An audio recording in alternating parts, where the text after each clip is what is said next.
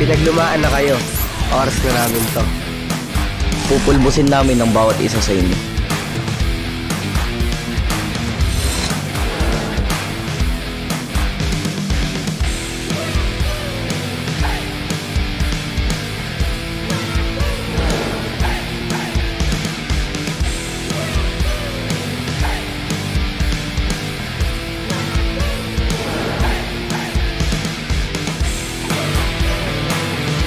Handa ka na ba?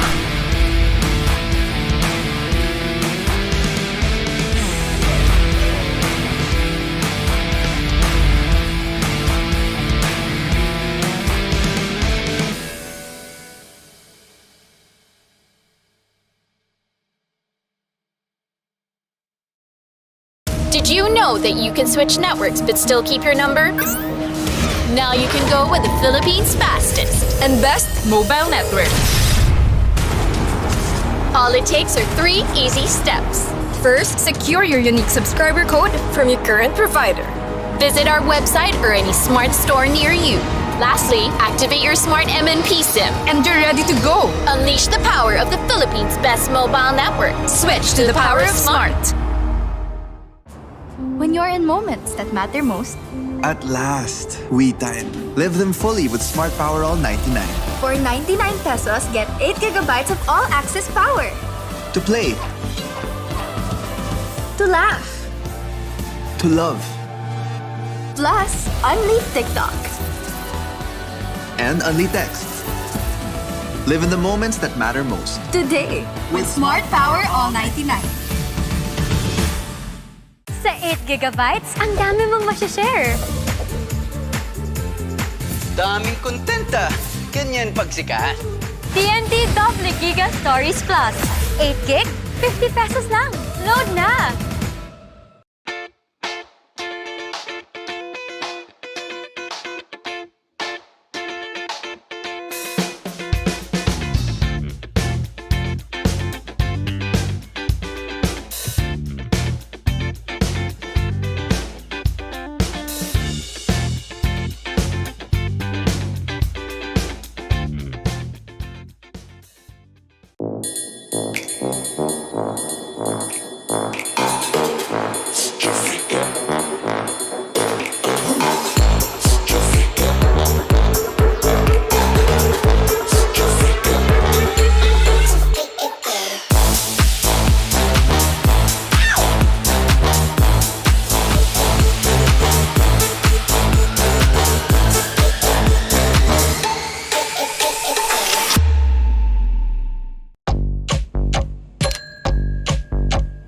Day in, pay out.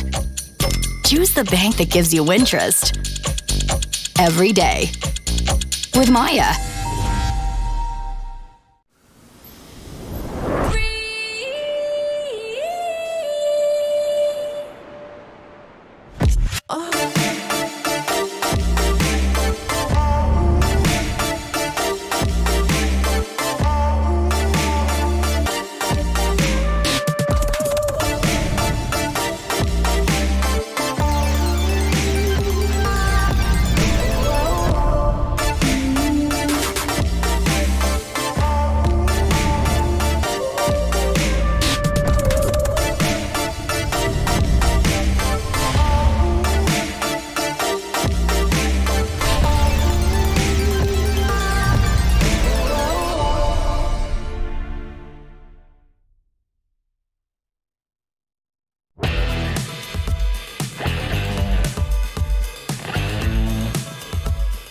Sa lahat po siguro ng nakatapat ko na gold lane, si Kelra po talaga yung pinakatumatak sa akin na nahirapan talaga ako. Gusto namin makaharap lahat ng team kasi gusto namin lahat yung bawian kasi asa top 8 kami.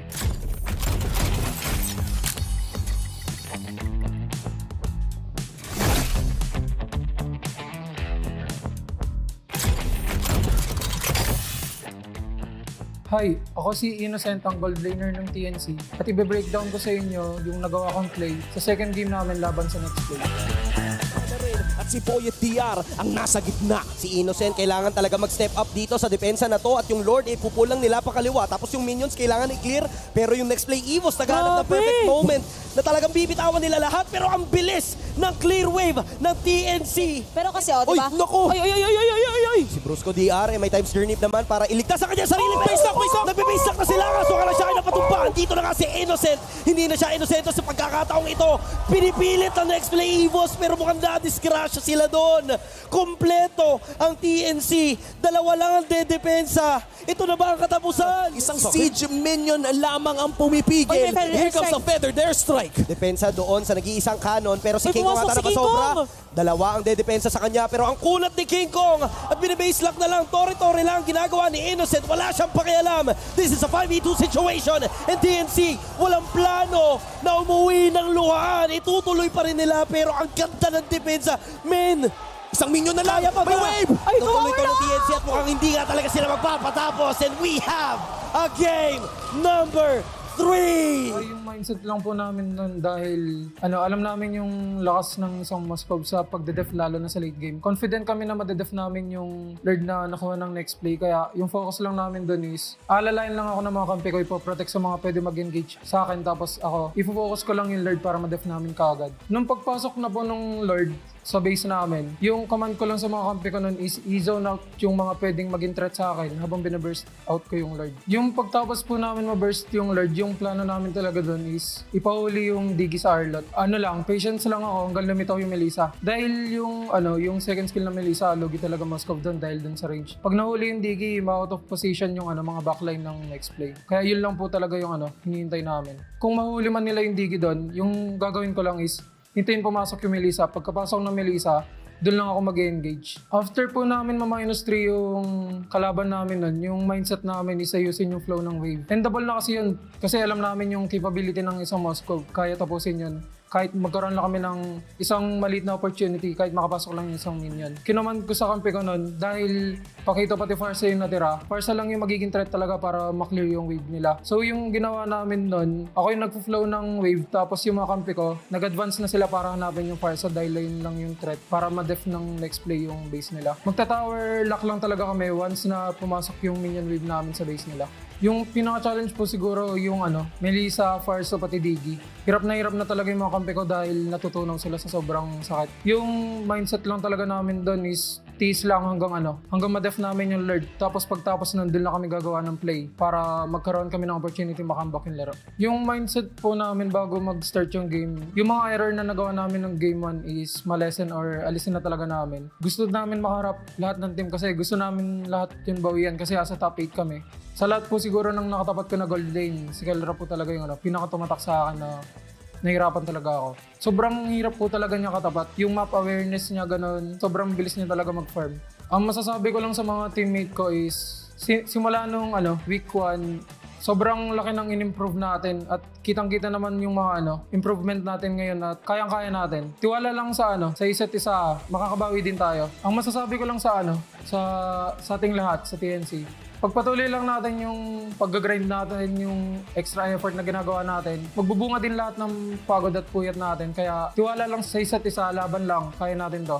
Sa mga fans na sumusuporta sa TNC, abangan nyo lang yung mga next na match namin this week. Babawi kami at madami kaming baon na ipapakita sa inyo. Abangan nyo.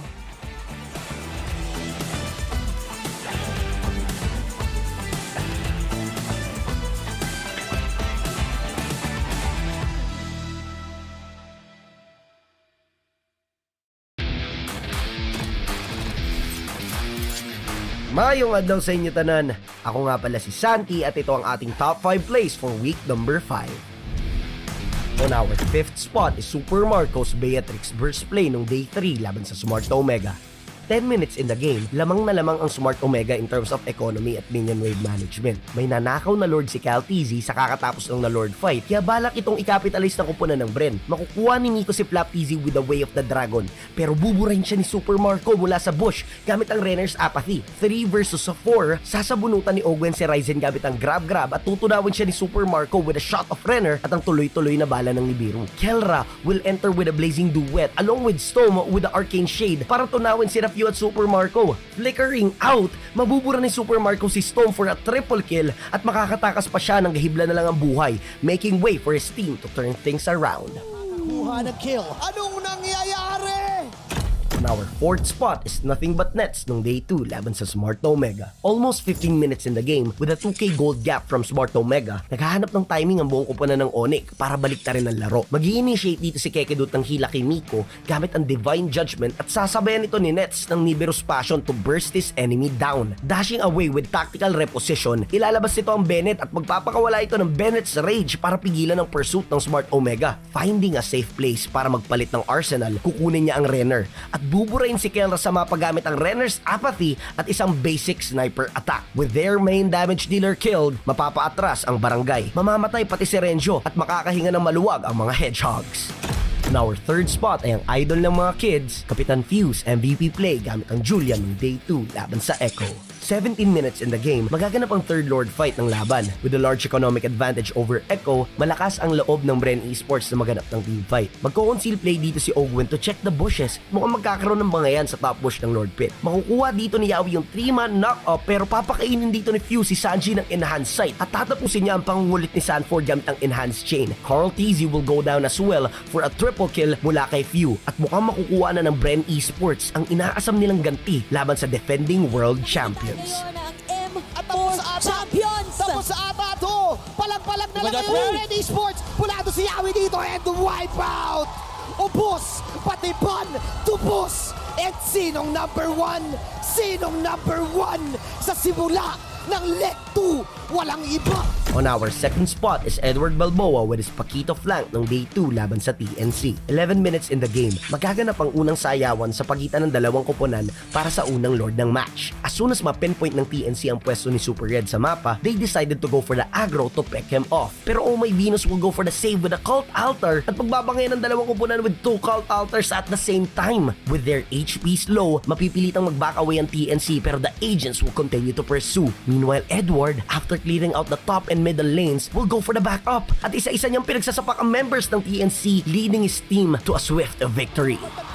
Iikot na rin with the damage yung Jackal, medyo masakit at si Hesu ay babagsak na. Kailangan na magtakbuhan ng TNC. Ang biyahing tagumpay ay pauwi na ata. King Kong, the remaining survivor, Edward Balboa. At doon na ata pwedeng matatapos ba daw? Edward Balboa is back with the flank at yung tinagal-tagal ng Lord natin ngayon pangtapos pala, hindi na nila tinuloy. Blacklist takes game number 1. On our top spot is Ryota's top of the class defense with his Terizla nung day 2 laban sa Smart Omega. Almost 30 minutes in the game, nasa kamay ng Smart Omega ang makunat na Lord. Tatapusin na ata nila ang larong ito after a seesaw match against ONIC Philippines. May hila si Ryota dito ni Miko gamit ang Iron Hook plus Flicker Play palabas sa base at kaagatin pa ng Bloody Hunt pero hindi magiging enough ang damage la para burahin si Ryota sa mapa. Ryzen will continue to knock him up at may hila na naman siya ni Miko ng Iron Hook at this time, isosustain niya ang full firepower ng members ng Smart Omega. Sobrang kunat, hindi man lang nila mapapop off ang immortality ni Ryota at magfi-flicker out lang siya to regain his HP back, even rendering Kelra's follow-up Spear of Destruction useless. Mapapatay ng hedgehogs ang Lord pero gusto nang tapusin ng Smart Omega ang laro. With half an HP, tatalo na ni Ryota si Storm at Miko gamit ang penalty zone, pushing barangay to slightly back away. Mahihila ni Miko si Nets at mawawala ito sa mapa. Tatanggalan ni Kelra ng immortality si Ryota at mabubura din si Sensui sa mapa. 2 versus 4 with critically low HP. Isusustain lang ni Ryota ang damages from Smart Omega with Execution Strike and with a penalty zone, ibabaw niya sa lupa si Kelra at Miko at isusunod na rin nila si Storm. With Omega's death timers counting down from a minute, babalik na rin ng hedgehogs ang laro to get the first game of the series. Ito na yun! tumutugtog na yung Omega Timers. Pero sabi ng ONIC, hindi pa pwede. Cause it's ONIC time! What is this? At yan ang ating top 5 plays for Week 5. Remind ko lang kayo na we only have a few weeks until playoffs, kaya painit na ng painit ang mga kaganapan now that we're already halfway in the regular season. Let us know kung kamusta kayo sa comment section at magkita-kita ulit tayo sa Friday para sa Week 6 ng ating regular season.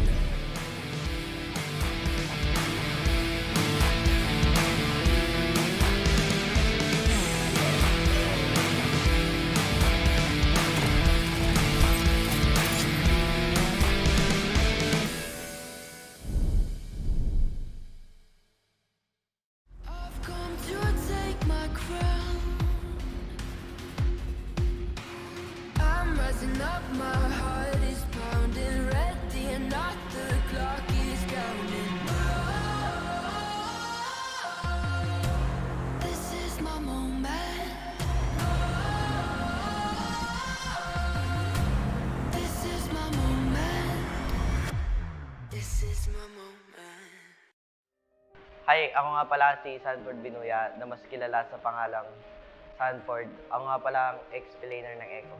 Nakapasok ako sa MPL noong Season 8 sa team na Next Play Boss bilang 6-man na ex-player. Di naging maganda yung run ko sa org na to at nawala ako sa pro scene noong Season 9. Hanggang sa nabalitaan ko kay Yawi na aking former teammate na nasa Echo na ngayon na may open tryout sa team nila. At sa kabutihang palad, natanggap ako sa team na Echo. Dumaan yung Season 10, pero hindi namin ako yung kampyonato. Pero isa kami sa naging representative sa M4 World Championship. Hindi namin nasaan na sobrang dominating namin sa M4 hanggang sa upper bracket. Pero talo kami sa upper bracket finals at nakalaban namin sa ibaba yung RQ at nanalo. Nakapasok kami ng grand finals at nakalaban namin yung Blacklist International na defending champion.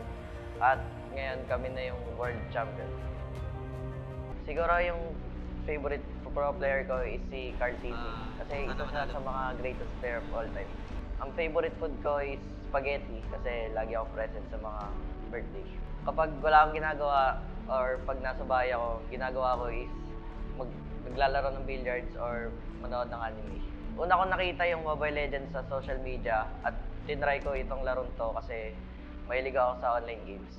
Hanggang sa nagustuhan ko tong larong to at naipaglaro ko sa mga kaibigan ko at sa mga pinsan ko. Hanggang sa sumali kami sa isang tour na sa barangay namin. Nanalo kami pero second place lang yung naabot namin. Pero nagpatuloy pa rin ako sa pag-grind hanggang sa marami akong top PH na heroes tulad ng Alice at mga iba pang fighters. Hanggang sa nakakalaro ko lagi si Yawi at tinanong ako if interesado ako sa team na NXP 2.0. Tinanggap ko yung offer ni Yawi dahil gusto ko rin makapasok sa team na to at maging pro player. Bago ako naging pro player, isa sa mga naging struggles ko is internet dahil naka-data lang ako sa panahon na yun. At yung cellphone na ginagamit ko is low FPS at hindi pa sa akin. Kaya wala rin akong oras na makapaglaro masyado nun. At the same time, nag-aaral ako nun. Ngayong pro player na ako, pinakamahirap na nangyari sa career ko. Isa habang naipag-compete ako, pumanaw yung tito at lolo ko habang naipaglaban.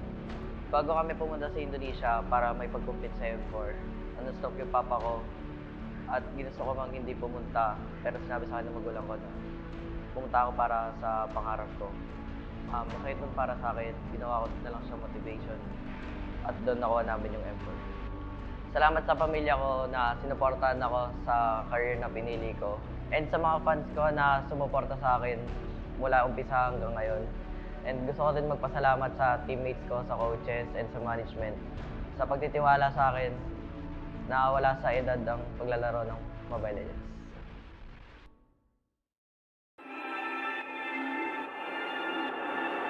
Lahat ng manlalaro, lahat ng teams ngayon ay gustong isemento ang kanilang mga sarili sa kasaysayan ng Mobile Legends sa Pilipinas at talagang uhaw na uhaw para matawag na pinakamalakas sa buong mundo. Sa baluarte ng pinakamalalakas, panigurado, walang ibang daan kundi pataas. Sa gitna ng dismaya, pagdududa, pagkatalo at pagkadapa, bumabangon ng tunay na malakas. Itinatakda ang may sikmurang magpatuloy. Pero basang-basa ka na nila. Wala ka nang mailalabas na hindi pa alam ng lahat. Wala ka nang maluloko dito. Dahil lumilipas rin ang mga alamat. Kumakalat ang kawalang katiyakan. Ito na ang katapusan ng mga nagbabalat kayong Diyos. Gumuusbong ang bagong dugo para ibagsak ang nagmamataas. Kaya mo bang sumabay dahil walang naglalakad ng paatras at walang ibang daan kundi pataas?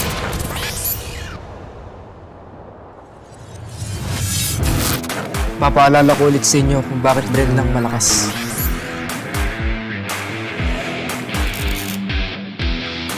Hindi tatalab sa akin mga bala nyo.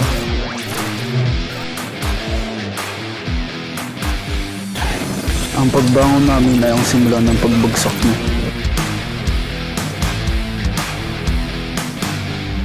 Takbo habang may lupa.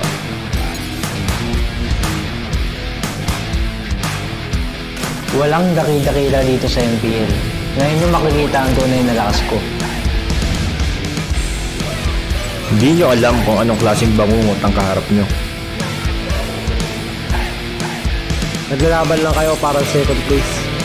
Umatras na kayo hanggat may pagkakataon pa.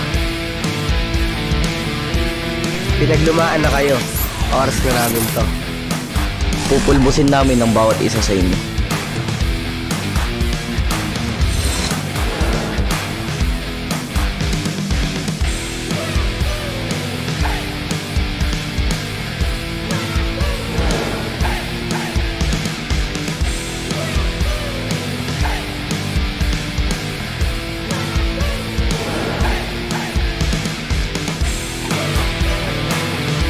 Handa ka na ba?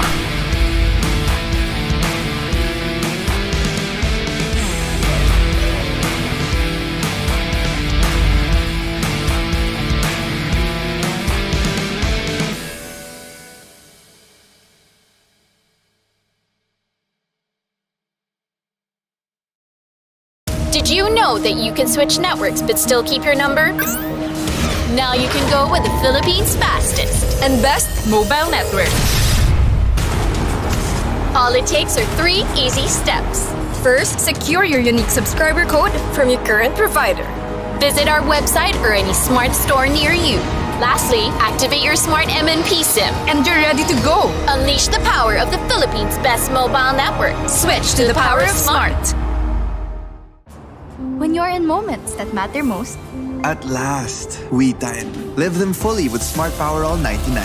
for 99 pesos, get 8 gigabytes of all-access power. To play, To laugh. to love, Plus, unleash TikTok. and only text. Live in the moments that matter most. Today, with Smart Power All 99. Sa 8 gigabytes, ang dami mong masashare. Daming kontenta. Ganyan pagsikat. TNT Double Giga Stories Plus. 8 gig, 50 pesos lang. Load na!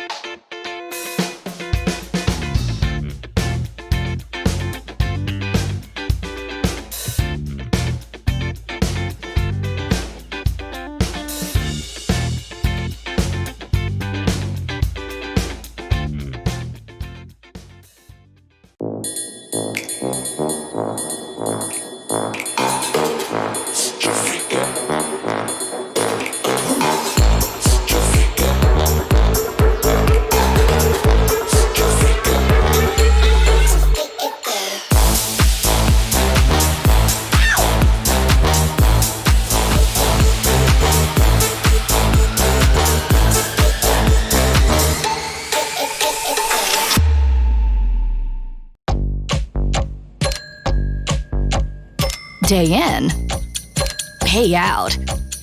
Choose the bank that gives you interest every day with Maya.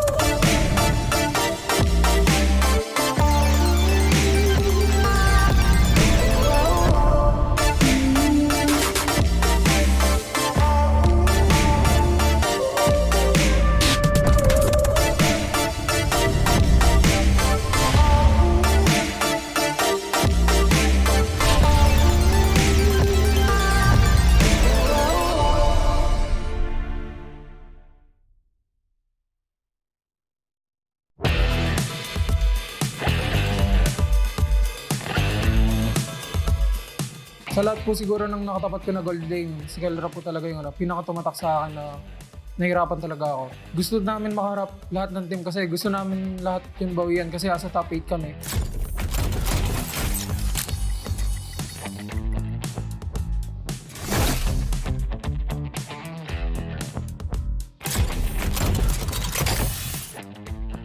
Hi, ako si Innocent, ang gold laner ng TNC. At i-breakdown ko sa inyo yung nagawa kong play sa second game namin laban sa next play. At si Poyet DR ang nasa gitna. Si Innocent kailangan talaga mag-step up dito sa depensa na to at yung Lord ipupulang nila pa kaliwa. Tapos yung minions kailangan i-clear. Pero yung next play Evos naghanap ng perfect moment na talagang bibitawan nila lahat. Pero ang bilis ng clear wave ng TNC. Pero kasi diba? Uy, naku! Ay! Si Brusco DR may times turnip naman para iligtas sa kanya sarili. Paystock! Nagbe-paystock na sila nga. So kala siya ay napatumpahan. Dito na nga si Innocent. Hindi na siya Innocent sa pagkakataong ito.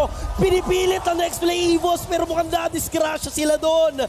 Kompleto ang TNC. Dalawa lang ang dedepensa. Ito na ba ang katapusan? Isang siege minion lamang ang pumipigil. Here comes the feather, their strike. Depensa doon sa nag-iisang kanon pero si King Kong ata napasobra. Dalawa ang dedepensa sa kanya pero ang kulat ni King Kong at binibase lock na lang. Tore-tore lang ginagawa ni Innocent. Wala siyang pakialam. This is a 5v2 situation and TNC walang plano na umuwi ng luhaan. Itutuloy pa rin nila pero ang ganda ng depensa. Men! Isang minion na lang! May wave! Ay, tuloy-tuloy ng TNC at mukhang hindi nga talaga sila magpapatapos and we have a game number 3! Yung mindset lang po namin nun dahil alam namin yung lakas ng isang Moscow sa pagdedef lalo na sa late game. Confident kami na madedef namin yung Lord na nakuha ng next play kaya yung focus lang namin dun is alalayan lang ako ng mga kampi ko, ipoprotect sa mga pwede mag-engage sa akin tapos ako ifo-focus ko lang yung Lord para madef namin kaagad. Nung pagpasok na po nung Lord sa base namin, yung command ko lang sa mga kampi ko nun is i-zone out yung mga pwedeng maging threat sa akin habang binaburst out ko yung Lord. Yung pagtapos po namin maburst yung Lord, yung plano namin talaga dun is ipahuli yung Diggy sa Arlot. Patience lang ako hanggang lumitaw yung Melissa. Dahil yung second skill na Melissa, logi talaga Moscow dun dahil dun sa range. Pag nahuli yung Diggy, ma-out of position yung mga backline ng next play. Kaya yun lang po talaga yung hinihintay namin. Kung mahuli man nila yung Diggy dun, yung gagawin ko lang is hintayin pumasok yung Melissa. Pagkapasok ng Melissa, doon lang ako mag-engage. After po namin ma-3 yung kalaban namin nun, yung mindset namin is ayusin yung flow ng wave. Endable na kasi yun. Kasi alam namin yung capability ng isang Moscow. Kaya tapusin yun. Kahit magkaroon lang kami ng isang maliit na opportunity, kahit makapasok lang yung isang minion. Kinaman ko sa kampi ko nun, dahil pakita pati Farsa yung natira, Farsa lang yung magiging threat talaga para maklear yung wave nila. So yung ginawa namin nun, ako yung nagpo-flow ng wave, tapos yung mga kampi ko, nag-advance na sila para hanapin yung Farsa dahil yun lang yung threat para ma-def ng next play yung base nila. Magta-tower lock lang talaga kami once na pumasok yung minion wave namin sa base nila. Yung pinaka-challenge po siguro yung Melissa, Farsa, pati Diggy. Hirap na talaga yung mga kampi ko dahil natutunaw sila sa sobrang sakit. Yung mindset lang talaga namin doon is tiis lang hanggang ma-def namin yung Lord. Tapos pagtapos nun, doon lang kami gagawa ng play para magkaroon kami ng opportunity makambak yung laro. Yung mindset po namin bago mag-start yung game, yung mga error na nagawa namin ng game 1 is malesen or alisin na talaga namin. Gusto namin makaharap lahat ng team kasi gusto namin lahat yung bawian kasi asa top 8 kami. Sa lahat po siguro ng nakatapat ko na gold lane, si Kelra po talaga yung pinakatumatak sa akin na nahirapan talaga ako. Sobrang hirap po talaga niya katapat. Yung map awareness niya ganun, sobrang bilis niya talaga mag-farm. Ang masasabi ko lang sa mga teammate ko is, simula nung week 1, sobrang laki ng in-improve natin at kitang-kita naman yung mga improvement natin ngayon at kayang-kaya natin. Tiwala lang sa isa't isa, makakabawi din tayo. Ang masasabi ko lang sa sa ating lahat, sa TNC, pagpatuloy lang natin yung pag-grind natin, yung extra effort na ginagawa natin, magbubunga din lahat ng pagod at puyat natin. Kaya tiwala lang sa isa't isa, laban lang, kaya natin to. Sa mga fans na sumusuporta sa TNC, abangan nyo lang yung mga next na match namin this week. Babawi kami at madami kaming baon na ipapakita sa inyo. Abangan nyo.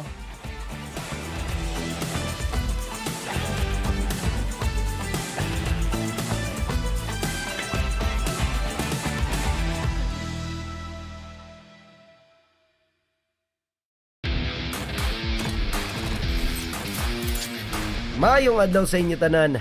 Ako nga pala si Santi at ito ang ating top 5 plays for week number 5. On our 5th spot is Super Marcos Beatrix burst play nung day 3 laban sa Smart Omega.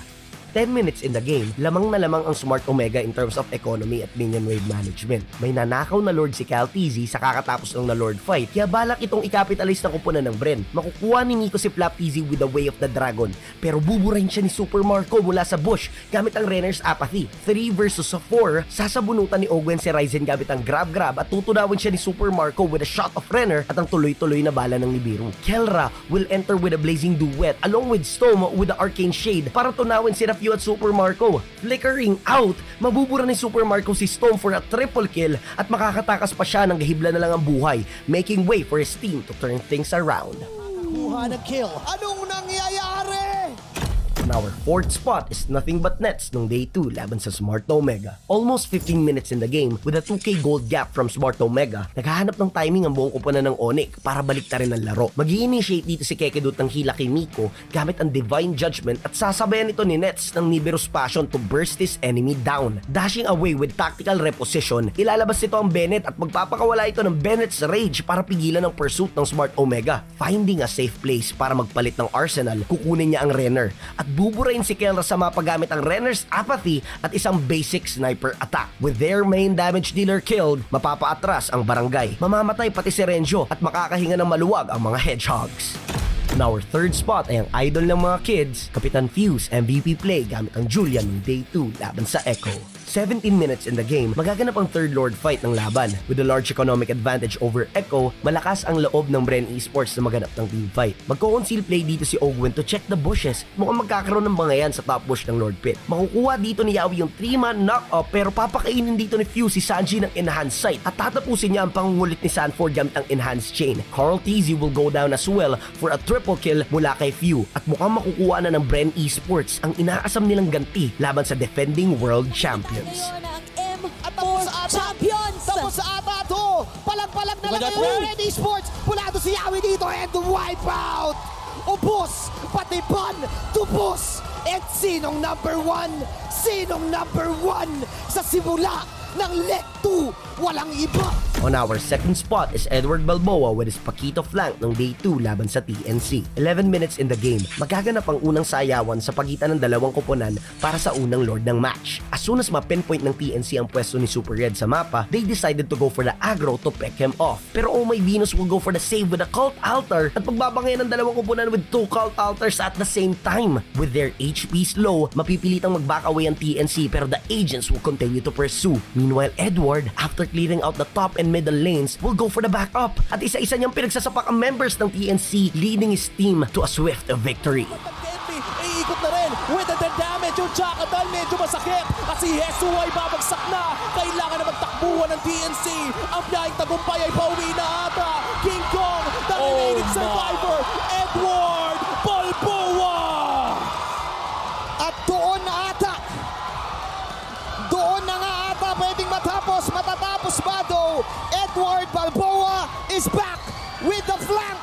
At yung tinagal-tagal ng Lord natin ngayon, pangtapos pala. Hindi na nila tinuloy. Blacklist takes game number 1. On our top spot is Ryota's top of the class defense with his Terizla nung Day 2 laban sa Smart Omega. Almost 30 minutes in the game, nasa kamay ng Smart Omega ang makunat na Lord. Tatapusin na ata nila ang larong ito after a seesaw match against ONIC Philippines. May hila si Ryota dito ni Miko gamit ang Iron Hook plus Flicker play, palabas sa base at kaagatin pa ng Bloody Hunt pero hindi magiging enough ang damage la para burahin si Ryota sa mapa. Ryzen will continue to knock him up at may hila na naman siya ni Miko ng Iron Hook at this time, isosustain niya ang full firepower ng members ng Smart Omega. Sobrang kunat, hindi man lang nila mapapop off ang immortality ni Ryota at mag-flicker out lang siya to regain his HP back, even rendering Kelra's follow-up Spear of Destruction useless. Mapapatay ng hedgehogs ang Lord pero gusto nang tapusin ng Smart Omega ang laro. With half an HP, tatalo na ni Ryota si Storm at Miko gamit ang penalty zone, pushing barangay to slightly back away. Mahihila ni Miko si Nets at mawawala ito sa mapa. Tatanggalan ni Kelra ng immortality si Ryota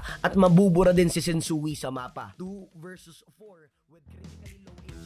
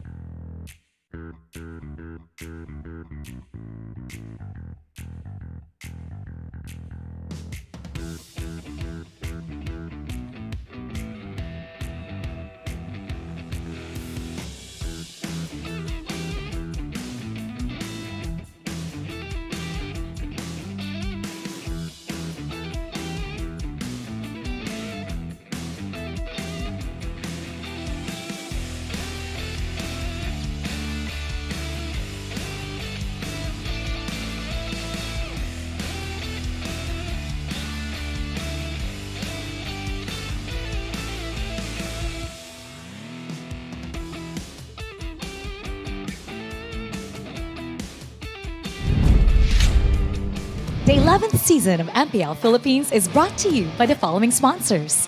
Smart, the official tournament telco partner of MPL Philippines Season 11. Our official sponsor, Infinix. Infinix Note, ultra-fast gameplay. Our partners in esports, Maya, it's everything, and a bank. And Secret Lab, the official gaming chair of MPL Philippines. Experience the MPL Philippines Season 11 action live at Shooting Gallery Studios. Tickets are now available via tickettome.net. Get yours now. If you missed the matches and want to quickly recap what happened, visit our official website for post-match reports at ph-mpl.com/news. Don't forget to catch all of our official league content on TikTok, Facebook, Instagram, and Twitter. To ensure the quality and fairness of our games, MPL Philippines is also monitored and supervised by the Games and Amusement Board.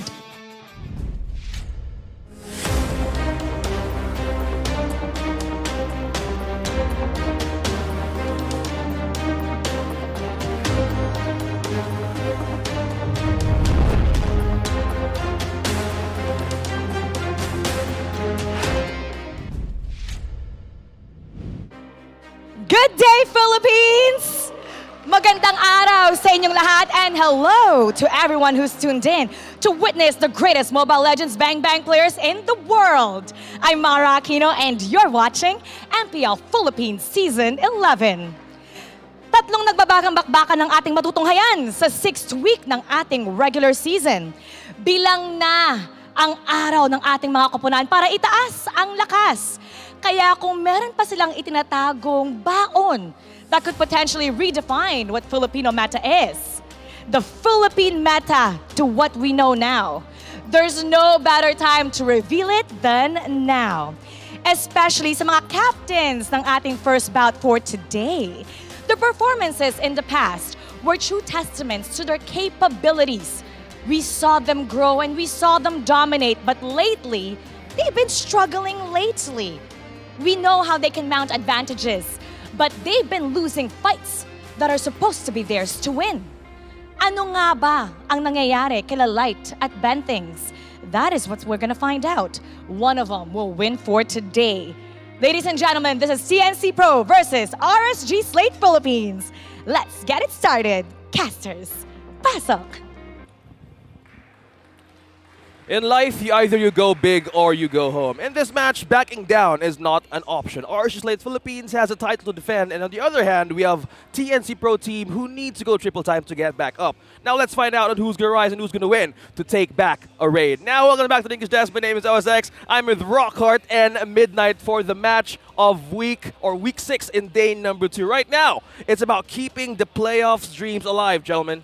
Yeah, it's time to count those points and as Mara said, if you have anything hidden under your sleeves, now is the time to bring it out. True. Yeah. You know, it's a very hard position to be in if you're TNC, but again, there is still hope. You know, they can climb back. It is the grind towards the playoffs, and you need every game that you can get, as points are really, really important at this stage. Points are really important, and also all of you guys watching us right now, we're calling all Smart and TNT users who are watching us right now to continue to enjoy the power of Smart by registering your SIM. Visit smart.com.ph/SIMREG now and get 3 gigabytes of data when you register. Again, we only have until April 26th to do this. Now, going back to our main storyline of the day, TNC, right now, they're really ranking down low on the standings. On the other hand, RSG fell short yesterday.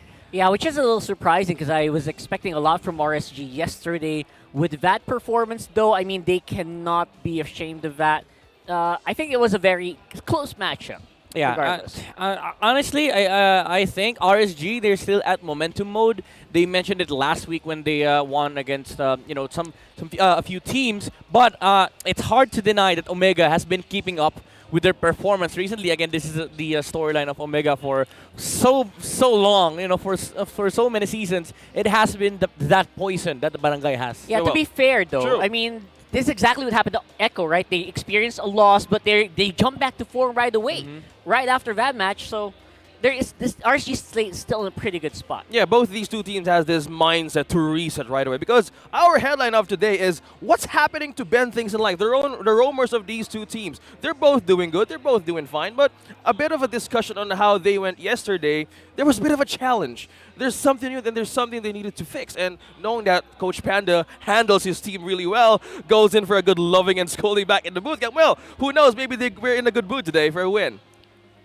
For me, it's it's just a matter of the playstyle change with the recent teams trying to kind of adapting to this sort of chaotic playstyle, like what Omega has been doing, and it has been one of the flavors of the season. Very fundamental teams. Their approach changes in a few weeks, and I feel like being down to the blueprint, or being very, very strict with how you play is not gonna be the be all and end game for a lot of these teams. And I feel like, again, it's kind of the change that Ben Things and Light has to adapt, because we've seen time and time again that Light and Ben Things can play fundamentally well, but a lot of the other teams are playing kind of chaotic, and some of these games RSG and TNC feel like they're lost at some point. And again, that's one of the few things that they have to adapt in this current meta, that it's not all about the fundamental approach. You kind of have to introduce a different flavor there. Well, you said about chaos, you said about change, you said about adaptation. Rockhart, I know you've witnessed the matches last week about TNC and RSG. They made some changes in their roster, but now they can't afford to do it again. They can't afford to experiment. Yeah, this is not the time to do it. I actually agree with Midnight. You can't always stick with the fundamentals and expect to get the same outcome, because teams evolve. These are people. They're not machines. They're not set in one way, and they can change if they think something's not working. And we are seeing that, especially for a team like Omega, it did work out well for them. Yeah. Now, for RSG, they need to introduce some of that flavor, some of that X factor. A lot of that is obviously on the side of Nats. I think Nats has to step up so much in this team, because he's always the guy who, everyone watches this guy. We enjoy what he does, but people don't realize that what he does, it gives so much room to his teammate. All the X factor plays, all of that. 5 people's eyes of your opponents are on one person. Yeah. So when that happens, that's usually how RSG gets those wins. Yeah, those are the players that I call black holes. You just get all the attention in the map, because everybody gravitates towards you. Yeah. And that's the kind of flavor that Nats brings. But I feel like when it comes to a change in playstyle, TNC is a step ahead over RSG, because we've seen King Kong, a very phenomenal player. And I feel like it has been a rough few weeks for him, but we've seen him perform really, really well, especially up against Blacklist. Yeah, performance of King Kong on the past match of TNC. We witnessed how he changed, how he grew, and how in different situations it was squeezed out of him to pick a new hero. And King Kong, on the other hand, they always had this momentum that they need to hold on. You've mentioned about momentum.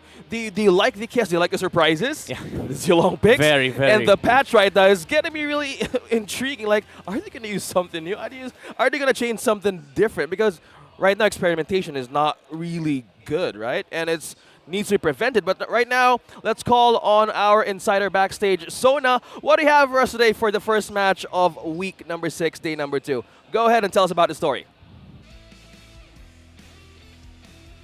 Thank you, casters. Sa totoo lang, I am very much excited for the very first series of this Saturday triple header na meron tayo. My name is Sona, and here with me backstage is, of course, one of the teams na may pinaka-creative na roster reveals. I'm pretty sure that you've seen that, the Biyaheng Tagumpay roster reveal. And one of the people that is behind the roster reveal itself is their operations manager. Please welcome Miss Ingrid Ignacio. Miss Ingrid, it was such a very nice, kung tutuusin, roster reveal, kasi sobrang naiba siya dun sa mga nakikita natin from the start. So my question is, like, what's the story behind it? Saan ba siya nanggaling?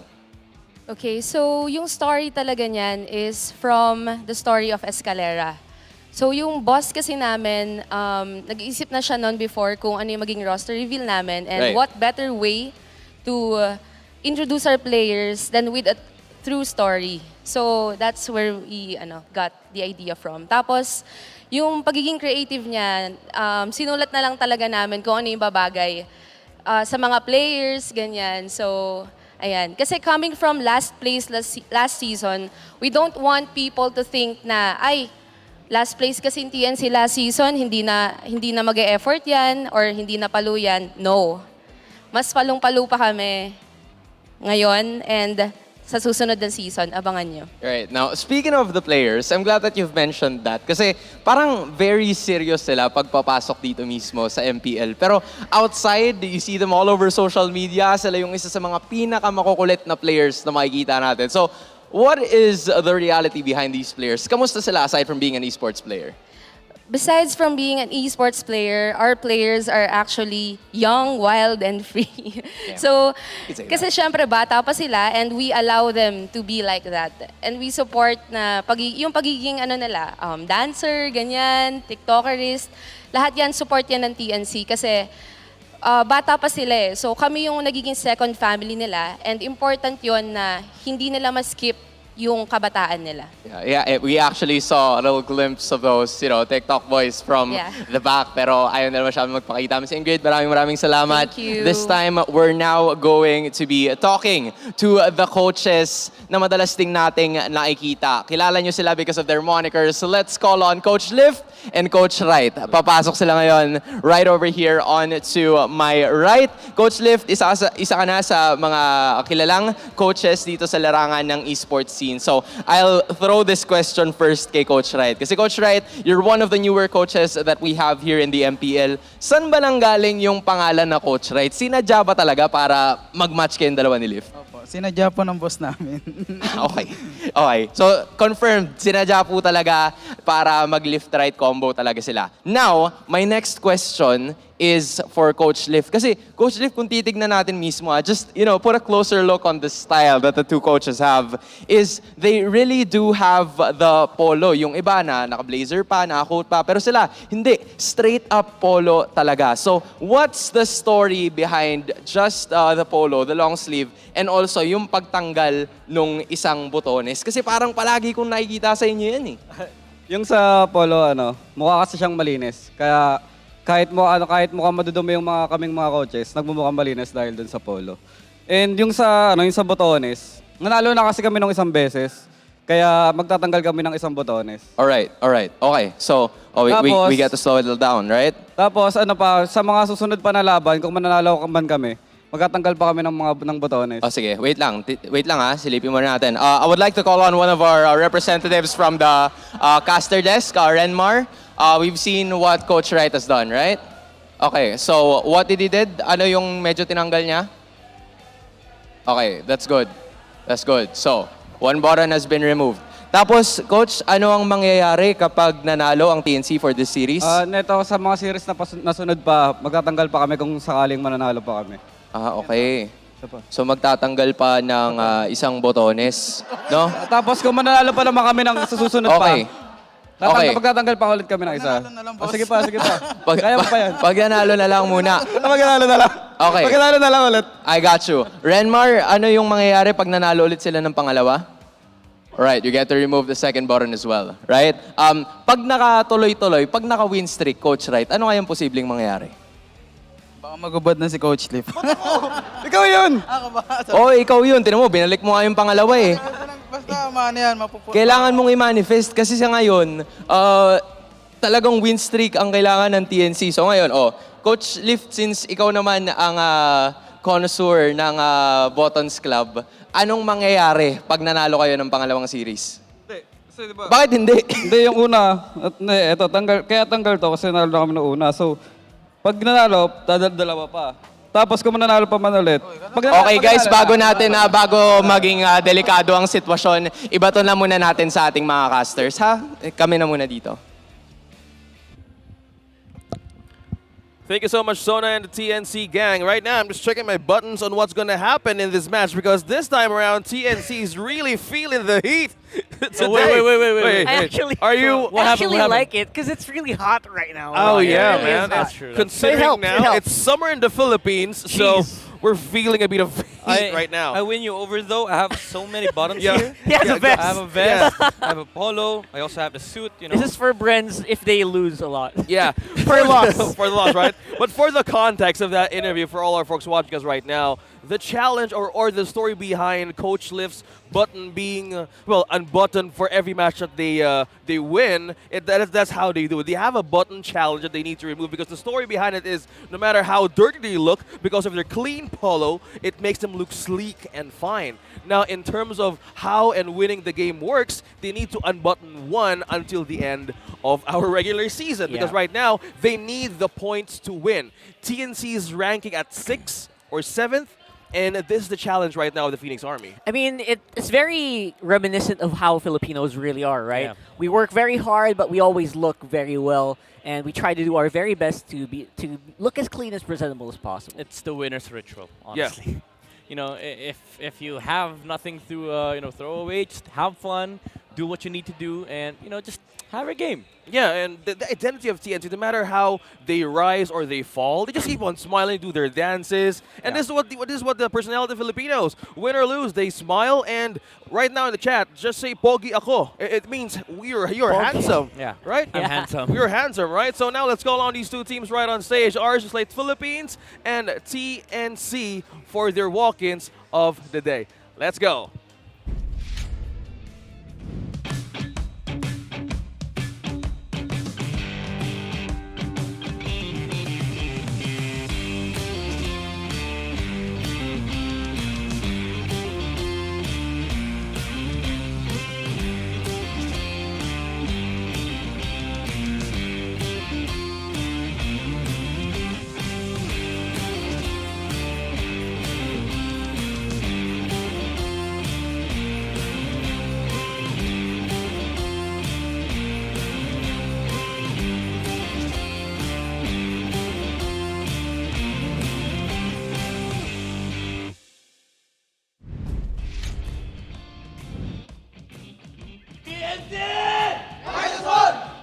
No matter how the road gets tough, the Phoenix Army is getting tougher.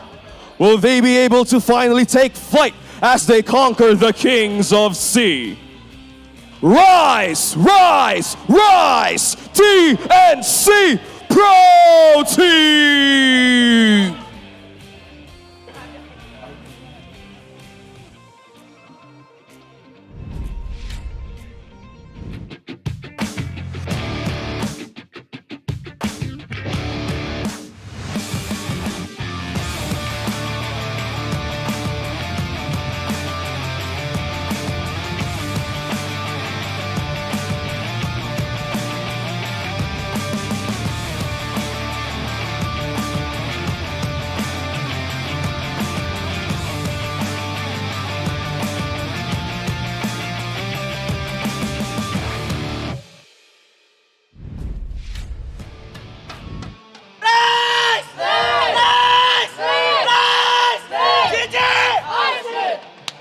After facing a riptide yesterday, are the Kings of Sea ready to go back on course to take back a win? Raiders, it's RSG Slate Philippines!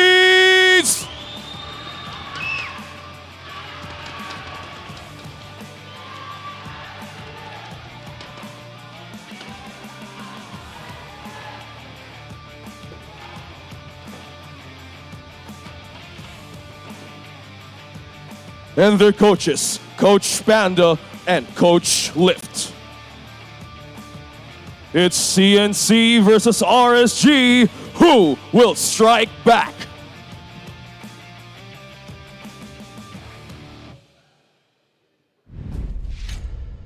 It's all about keeping the playoffs dreams alive. TNC Pro Team in their same lineup. The first step for their slow progress, but it's getting good results. Yeah, a lot of these games that TNC are playing, I've noticed this. I know a lot of people have noticed this. They always have a great early game. That is starting to become very apparent in almost all their games. It's always that closing time, man. They got to play that music, and they got to get to it, because you can play the early game as good as you can, but if you can't close out that W, it does not matter. Yeah, again, you have to throw back to TNC versus Blacklist. There was almost the situation where they could have won, especially with the performance of a lot of these players. King Kong, especially very, very good jungler. But at the end of the day, you have to get that end game conditions. Now, for RSG, this is again one of the most fundamental teams here in the league. They know what to do from early start up to the end portions of the game. One problem is they always fall victim to very chaotic teams. Even though there has been stellar performances from a lot of these players, they fall short to whatever shenanigans the opponents throw at them. And I feel like that's gonna become a factor here up against TNC, because if you're RSG, yes, you're ready to play the fundamental game, the strategic approach, but it's hard to do that against teams that can flex. TNC, they're not a team that plays the utility jungler alone. They also play assassins. They have to step up if they want to, get an easy victory here up against TNC. They have a book. We call them TNC textbook back in the season for a reason. Now, for the team head-to-head, look at this. It's leaning towards RSG, who's ranking 3rd right now, and TNC is ranking 8th. But there's a lot of similarities on the most pick heroes, which is the Frederic, the Forza, and the Valentina. But now in this patch, will this make a difference? Yeah, that's the thing, right? I think Yuzhong's also a huge pain point for both of these teams. They will love to pick it up in order to answer specific heroes. Yeah. I wonder if that's going to be a case. I want to see a Hanzo today for some reason. I don't know, that suddenly popped up in my mind. You want to see King Kong play the Hanzo again, please, one more. By the way, I just want to mention that it's really important for RSG to, again, select their targets in this game, because last time they met, Kram was not able to play any form of Mobile Legends whatsoever. Yep. Because Lai was always on his head, biting the Lapu-Lapu. So XP lane is gonna become important here. That's why I love I love the fact that you mentioned Yuzhong, because it is a pain point for both teams. This is a hero that you want to be able to target out, because it targets the main line of composition and also these two XP laners on both sides. Yeah, because in our stats of how these two teams work, RSG has high participation in terms of kills and getting their first kill ratio. It all means that how they can be pandamental, because I was supposed to say fundamental, but now it's in MPL Philippines, it's pandamental, and it's a playstyle of RSG that they always pull out because they have a momentum. But on the side of TNC, they have a surprise factor in terms of getting those cheese strats, and even the Hanzo. They have good performance on the Hanzo back then, and if they keep on doing it, who knows? If ever there's a way that you want to win, if there's anything you want to bring out, today's the day to do it. Like Midnight mentioned, if RSG is a team that's kind of vulnerable to teams with very explosive, very random, chaotic moves, I think that's what TNC has to do. Maybe get some points on the board. They need it. They need that win streak in order for the playoff stream to stay alive. Yeah, RSG, they're prepped for sword fights. For TNC, why not bring a gun? Why not bring a cannon? Why not bring a laser at some point, You need to shake things up. And for RSG, you need to be aware that this is a possibility from, your opponent. There's a lot of possibilities, but right now, let's throw it over to our very own Wolf for our keys to victory for this match. And let's look at the keys to victory brought to us by Infinix. Simulan natin para sa TNC. Learn further how to close out the games with their advantage. Napansin natin, kapansin-pansin na ang TNC ay nakakakuha ng mga games kung saan yung early game ay napupunta na sa kanila. Lumalabang sila ng mga 5,000 gold at yung draft nila pang early game talaga, kayang-kaya nilang tapusin yung laban sana, but they weren't able to do so. Siguro nakuha na nga ng TNC yung formula sa pagkuha ng early game. Ngayon, na kailangan na lang nilang hanapin how to close out games. Gamitin ng Lord to their advantage, maghanap ng mga objectives outside of the base of their opponents kapag sila nakalamang para sa pag-siege nila ng base ng kalaban ay kayang-kaya nilang tapusin with their own advantage. Para naman sa RSG, beware of TNC's growth. Nakikita natin ng TNC, yun nga, merong growth na steady na nakikita natin from their squad na mukhang nahanap na rin nilang timpla. This is something that RSG needs to be careful of. Huwag silang makapante kahit sila yung 3rd place at kanilang katapat ngayon ay 8th place sa ating standings. And for both teams, match the jungler's tempo. nakita natin mula sa side ng TNC na si King Kong talaga nagdidikta ng tempo at successful sila sa early game at mid game kapag si King Kong ang nagdadrive ng manibela. Para naman sa kanila, kailangan nilang sabayan yung driver nila ngayon na hindi man si Escalera yung magiging tema dito. Para naman sa RSG, ang kailangan nilang sakyan is yung biyahe ni H2. Kung paano rotate si H2 at kung ano ang kanilang pupuntuhin sa ating mapa. Yan ating Keys to Victory brought us by Infinix. Thank you so much, Wolf, for that keys to victory. Going on to point number 2. Beware of TNC's growth. They are more stabilized than ever. Stable. Big words. Just kidding, Wolf. Well, but he's right. He's right, though, right? I feel like they're starting to understand that, you know what, we can get advantage in the early game. Why not try to finish it in the early game? I think I'm seeing small hints of this team trying to do that earlier now, and I think it really works out for them. And they need to do it against the RSG, who did suffer a little bit of a loss yesterday. Maybe they found something in that matchup. Maybe if you watch that replay, maybe there's something that they can capitalize on or abuse from RSG. Yeah, you know, Rockhart's onto something, especially with the heat feeling. You know, I know, he's always onto something. I'm seeing kind of a lift figure Yeah. here. You know, I mean, the this is the bottom- only way and match the you can do bottom it. challenge is already happening. You And, know. and we haven't gotten the draft yet. It's really hot. It's not, you know, it's Rockhart preparing. You know, Yeah. For the upcoming game. Sorry, I got gonna lost. be- I got lost with the image of Rockhart. No, with the upcoming game, I do agree with the point that Rockhart brought out. You know, you have to be prepared about the changes from both sides, and I feel like for RSG, it's you know, it falls in line to the keys to victory that TNC, with the chaotic playstyle that they have been bringing forward with their composition, they're gradually, you know, able to stabilize their playstyle. You know, a lot of these games, most of the times you'd see the draft of TNC, you might say that, hey, it's not going to work. You know, this is not the fundamental approach to how you play the current meta. But, you know, they've been getting these games that are kind of stellar for them. Yeah, speaking of being stellar, and most of the players who do that right now, look at that. Light is not blinking, and Benthing is just smiling. He has a record for not blinking during the player head-to-head stats is up when it's up. Oh, he's doing it. Oh, he's not blinking. Wait, did he know? He knows. He does was that. on him. See, he's still not blinking. That's light for you, ladies and gentlemen. Look at that. He was like, wait, is it over? Oh no, it's not yet over. It's not over. That's scary, though. The camera is still with Dylan. Dude, just blink.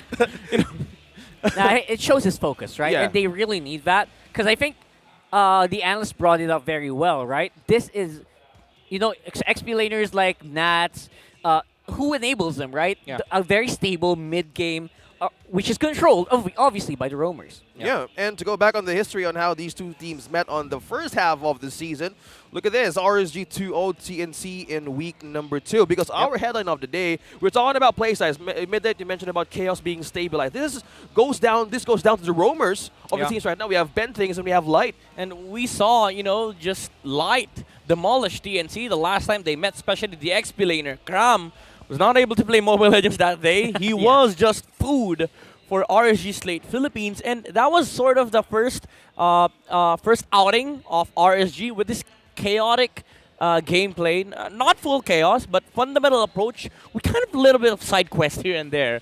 And I feel like coming into this match, RSG feels like they are the better team, but again, you have to watch out for the development of TNC.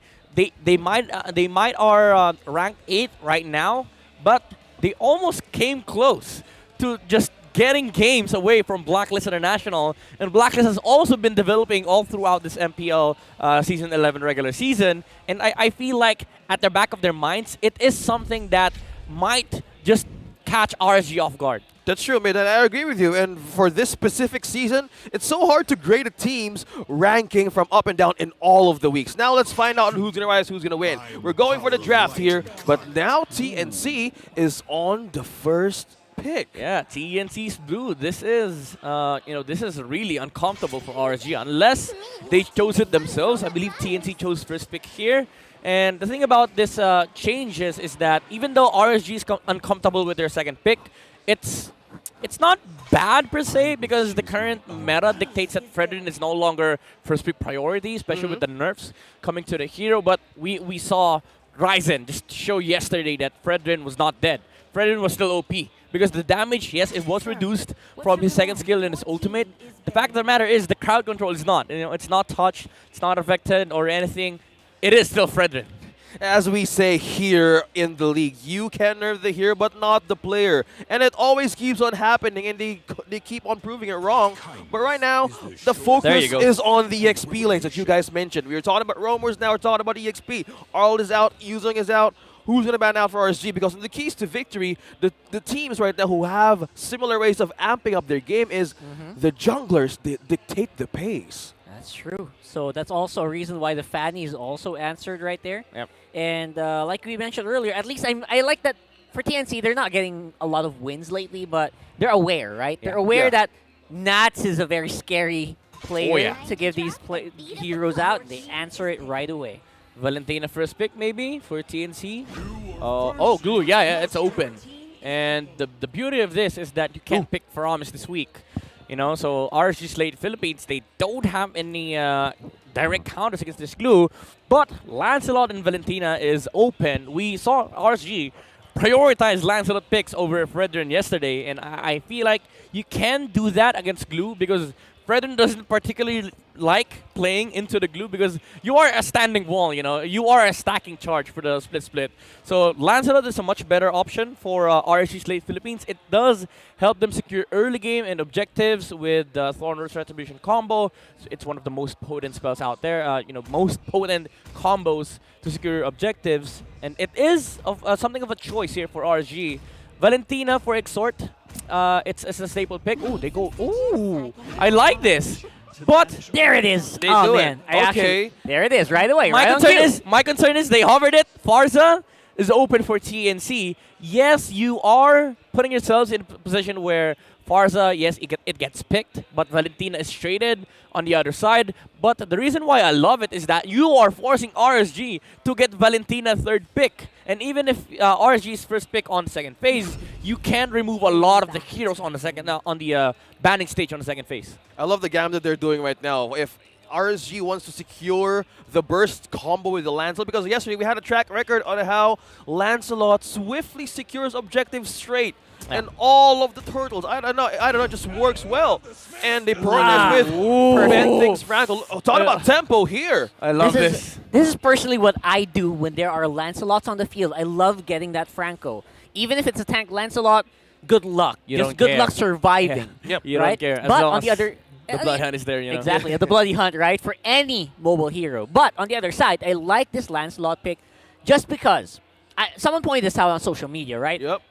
Lancelot on H2O, it's very much the same as Lancelot from way back NXPE, way back from before. H2O's Lancelot game didn't really elevate all the way, like, unbelievably powerful or anything. But you put him on here, this spot, on this hero, he's comfortable. Yeah. And when he's comfortable with I would say a better team, in his perception, if he thinks he's with a better team, he's going to play better. And they play very well. It syncs perfectly, you know. You're not forced to go for these aggressive plays where H2 sometimes kind of falters because there is that bit of inconsistencies when it comes to aggressive performance.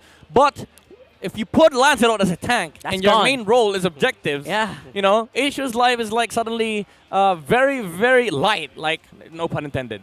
Like, it's a fun game because you can dash in, dash out. There's no threat of any kill whatsoever from TNC. I mean, aside from the Franco. But if you're able to dodge that, you're giving free vision for RSG Slate Philippines. And I love this Tarita pick. It's you know, it's RSG telling TNC that we're not gonna be cornered into getting the Valentina. We're not gonna be baited out. And XP lane is priority here for RSG. Come the actually no, I might even say that XP should be picked last for RSG Slate Philippines. What you do here for RSG is you ban out these absurd gold laners that can deal with the Melissa, and you pick up the roam on first pick on second phase. Ruby sounds nice. Cho also is good. You know, Grok is available for Light. There's a lot of options for Light here. And I feel like Nats, even though he sees already the XP lane matchup, you'd want to reserve that potential pick for last because you want to be able to see the two picks of TNC. Yeah, it's about the counter of being on the red side because right now RSG would want to secure their first 3 picks because we were expecting to get a Valentina Instead, we went for the counter because yesterday we saw Exort's performance back in their match up against Omega. And it worked so well with their lineup. Yeah, Exort is, I think, such a consistent player at this point where this is a perfect hero to kind of balance the attack that's going to come in from TNC. Because once again, I expect TNC to win the early game here. They've done that against teams, against really high caliber teams. Yeah. This is also a very good possibility, and that does the kind of pick really does put everything into perspective. I love this picture. Yeah, speaking of perspective, yeah, that's Coach Lift. See? But in that photo, his buttons are all intact. Yeah. Right? Just one button, you know. One button, It represents the win. The win. That Oh, they've gotten. I love See, the look at the ban. Hayabusa. I love the Hayabusa ban. It answers up very, very well up against the Lancelot and Melissa. It's not something that you would want to give away for TNC. I mean, we saw that with Echo and Bren, you know, when Kyle Tease was able to get his hands on the Lancelot up against, Hayabusa up against Melissa and Lancelot, he just took over the game. So I feel like against King Kong, you're not comfortable giving the hero because you know that the guy is an assassin specialist. But there is that Hanzo or Benedetta, available for TNC. There is that option for the Phoenix side. And, Ruby. Yeah, you're gets talking banned about up. Ruby because it really looks nice with RG's lineup right now. And what better way to trim it down? And what are the choices of light right now? Because we still have Atlas on the table. We still have, Kufra? Yeah, Kufra sounds nice. Grog is also decent. And that's why you put Nats and Light on last pick. Yeah. Because of their massive hero pool. Insane threat, you know. That's like anything you put him there. It's an ocean. Yeah. It's an ocean. Amazing. And right now, will it be a better way if they secure the EXP now rather than the tank last? If you're gonna secure XP now, I would say Lapu Lapu or Benedetta would be the choice, or even Paquito for Nuts. But preferably, you'd want to get the last. So there you go. The Kufra is out. It is again, as we've talked about, a great option for light tier. Good answer versus Franco. Not very good against Glue though. But there is the aspect of TNC just having this insane frontline burst damage. So even if the Kufra is willing to get the vision for RSG and he is willing to die, TNC, they're going to be happy with that as well. You know, if you're willing to die, okay, we'll take it. You have no trade. The only damage threat that RSG has if TNC goes on this Kufra is the Kadita.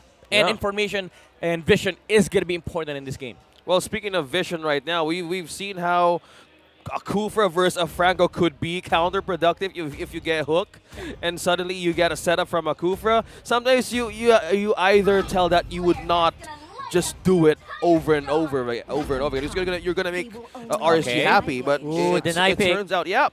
Again, the Benedetta. King Kong, really fantastic Benedetta player. I'm gonna be honest, and I feel like it is a damage Benedetta game. It's not a tank Benedetta game.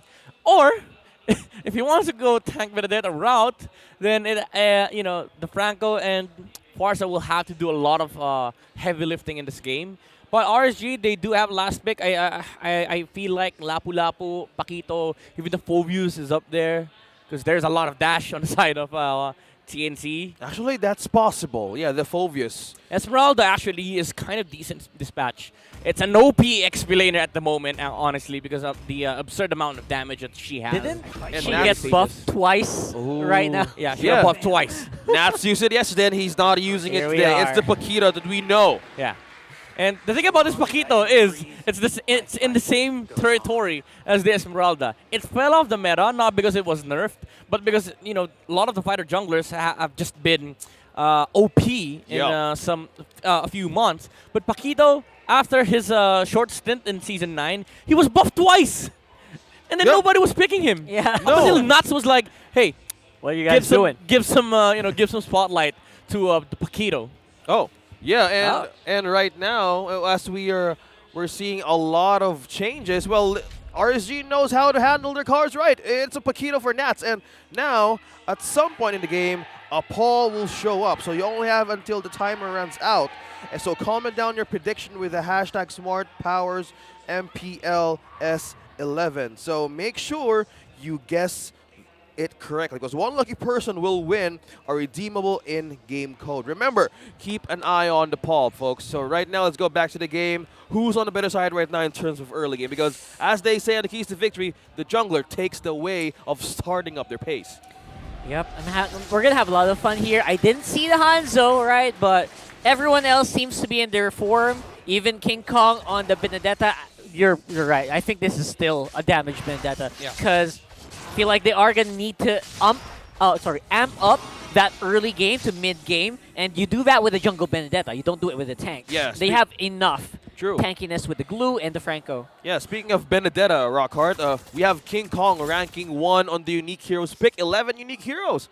Wow. in their start of the season. Wow, how's that, Midnight? A lot of heroes pulled out here by TNC. And again, this is the advantage of having these kinds of players. You do bring that chaotic flavor, even outside the game, just the drafting stage alone. If you're a Coach Panda, you have to think about the different options for King Kong, and it kind of disrupts the way you think about the the draft here for your team, because you also have to deal with like the options of being countered. Like if you pick this, what are the heroes that King Kong has that can be good against this? That's why you saw the Hayabusa ban earlier on, and it does change up a lot of the dynamics between the draft. But I do feel like Coach Panda had TNC down the wire, even with the Paquito last pick, because I would say that even though this is not a much better early game lineup, TNC has a much aggressive composition in the early game. They will have more momentum if they can execute. But RSG, fundamentally speaking,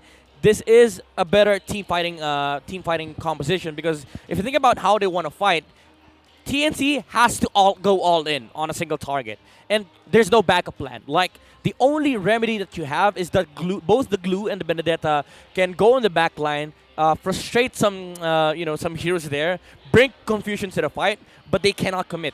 For RSG Slate Philippines, there is that Lancelot factor of being a tank, where they can just get vision, he can just dash in, dash out, and there's a lot of re-engage potential coming out from RSG Slate Philippines. And if you ever are able to sustain the fight, Paquito is gonna go wild, the Melissa is gonna go wild. So again, in terms of team fight, RSG is just more well composed over TNC. Well, that's true, right, Rockhart? Actually, that's true, and I have to add up to that, because you're right, single target damage from TNC is off the charts. Like, good luck surviving. And I think the way that RSG is going to win this is not through a team fight, actually, but maybe more on split. Because they have the mobile heroes.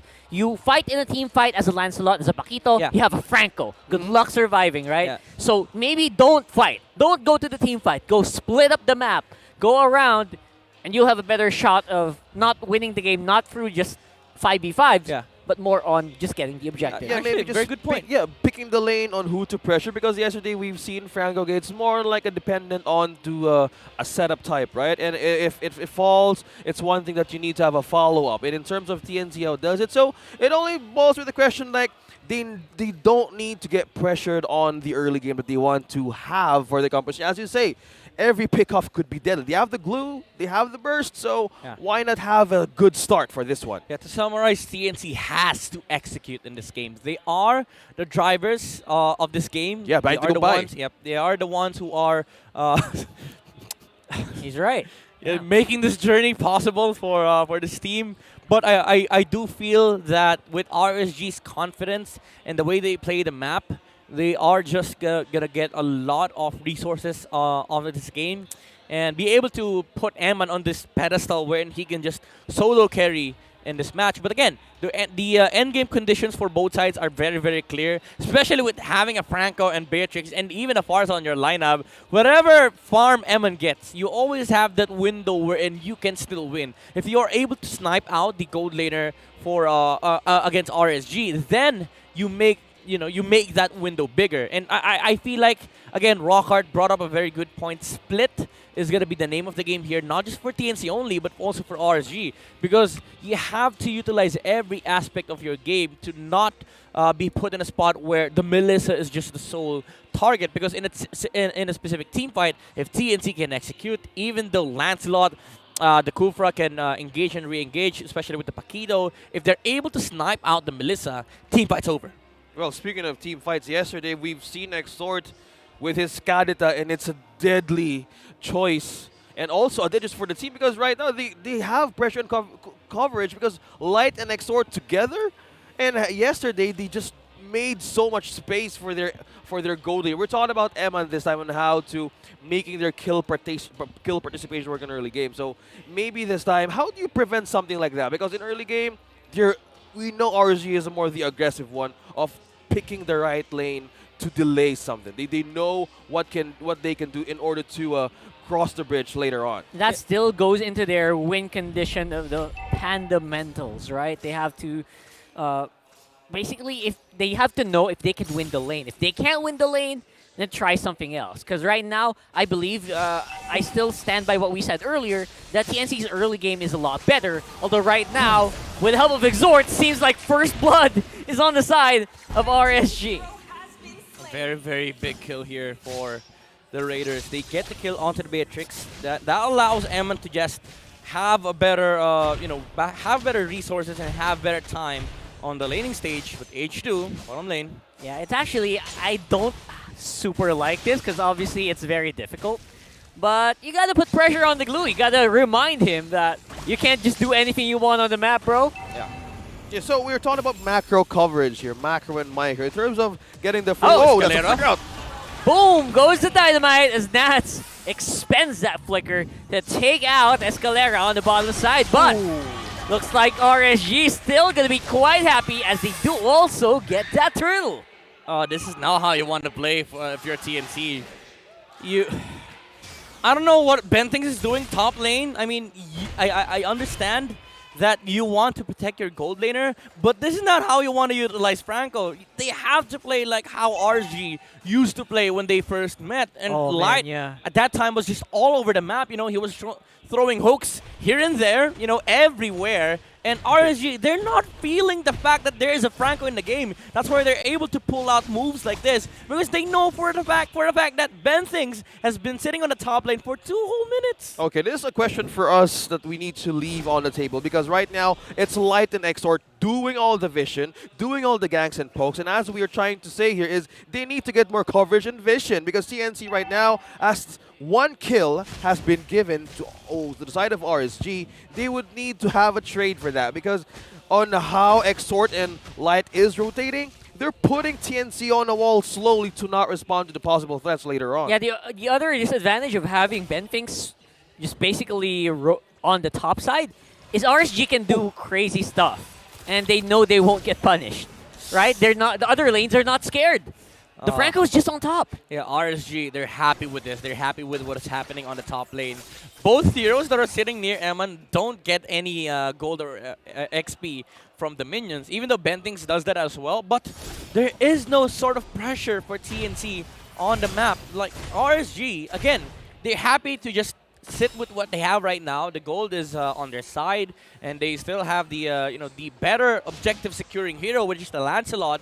And H2 was able to get that over King Kong. And if there's nothing happening on the map, we're scaling, you know? Yeah. Oh, off-cam killed it from Nats. Nats, bro! That's exactly what you need to do. But on the other side, Innocent with a kill. Finally, the Franco is paying off. Okay, slow progress up top. TNC has their own way of activating this, but King Kong up against 2 on the second objective. Oh boy, that was very slick and fancy, but in the end, it's still going to be an H2O turtle. Yeah, it's a Lancelot, you know. I have a counter for that. Lancelot on taking objectives. Seal that in. Very potent objective taker, and the hero has been really, really phenomenal here for RSG Slate Philippines. He is going for a rush on the Guardian's helmet. Rip Twilight Armor. Not going to be part of that combination, but again, it doesn't remove the fact that H2 can just do this all over again. You know, get the vision here for RSG to stain and get. If TNC pokes him, so be it. You know, he can recover the HP back. It's how you get with the tanks a lot, as we call it right here in our games. But now the contention goes into the XP lane. Nats and Hesu. A Glue versus Paquito, I say it's a bit of a back and forth situation in terms of push. But Nats has been winning that lane, bro. Yeah, Hesu has been losing pretty hard, you know. Oh my god. It's not even about Nats winning. Look at that. Hesu has been losing hard. He's flickering out for basically just Exort diving. He's not even using any big battle skills or anything. I say the presence of the Kadita is mostly important in the side of RSG because you either use resources, burn one out, just how they do it here. 2 versus 1, and then Hesu is really having a hard time pushing in through it. And no damage even for a turret onto Naths. Well, the thing is, you might say that. That's hot. Yeah, Okay. all right. Exort's presence, yes, on the bottom lane is a factor for Hesu to be concerned, but he was solo killed with Pakita earlier on. Yeah. That was off cam, so we don't remember quite. But yeah, Nats has been winning over and over again. And I gotta say, TNC, they gotta find a small opening here somewhere because they can't keep this tempo up. Well, speaking of tempo, that's one thing they need to do. Oh, that's... What is happening? These roamers are flickering insanely well. Oh, man, but of course, at the end, RSG's team play on the top side will enable them to keep things in check. Counter flicker, counter set. No setup for these two teams. Third turtle is up. Positioning-wise, H2 has a better view. I mean, as much as the flicker block was nice from Bentings, there was no follow-up damage. Yeah. And Light was able to flicker out. Oh, Exort! hook! Oh my god, Exort, obviously that's a Kadita, but man, that was pretty close. Right, Hesu's low. King Kong, what you doing? H2O just singing, King Kong ain't got nothing on me. Yeah, I mean, it's a Lancelot, you know, what could you do? What makes it so viable in terms of these objectives? I still have a counter going with it. What's the factor here Again, for Lancelot? It's a Thorn Rose Retribution combination. You know, the damage is just insane, especially if you time it really, really well with the second tick of the damage. The thing is, Benedetta is also a potent turtle taker, because if you fail the Retribution, if you miss by like a little amount of HP, you do get that, that last tick of damage to take the turtle, but H2 has been really on point with the Retribution timing, and sadly for King Kong, he falls as well on the top lane. And this is where the comfort comes in, right? It's so easy to do that with a hero that you played thousands of times, probably. Yeah, I was going to say millions, but that's unrealistic. You play this thousands of times, you know you have the advantage with the Retribution Thorn Rose combo. Yeah. You're just going to take these turtle fights over and over again. Yeah, speaking of fights right now, Light has his immortality. That's why he keeps on jumping all over again. No matter how setups of bend things could be counterproductive with an iron hook, then you get a counter setup, flicker, whatever. But now, if it's Eman, he's rich. That's translated from this Tagalog headline right now. He's ranking GPM? first in the gold per game with 15,003. I don't know how if that's accurate. I know, right? I was 15,000 GPM, like what? Wait, we'll have to double check that later on. Maybe total average. I don't know. We'll talk later. But it's going to be, once again, H2O is diving. He's the front line here for RSG, while Light is on the side, just trying to see if he can pick someone off with the Tyrant's Revenge. But of course, CNC, at least for the meantime, to keep it steady, not going to give away any picks. Again, this is the poke and prod from H2. You know, the Lancelot can just continuously do this. Oh, nuts! Oh, beautiful hook there from Benting. Once more, you can be as good as anyone can be. But if you get hooked and you get bloody hunted, that's it. Again, Bentings has a dedicated TikTok for that. How to even land the perfect hook. And he just did it, and it just keeps on going. Look. All right, here's the firepower coming in from TNC. There's that firepower I wanted to see since earlier on. That is a brutal combo. And once more, it's going to be Light trying to answer quickly. And that's Innocent going down. Where's Hesu, though, and King Kong? They're definitely in a better spot compared to the last minute. This is what you call in Tagalog, nagkabigayan, or they both give each other. The give and take. The give and take, you know. Yeah. Eman was sniped with the Feathered Airstrike and the Renner's Apathy, and Lai was like, okay, I got my own play too. Flicker ulti. As Leo says, it's a wash. It's a wash, yeah. It's usually just a wash when everyone is just even Stevens. No one wants to give away anything. Well, right now, TNC needs resources, and they're letting, RSG is letting the Phoenix Army close.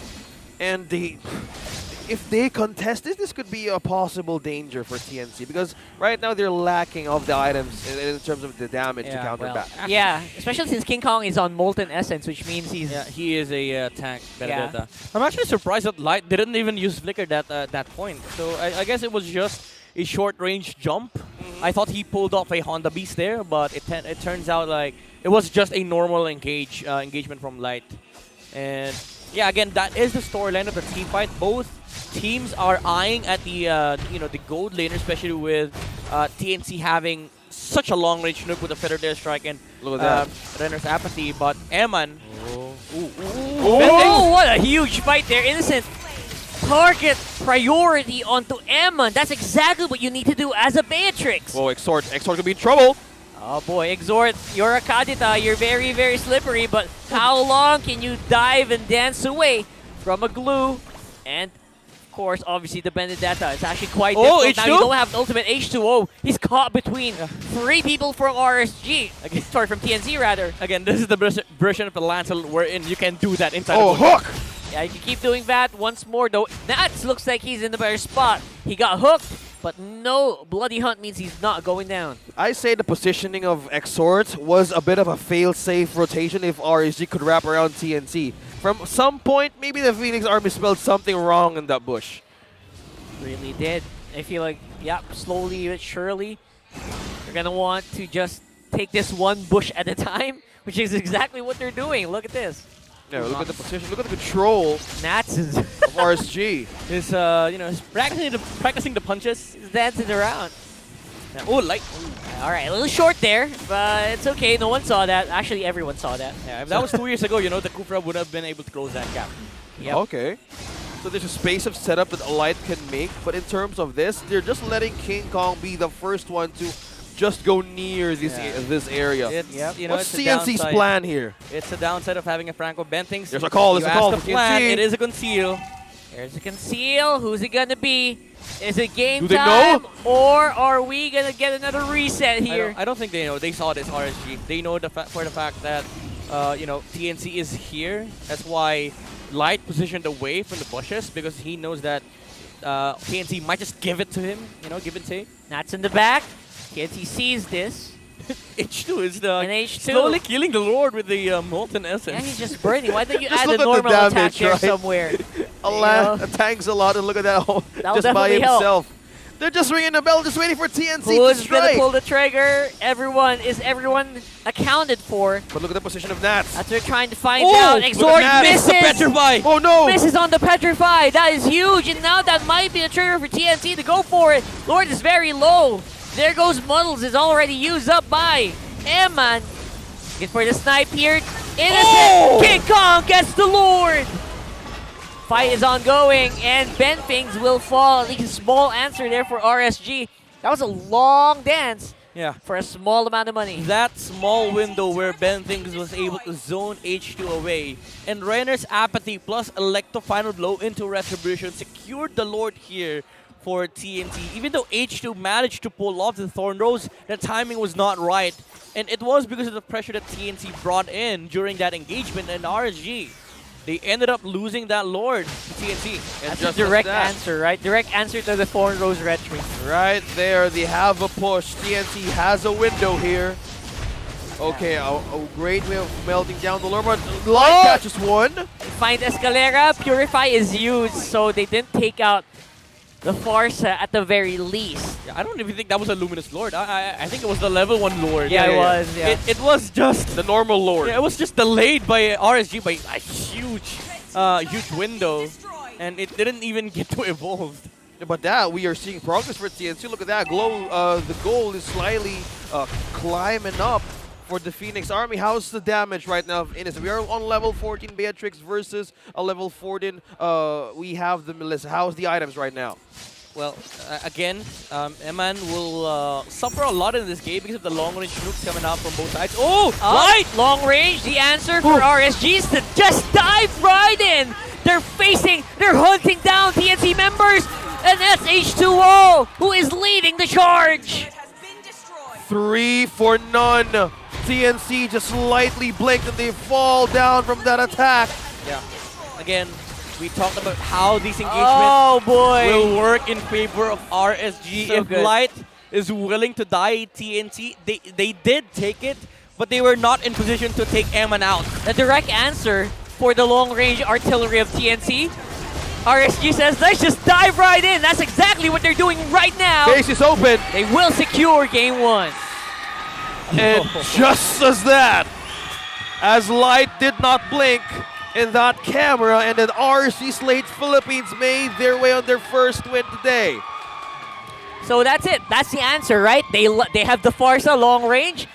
They have the long-range snipe as well from the Beatrix. Let's go in their faces. Let's see what they can do. And apparently, TNC, they were just not ready for the attack of RSG. Yeah, and again, Again, we harped it during the drafting stage. You know, RSG, they do have answers when it comes to team fight. If TNC is not able to pin their targets correctly, they're just gonna lose a fight because they have overwhelming damage as well on the side of RSG State Philippines. They also have mobility, they have the catch potential, and the fact of the matter is, Light was indeed willing to give his life away just to be able to get the gap closed between TNC and RSG State Philippines. And RSG was like, go raid, go raid, go raid, go ahead, invade. Yeah, they were super adamant in their, at least that's RSG spotting their win condition, right? I mean, obviously, it was a little bit RSG-centric that whole game, even the early game, but there were some shining moments from TNC where something could have happened. But once again, yeah, it was they a could way capitalize. Of, yeah, like you were talking about capitalization on the pick of the betting was going to do.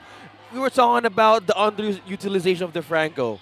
And maybe that's one way of like giving those small holes on the sinking boat that you need to put your fingers in.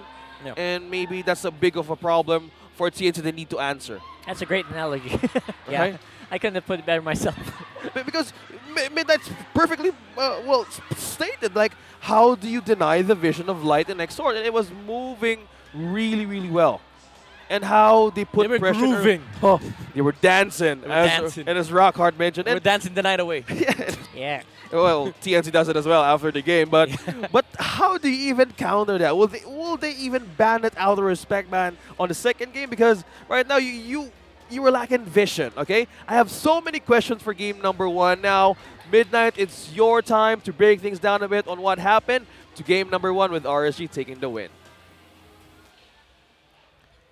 Well, this time around, TNC did not play the chaotic game that we were expecting them to do, and RSG ended up just playing a fundamental, systematic, and sound approach towards taking this victory in game number 1. It was all about how they're able to utilize the composition, how they also move around the fights, and also the fact that they capitalized on the lack of the presence of the Franco on the early stages of this game. We mentioned during the drafting stage that TNC, they are the more aggressive team in this lineup. They have the capabilities of sniping out targets on the side of RSG Slate Philippines. We've seen that in the middle stages of the game when they were able to snipe out Eman in the mid lane. But in the early stages of the game, we didn't see that. It was RSG that were doing a lot of the moves on the early game, and it was not giving any TNC any breathing space whatsoever, and it gave a lot of momentum for RSG Slate Philippines to the point where even if they lose specific fights, even if they lose a certain amount of skirmishes, they're still able to take this game away from TNC. And add to the fact that RSG was also able to secure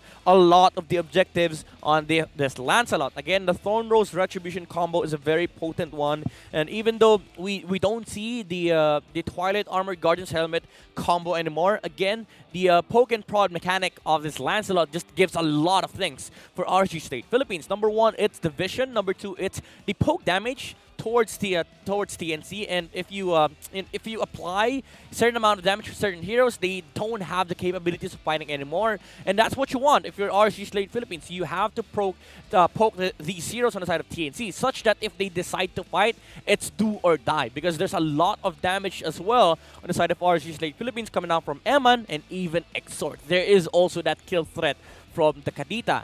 Even though TNC was able to find a lot of the skirmishes during the mid game, it was halted by, again, the mere presence of this kill threat, which is Exort on this Kadita. Very fantastic performance. The bursts are there. The early game movements are there. It shut down the momentum capacity of TNC. It shut down the potential of taking over this game here for the Phoenix, and it definitely shut down the ride in the journey of taking game number 1. Very good movements on the map. Again, he was all over the map here in game number 1. He was covering the bushes. He was looking for potential targets, and he was even threatening the Petrify against the jungler. It was not just for the purpose of taking the gold winner of TNT. It was also for holding King Kong down during these Lord engagements. And again, we see this during the replay, with his highlights. Early game, RSG Slate Philippines were the ones dictating the tempo here up against TNC. And I do love the fact that Light itemized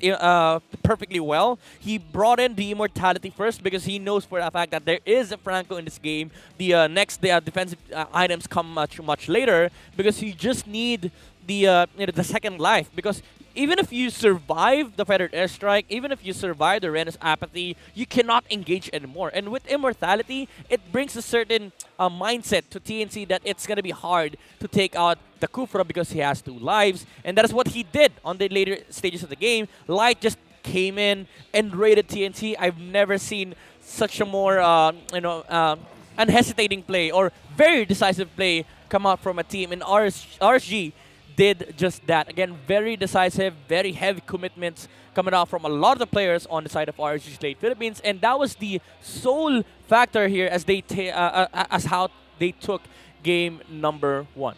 Well, now going back on what happened, thank you for breaking things down, Midnight. And as we say, RSG really flowed and danced to the beat and whatever the waves they got in. Exhort on his performance. Now, since we're talking about how they aggressively rotate around the map, how do you turn off the music to not make RSG dance? That's a problem of TNC right now. We were talking about vision. We were talking about how they can utilize Ben things more. That's difficult, to be honest. I was actually surprised that Exhort was 5-0. He didn't die in a game that has a Franco. Like, how do you do that, right? That's very impressive. So I'm thinking maybe, put Ben Figs in mid. A change? Well, that's the adaptability that they can do right now. As we all feel the tension of this match, you can experience MPL Philippines right now in action live at the Shooting Gallery Studios. Tickets are available now via tickettome.net. Get yours now while it's still open. Again, we have only a few weeks left for the regular season. Go ahead, join us here, join the tension, join the crowd as we cheer for our favorite teams and feel how these teams develop their story in MPL Philippines. Now going back to our story, let's throw it over to Mara for a bit of a breather on how this match can go toe-to-toe to game number 3. Meron ako mga kachika dito in the audience, no other than Exhort's family. Nandito si Mommy Mary Ann, Bunso Tyrone, and Daddy Neil. How are you guys? We're fine, thank you. Good afternoon to everybody. Mommy, are you enjoying the game? Yes. Ma'am, nag-ano po ba kayo? Nag-ML kayo? Naglalaro kayo? No. No? Si Daddy, naglalaro po ba kayo? Hindi ako nag-ML pero I'm into sports. Pero you're into sports. Bunso Tyrone, naglalaro ka? Opo. Yeah, naglalaro, into sports. Si Mommy hindi. Pero Mommy, kahit di kayo naglalaro, paano nyo naiintindihan yung laban? Actually, hindi eh. Oh, so you're here for support? Na lang, yes. Ang sweet mo naman, Mommy. So, napaka-supportive mo kahit wala kang idea kung ano nangyayari. Paano mo alam magaling si Exhort? Paano mo alam? Nakikita ko lang sa fans. Ang dami niyang fans eh. Mataas yung fan base niya. Tsaka nag-MVP. Yes. Tsaka itong si Bunso, nire-relate na lang niya sa akin. So, nung una mong na-realize, ang galing pala ng anak ko, anong ginagawa mo? Sino-show off mo ba siya sa mga family, sa mga friends? How did you know? Actually, yung mga friends ko, sila yung kumukontak sa akin. Oh, Uy, yeah? anak mo pala sa Exhort. Ganon. How does it feel kapag kinukontak ka ng mga ibang tao to let you know na ang galing ng anak mo? Of course, proud. Proud. Very proud ako kay Exhort. And nasa bootcamp siya ngayon, so do you talk often sa kanya? Not really. I don't want to disturb him also eh. Oh, you're so supportive. Yes, of course. Kasi I know they're concentrating eh. Sa game, especially pag ganitong ML season. So, ang nagtatayong magulang sa bootcamp, si Coach Panda. Do you guys get to talk to Coach Panda? Once in a while, pero not just for a few minutes only. Hindi yung talaga matagalan na conversation. How do you have so much trust in another person to raise your child outside of your home? Well, I've already met Panda nung naging teammate siya ni Exhort sa ibang teams. Kaya lang nang nakausap ko siya when I talk to Panda, siya very supportive sa team. Yung number 1 na nakikita ko sa kanya is the word discipline and respect, which is very important kahit saan naman tayo magpunta, the discipline and respect. Yun ang nakita kong ini-instill ni Panda sa kanila. You have to play the game, discipline, respect the game. Kailangan kung may laro bukas, huwag kang mag-sleep late. Yun ang nakikita ko palagi sa kanya. Oh yeah, Coach Panda is he's such a great father type. And talagang nandun yung what he envisions for the player. Now, Daddy, sabi mo, you're not into esports, pero you're very into sports, correct? Yes. So how would you compare, paano mo siya na-compare yung sports and esports? Well, in your actually, eyes? lagi ko sinasabi sa mga anak ko when they venture into sports, you can lose all the time but you can never win all the time. And lagi pag team, hindi mananalo ang team pag hindi nagkaisa ang mga members. There is no such thing as individuality. Love it. Ganon palagi, di ba? As the saying goes, there is no letter I on the word team, di ba? T-E-A-M. Pag I kasi individuality, ako, kailangan mag-MVP ako, kailangan mataas ang points ko, talo naman ang team ko, di ba? Pero the most important thing here is kailangan victory for the team.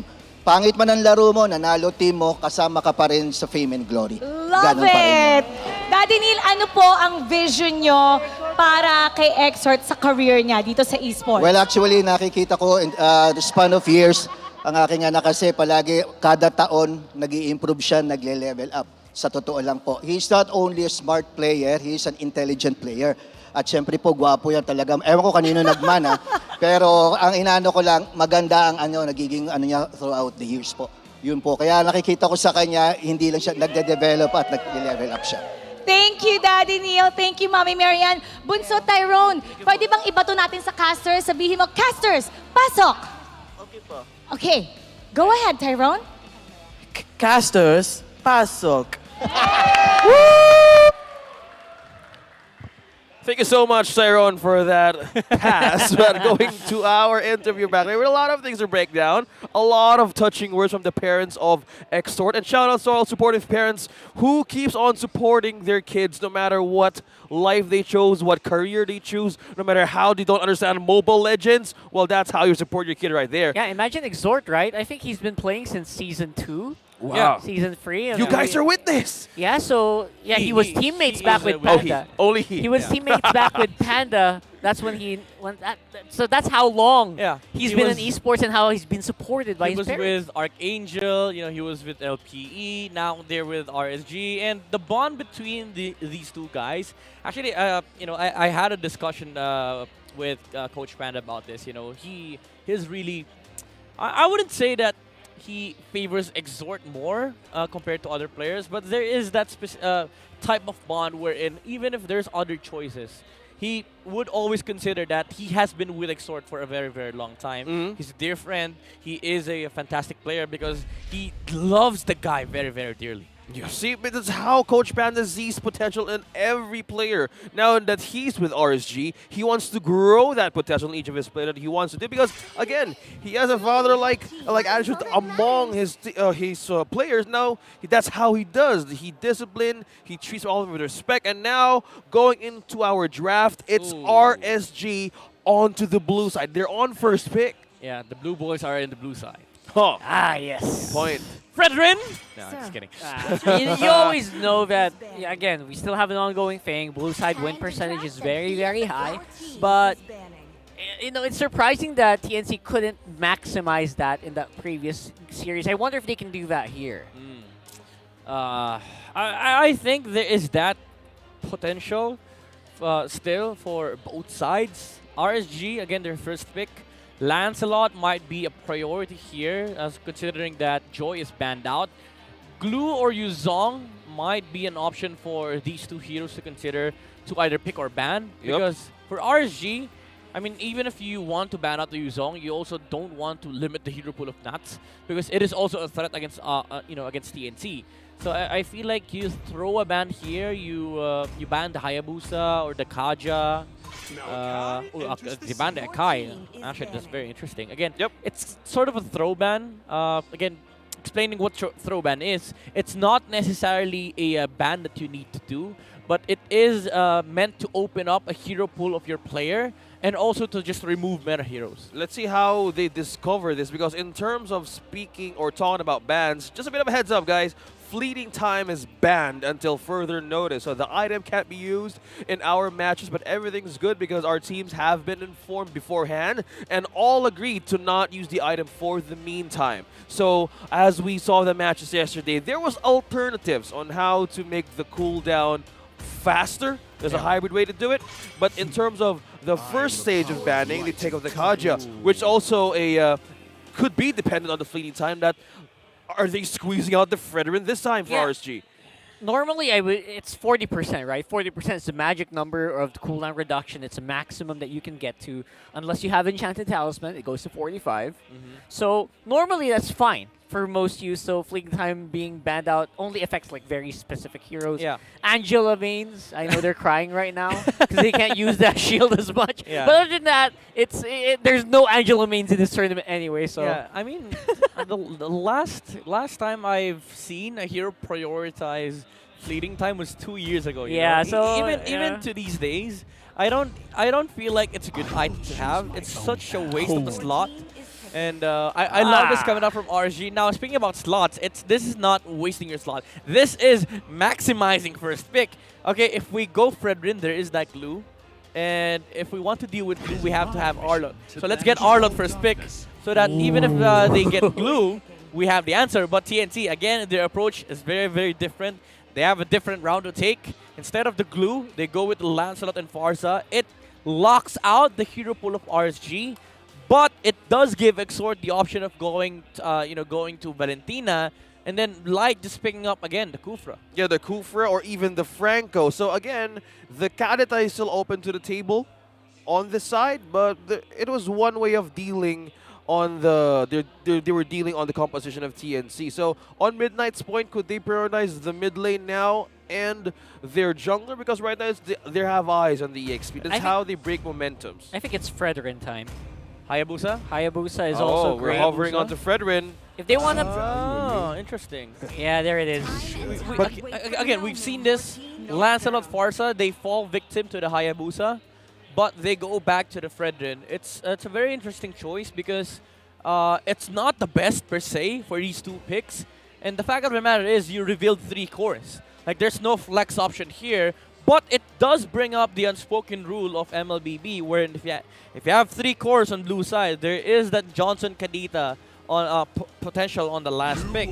So if TNC, if they're not really careful of banning out the Kadita on the second phase, they might just see a different version of RSG because we haven't seen Light play the Johnson, but it is a possibility considering that there is already 3 cores on the side of RSG, first phase. Man, that would be so good to watch.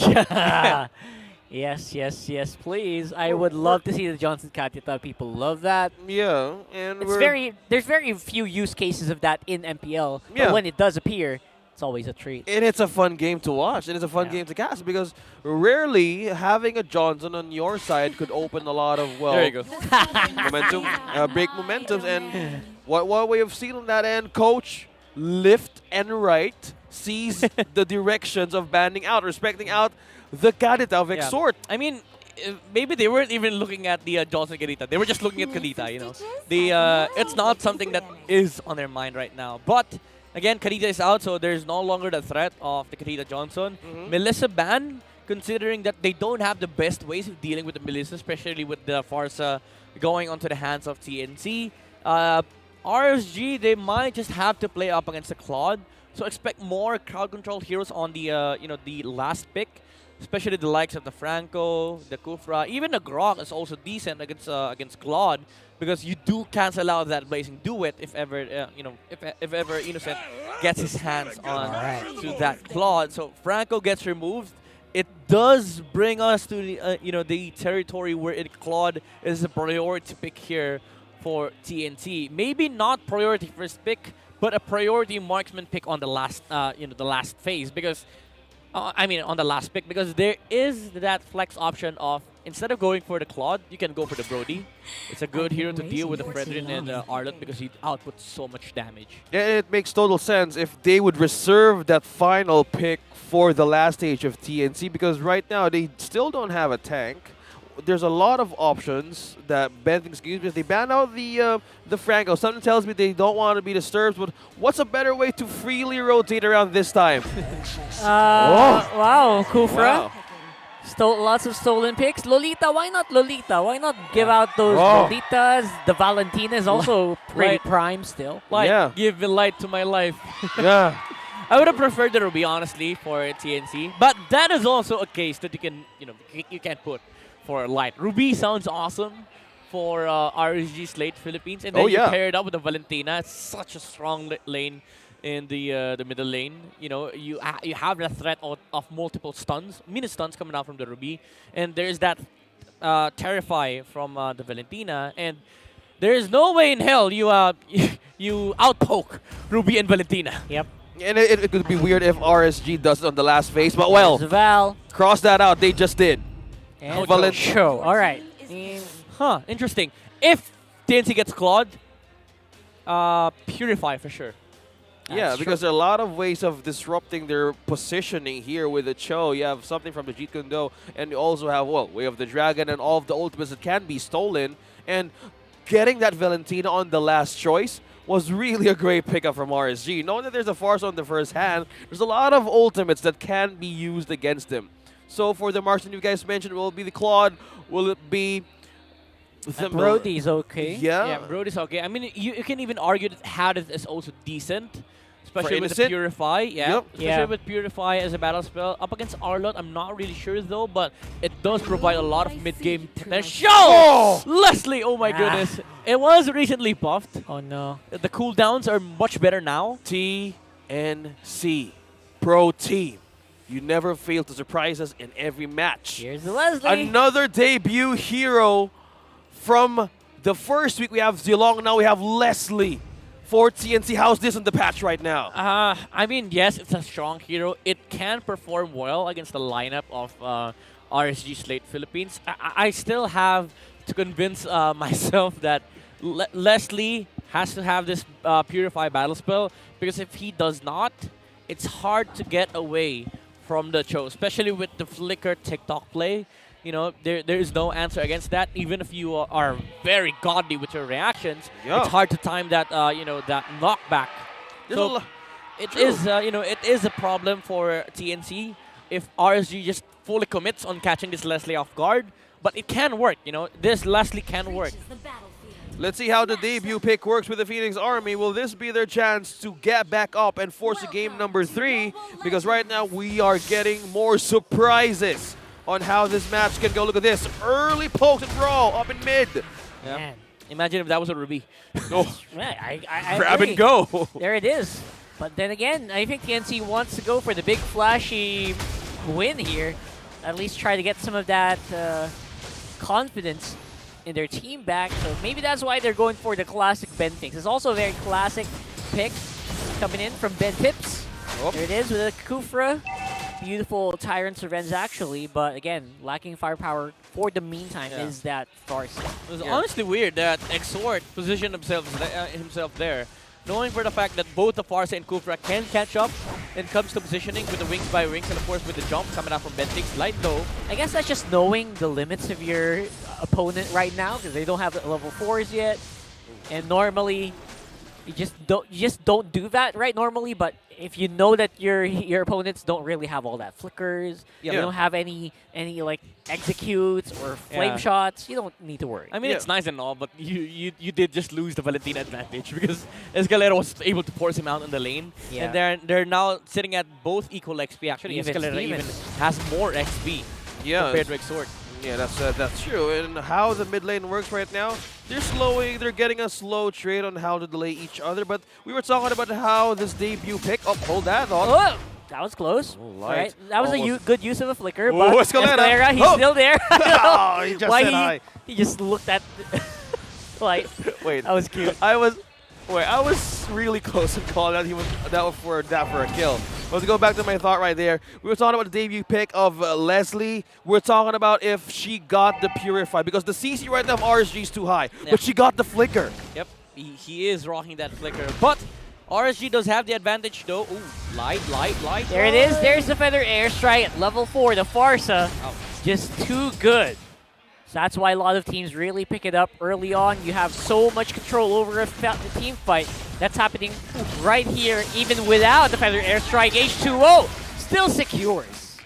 Okay, just a slow progress for the Lancelot of not taking the final steal. What was the thing that blocked King Kong in stealing that retribution right there? I mean, it was just the sheer sustain of RSG, and Hesu, even though he committed the split, H2 was like, okay, there's so many glulets to control here, and I get so many HP. If I use my skill, I get my HP back.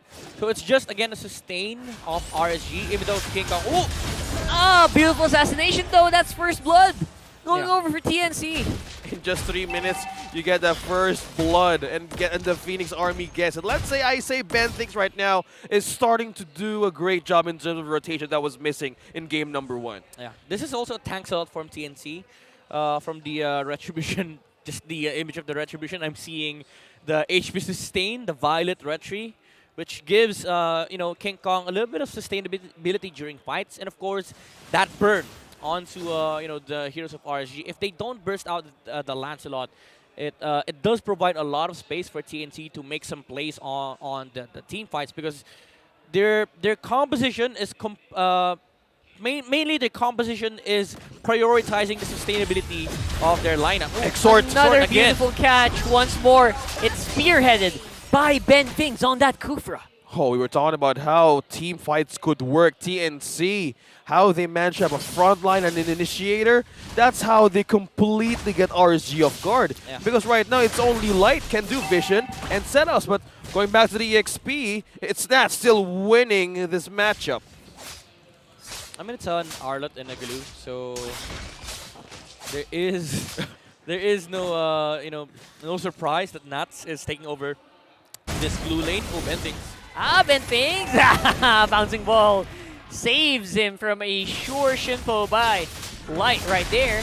But look at this. This is Scruffle around the turtle area. Hesu with the flicker, and even with the split won't be able to survive the damage coming in from RSG. Oh, with that, there's no glue to divide up the team of RSG.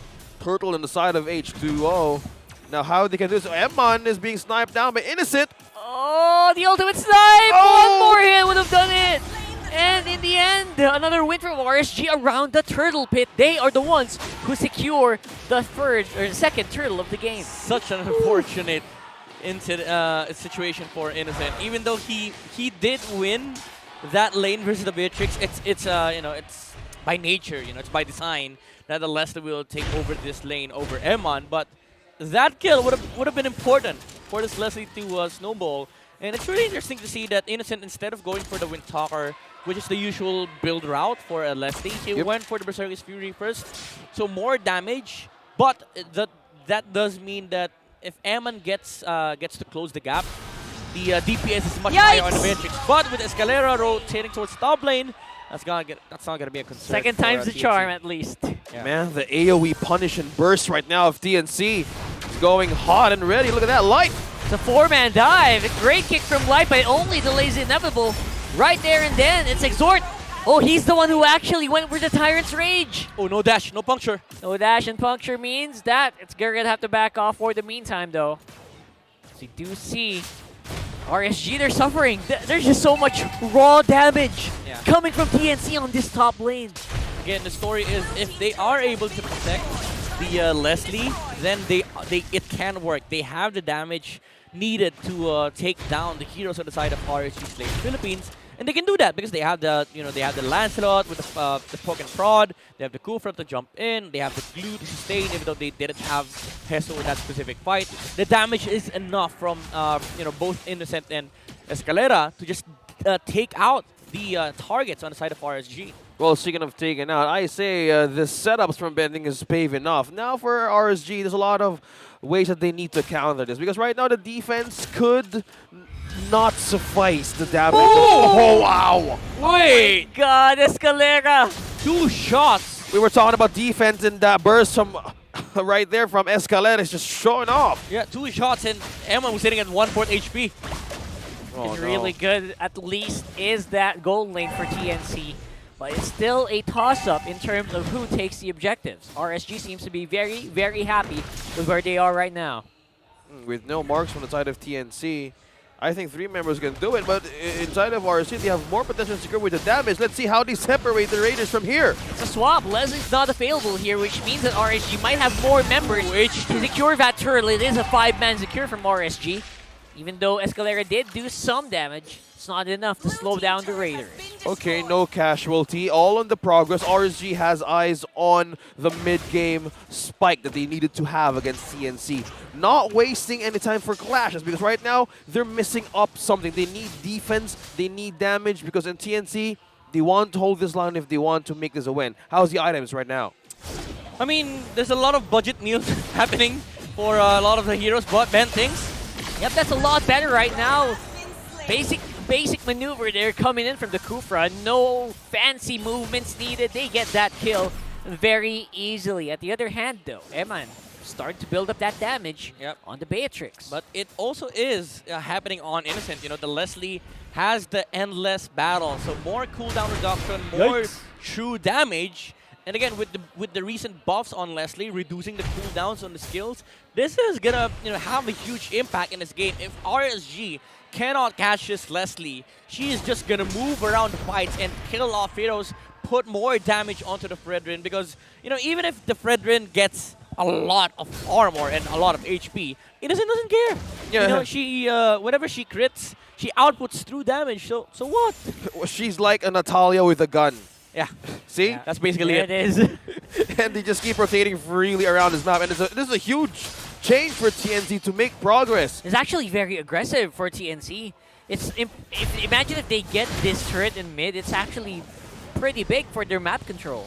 H2 was playing with pure confidence here. That check push, that wouldn't happen if this was any other team. But it is RSG. H2, his commitment to serving his teammates, being the frontliner, he's fully committed to that role. Even though TNC was in position to take him out, TNC was like, "Wait, is this happening? Is H2 really walking into the bush? Maybe they have a trap. Maybe they've laid out a bait for us, so we're not gonna take it." And that mental pressure that H2 brings is, something that RSG can take advantage of. In that mid lane, I think it was more confidence because he knew that Nats was close by, that Arlott has a final slash. A very scary skill if used in a group of opponents. Yeah, but the thing is, TNC could have taken him out in seconds. So I feel like they were pressured because H2 was very confident with his walk.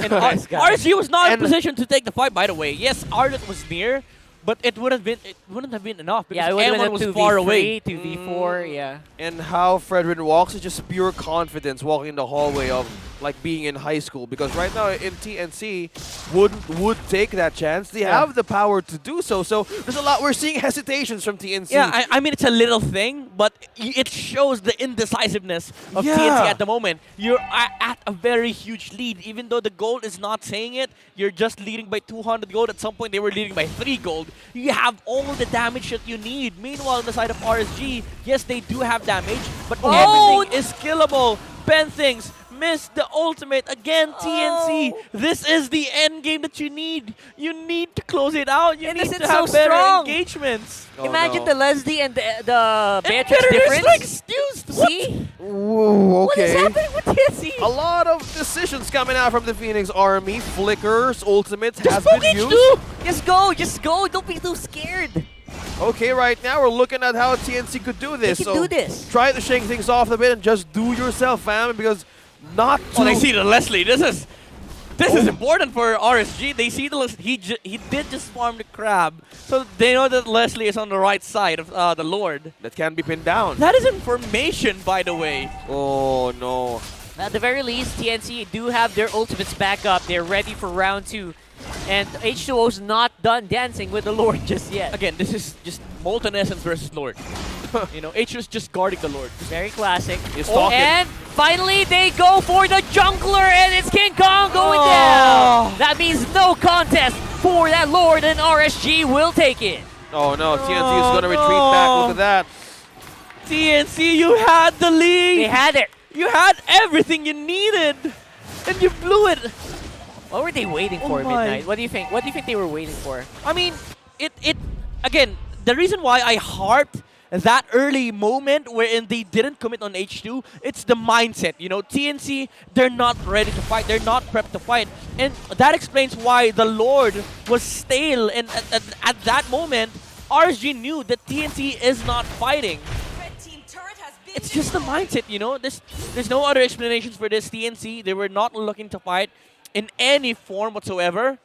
Even though they could, they had the Even though firepower. they could, you know. Yeah. Yes, you were only leading by 200 gold, but you have the damage that you need. Now you gave RSG a very big window wherein they're able to utilize the Beatrix without getting punished by Escalera.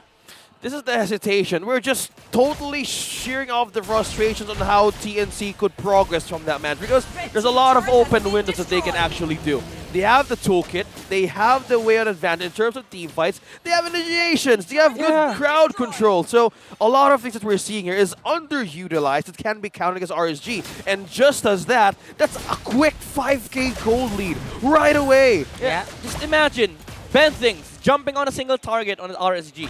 They burst him down with feathered airstrike. And then if RSG follows up, you have vision coming out from Leslie's ultimate. So you can disengage. RSG cannot chase because they don't have the capability of doing so. Oh no. Oh, there jump! goes the final slash. They are going to hit Escalera, but he's able to fly away with wings by wings. Here comes the rest of TNC, though they're looking really, really ferocious. RSG going to lose 2 members. That's Light and H2O going down. See? They have damage. They have the initiation. They can execute. You just have to do it. There's no, there's no reason why you need to be afraid against RSG. If you want to engage, you can disengage with the vision being provided by Innocent. And RSG, if they don't have flickers, they cannot fight into TNC. They have the checklist, folks. That's all they needed to do. Execution is what needed for TNC to have that synchronized attack and how they wanted to do the counter punch for RSG. Right now, they trimmed down to 3k gold lead. And if they keep doing that, maybe they could push this to game number 3. Yep. Items now showing up. How's this? Yeah, there is the Blade of Despair from Innocent, but we're also in the territory wherein Beatrix can just one-shot anybody on the side of TNC. If they get a sort of crowd control coming out from anybody on the side of RSG, like Light engaging onto 3 heroes with an amazing knock-up, Nuts following it up with a final slash, you can expect a lot of burst damage coming out from Eman, either from the Rena's Apathy or just the bomb show or the grenade thing, and TNC will get wiped out. Boom. The boom boom, it's not just a bang bang anymore. It's also a boom boom. Yeah, a lot of explosions are happening right now in the Land of Dawn, and as we see it, as Minute is pointing out all the checkers that TNC can do, they just need to they just need to press the right buttons to do so.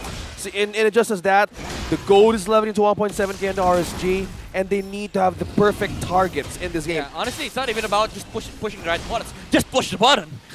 Yes, go. Just press 1 and it could work.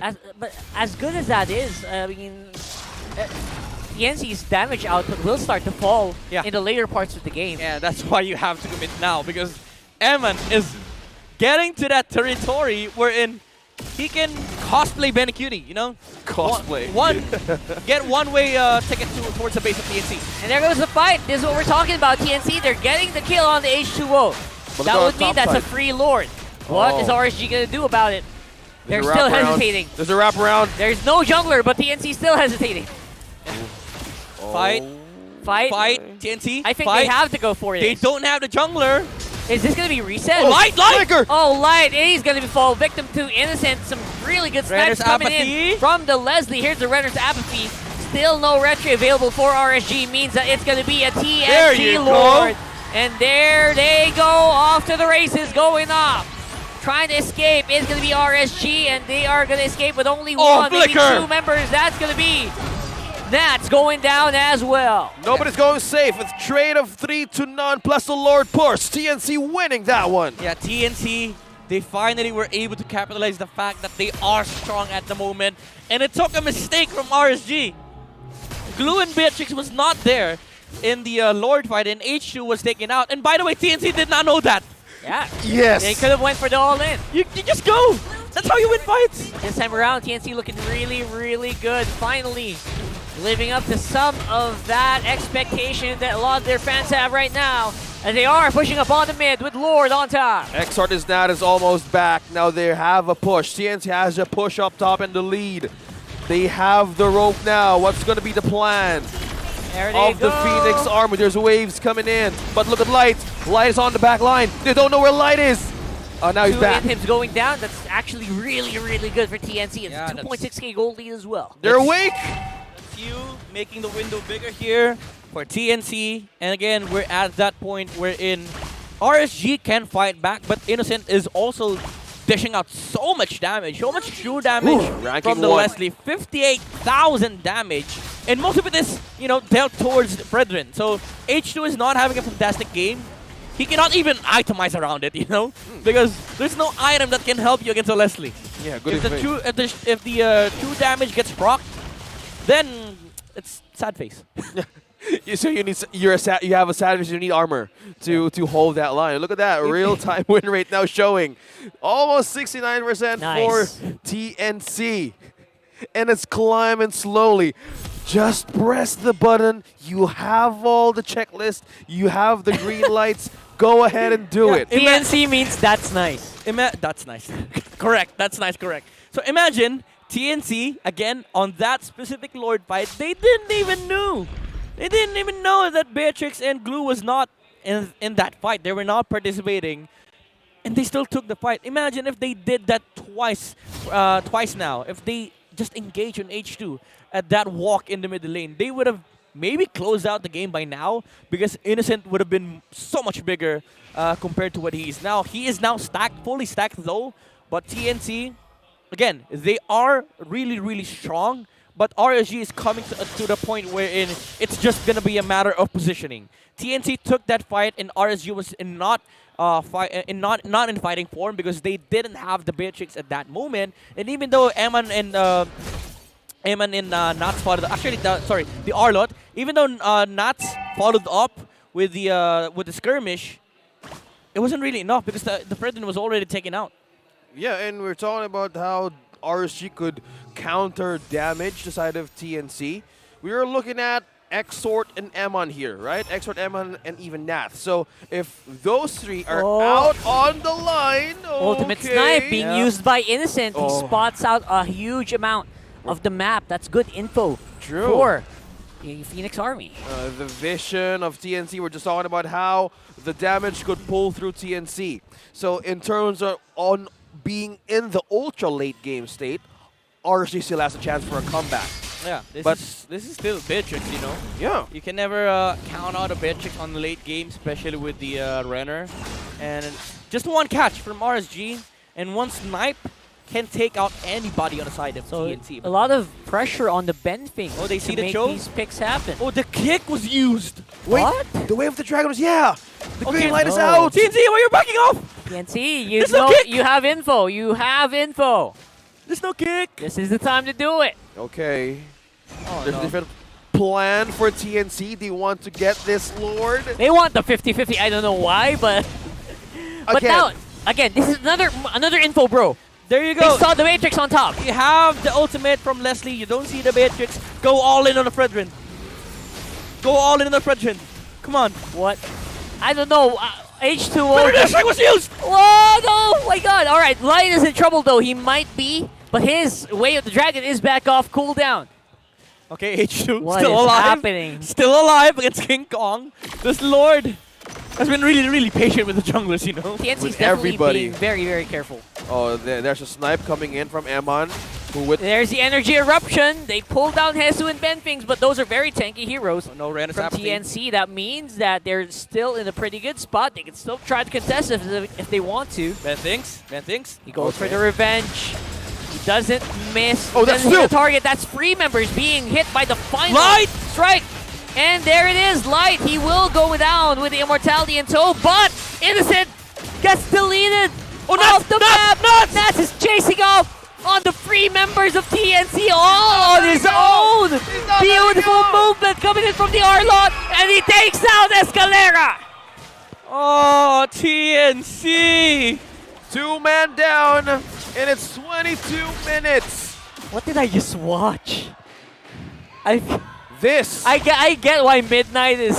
I can hear everything. Yeah, his gears are grinding right now, All folks. the gears are being grinded.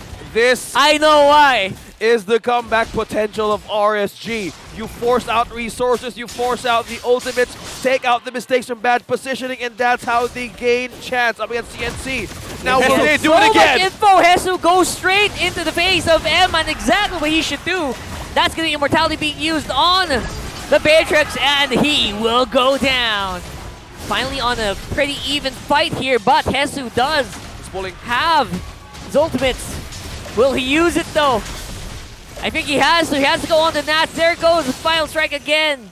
They're delaying. And it's only delayed right here, right now. Roar, the Lord is reset. Again, it's still a 5v4. Okay, this is how powerful the line of TNC is, right? You just engage, you catch Beatrix off guard, you take kills from RSG. And if you take out the important heroes on the side of RSG, they're not gonna get objectives. They're not gonna contest team fights against TNC. Finally, RSG says, all right, we good to go, we good to go. We're all clear. This is 100% ours to take, and they will get that lore. Oh, there's a call here that they can do, and they're taking out Orange as well. Going for the offensive. They're going for H2O. The very tanky boy, though. Very hard to take down. Light on the side. Forces the flicker out of Innocence. Oh, that's too much. Okay. Let's clear the air here. TNC has the push. They have the Luminous Lord. Can RSG have the chance to defend themselves? Do they have a borderline to hold this push? I mean, they do have the Arlott. You know, Arlott is such a fantastic base defender. If you're not positioned well, you might just get Final Slash and then comboed by Exhort, whatever spell he has with his ultimate. It can be the Kufra ult. So, you know, the Wombo combo can be there for RSG. Oh, Feather Airstrike. Oh, that Feather Airstrike. He used here on those turrets. Oh, the Lord. I don't think it was worth, honestly. The Lord. It was too early. And we're going for another possible hold and reset. RSG still defending their base with the last tier turret. If you're TNC, you know, with this next wave pushing in, conceal play is a possibility, but they don't commit. Okay, they need to have no hesitations right now. They have all the skills to do so. All they need is sheer confidence and execution.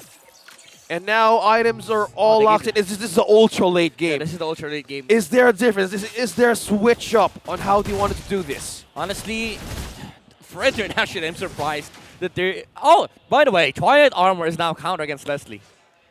Right. Yes, exactly. And there's two present in RSG. Yeah. So it is answerable by itemization. We're mistaken by that because it was just recently reintroduced. Because this was how Twilight Armor was meant to be when it was initially originally released. You know, and it's now back. It's now a Leslie counter because a lot of the damage are mitigated by the passive, but the cooldown is ridiculously long, like 60 seconds. Yes, like a minute. You would have hit by so many things by then. I don't know. I don't know why that's a thing. It's right? 60 seconds, or I might be mistaken. It might actually be the rose gold, but it is a long cooldown passive from the Twilight Armor. So with this, they need to conserve energy. They need to conserve everything on the right moment because in that real-time win rate, it was just 4% down from 69% from the reign of TNC. So you guys are saying here it's still present for the Phoenix Army. Yeah. To do so and take this win because we're about to head on for a 30-minute long game. Let's talk about endgame conditions here, okay? Let's go. For TNC, they need to break this spread win. Because if they don't break the spread win, there's gonna be a lot of taunts happening in this happening in the skirmishes. For TNC, there's just one. I mean, for RSG, there's just one thing: take out Innocent. That's just it. Yeah. Innocent and maybe Escalera, just so that we can get a better start. Cancel the Feathered Airstrike, right? Yeah. That's pretty big. Well, it's about canceling, it's about taking out resources. So in these two teams, don't make a mistake and do not blink. So we're playing with the Lord Dance again. H2 has to embed things on position in place. And in terms of this, who needs to make the first move? Again, it's TNT. You need to you need to make the first move because if you don't, RSG will find an angle over on Innocent. And by the way, I just want to say, officially, TNT are the record holders of the longest games in MPL-11. Break it, TNT. Let's do a longer one. I don't know. I just feel like they've been too careful. You know what I mean? They had a lot of, like, they're trying to secure this. They won't secure the Lord if it's not 100%. Yeah. That's basically how TNC's playing. I mean, I respect the hustle. Like, you're playing very fundamental, but in endgame conditions, a winning team is somebody that, plays to win. You're not playing to be patient. You're not playing to wait for mistakes. Wait for your opponents Yeah, to I mess respect up. that. Yeah. But look at teams like Echo, like like Bren. Very Whereas decisive. if you go late against them, they make decisive plays on the end game, such that the Lord take is not just the end game winning condition. It's just a tool that can be used to open up that win condition. Now for TNC and RSG is the one waiting for the mistakes coming out from TNC, because TNC is the superior team at the moment. Even though the gold lead says that RSG has 500 more gold, it doesn't even matter because TNC, they have better heroes to deal with the lineup of RSG. Now if you're TNC, the way you break RSG's win condition is just you go on them, you don't make mistakes, you select the right targets, and you just take the game away from them. Oh, they finally pulled the trigger. They heard and they are now answering. That's going to be H2O going down. Okay. That's a 4v5, and I'm pretty sure TNC should have no problem taking this Lord at this point. Okay, no jungler.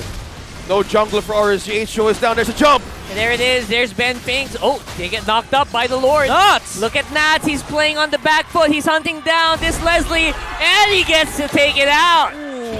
A crucial pickoff from RSG, penetrating Innocent from the backline of TNC. That's 3 members available here for RSG, but Eman could go down. Oh, the block! Oh, Light! What a beautiful play from this Joe! Oh my goodness!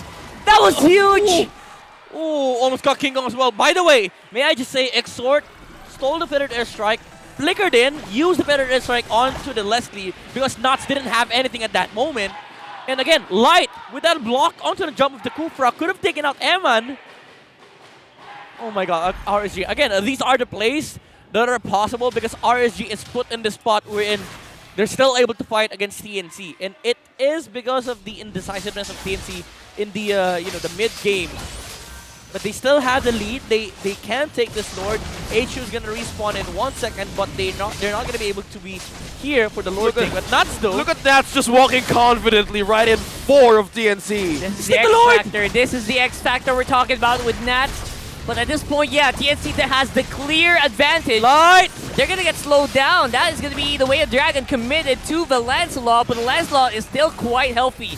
Lord is low. King Kong is waiting for it, but H2O is also here. He got Eman. Down. Oh, Jesus got Eman. But the Lord, who's gonna get the out. Lord? Who's gonna get it? That's gonna be King Kong with the Lord. Going in for the fight is also the rest of RSG. They're starting to really dive in. Jesus starting to take advantage here, but Light will go down. That's gonna be a 3v5, ladies and gents. TNC has the clear lead. Ooh, ouch. No. 2 crucial deaths from RSG trying to hold the line. TNC. 1 minute. TNC right now is back on track, and they have a push in mid. Almost a minute without 2 members of RSG. They need to hold the line, and who's gonna make it happen? I mean, this is TNC is forcing a game number 3. It's a hard defense, and Ben thinks with a flicker. Almost impossible right now unless a miracle play comes out. Oh, but yeah, there's going to be the attack on the back foot, but not going to be enough. It will be a game free. TNC takes game number 2. Finally, they're able to conquer their demons and close out this game on the end game. They did take out, they did check their win conditions. It ended up being a long game, but it was a victory still for TNC. Man, 30 minutes. 30 minutes. And only TNC does it, and how they managed to wake up on those certain moments we were trying to point out on their winning conditions. It was just the right time to do so. And the discipline from RSG was totally on point, but having those crucial pickoffs from back and forth games in recent, I say this team is totally have gotten in the edge. They want to win this one. Yeah, the buttons are still alive. Oh, yeah. The hope of the buttons of Coach Lift is still alive. So just press the button. Yeah, but I know a lot of buttons were pressed on this guy's mind right here because he was. I have to say, there were so many moments that TNC could have won that straight out. Yeah, honestly, starting from 10 minutes. You know it. TNC, they did have total control. Like, They from early to mid game they did have control. RSG, they were only bouncing back because of TNC's hesitation. You know, they very hesitant to take fights. But that was just the story of the game. RSG were just waiting for the mistakes of TNC. Well, right now, there's a lot of things that we will break down in our analyst segment because in certain times, we're talking about playstyle of different teams. And it's just that we're trying to enjoy and look forward on how TNC could rise from all the losses that they had in all of the weeks. Well, I say this is progress, no matter how small. It's still progress right now. Midnight, we would love to grind your gears a little bit longer. Go ahead, break things down a bit in game number 2. TNC just forced a tiebreaker match. Well, no matter if the gears are grinded, it is grinding at the moment here for TNC as they did just take game number 2 against RSG. Again, phenomenal draft, phenomenal composition, fantastic team fight abilities coming off from the Phoenix side. And their journey started with the early game lead that they had. Again, Rockhart mentioned during the pregame panel that TNC, they're the better team when it comes to controlling the early game against RSG Slate Philippines, and that did happen. Escalera with the rotations towards the gold lane gave Innocent a much better time to just gather his items and be a menace in the mid game. He entered the game. He became online after the 2 rotations made by Escalera towards Eman, and that completely shut down the momentum of RSG. That also blocked the threat of Eman going big in the mid game. And come the mid game, it was just a matter of the vision and positioning from both sides. And TNC, if they get the position and vision, they are the superior team because they have the engaging tool coming out from Bentings, they have the long-range Nook from Escalera, they have sustain from Hesu and frontline vision as well, and they have backline damage coming out from Innocent. And again, the poke and prod from King Kong providing a lot of vision. Basically, there's a lot of vision for TNC up against RSG. And RSG, the way they deal with it is they wait patiently for TNC to make mistakes. They did make a lot of mistakes from TNC, but again, the team fight was just superior on their side. Even though Eman was able to farm up a lot, it doesn't translate into damage as Innocent was able to output so much damage in this game. 101,000 hero damage over onto RSG. I might say that even he might have even doubled the damage output of Eman in this game. But the MVP for this match is none other than Bentings on this Kufra. Fantastic performance on the initiation hero of TNC. He was the one pulling the strings here for the Phoenix side. He was the one engaging. He was the one selecting the targets. And he also checked a lot of bush, honestly, with the Tyrant's Revenge.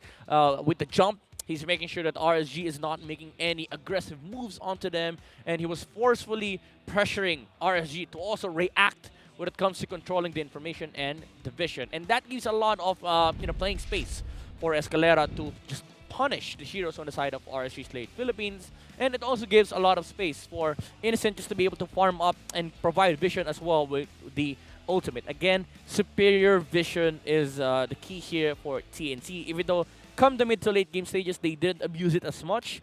The fact is, the sheer damage output of TNC is just overwhelming onto the frontliners of RSG Slate Philippines. Even Light was shut down in this game. He had a few fantastic showing in the show, but the amount of bushes that TNC just had completely shut off his game because the angles were not there. He had to be creative. And when TNC committed for the fights, it feels like RSG is just waiting for the bullets to hit from the Leslie, from the Feathered Airstrike. The Nooks are there, and Eman was not in position to just go for these burst plays because Hesu was always blocking the angles of Eman, and this glue has also been detrimental to the success of TNC because he has always been sitting on the front lines, and the amount of flicker plays that I've seen from glue has been outcounted in this game because Hesu did a lot of flicker first skill plays just to make sure that he lands that combo and is able to land a split as well. And this was the moment where Exort used the flicker and two feathered airstrike to snipe out Innocent on the back line, but at the end of the day it wasn't really enough as RSG was also delayed in taking the Lord here, and TNC for the longest time, we have said that they are the superior team fighting team here in game number 2, and they did capitalize on that fact on that last lore. Now we're gonna be going back to our keys to victory to check what happened here in this game. For RSG, they did just learn the TNC grew in this match, and they are stabilized, but they were not ready for the amount of team fight that TNC brought onto this game. And again, they are able to close out this time around for TNC as they learned on the end game that they are the superior fighting team in game number 2.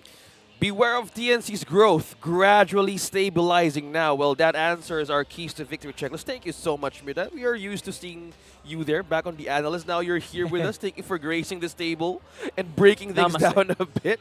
And then what happened in that game? Right now, we're trying to see a lot of ways on how to break those long games. With those things happening right now, I see a shift in terms of who's gonna get blue side and red side this time around. So yeah, it's a coin toss. You know what the coin toss is? Yeah, it's gonna be it. 50-50. I love that win condition number 1. Finally, TNC realizing that, you know what, you can kind of play this the way that teams don't usually play. Play this in a weird way and catch RSG off guard. I think that's what they did. Yeah, even us, we were caught off guard. You know? With a Leslie on the draft, that was one thing of being off guard there. I was just surprised because you never know when TNC's going to go win because they're so unpredictable. Yeah, I mean, even though it looked weird, it looked bad, but it worked. It works, you know. RSG might have got to the point where they were also impatient, like, what is TNC doing? What are you doing? We should have lost by now. Right? Like, that's what they were thinking. Unorthodox ways, unorthodox methods. Right now, let's throw it over to Mara Aquino for a bit of a breather here before we get into our tiebreaker match. Go ahead, Mara, take it away. Nandito tayo ngayon kasama ang family ni Coach Liv. Nandito si Mommy Ruby, Brother Jericho, and Bunso Prince. Hi! Kamusta kayo? Okay naman po. Okay naman. Okay, sige nga. Ikaw pinaka-vocal, Mommy. Okay ka? Okay, si Brother Jericho naman. Brother Jericho, kamusta si Coach Liv as a brother? Okay naman po siya. Magaling po siya magturo, like may mga tactics po sa pag-ML po, tinuturuan niya din po ako. Tinuturuan ka niya, so Yes magaling po. ka. Sige nga, ano ang rank mo? Mythical Glory po. Ano lang? Mythical Glory? Magaling yun na. Ilang points? 600 lang po. 600 lang? Wala pa ata akong 100. Ang galing mo naman. Okay, ano yung mga natutunan mo kay Kuya? Yung mga tactics po sa sa pag-god lane, lalo na po yung kailangan po may comms ka. Kailangan may comms ka sa pag-ML. Kailangan masabi mo kung nasan yung mga yung kalaban mo.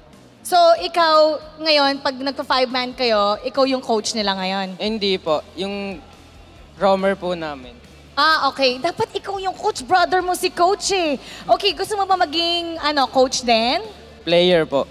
Player. Ano bang role mo? Gold lane po. Okay. Okay, kung ikaw ay isang player, sino yung pinaka nakikita mo, gusto ko maging gold laner katulad nito? Si Kelra po. Oo, bakit si Kelra? Best gold lane po siya eh. May believe kay Kelra.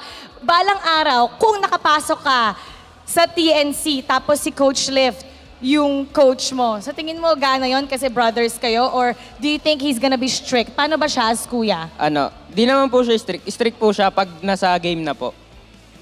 Pag nasa game lang? Opo. Okay. So ngayon, si Coach Liv nakikinig sa'yo. Anong message mo kay kuya? Galingan mo, kuya. Galingan mo, kuya. Ano ba siya? Panganay? Opo. Ilan ba kayo? 5 po. 5. Ikaw, bunso. Okay, bunso Prince, nag-ML ka ba? Po. Ano yon? Minsan. Minsan. Okay, magaling ka. Konti. Magaling ka ba? Okay, anong rank mo?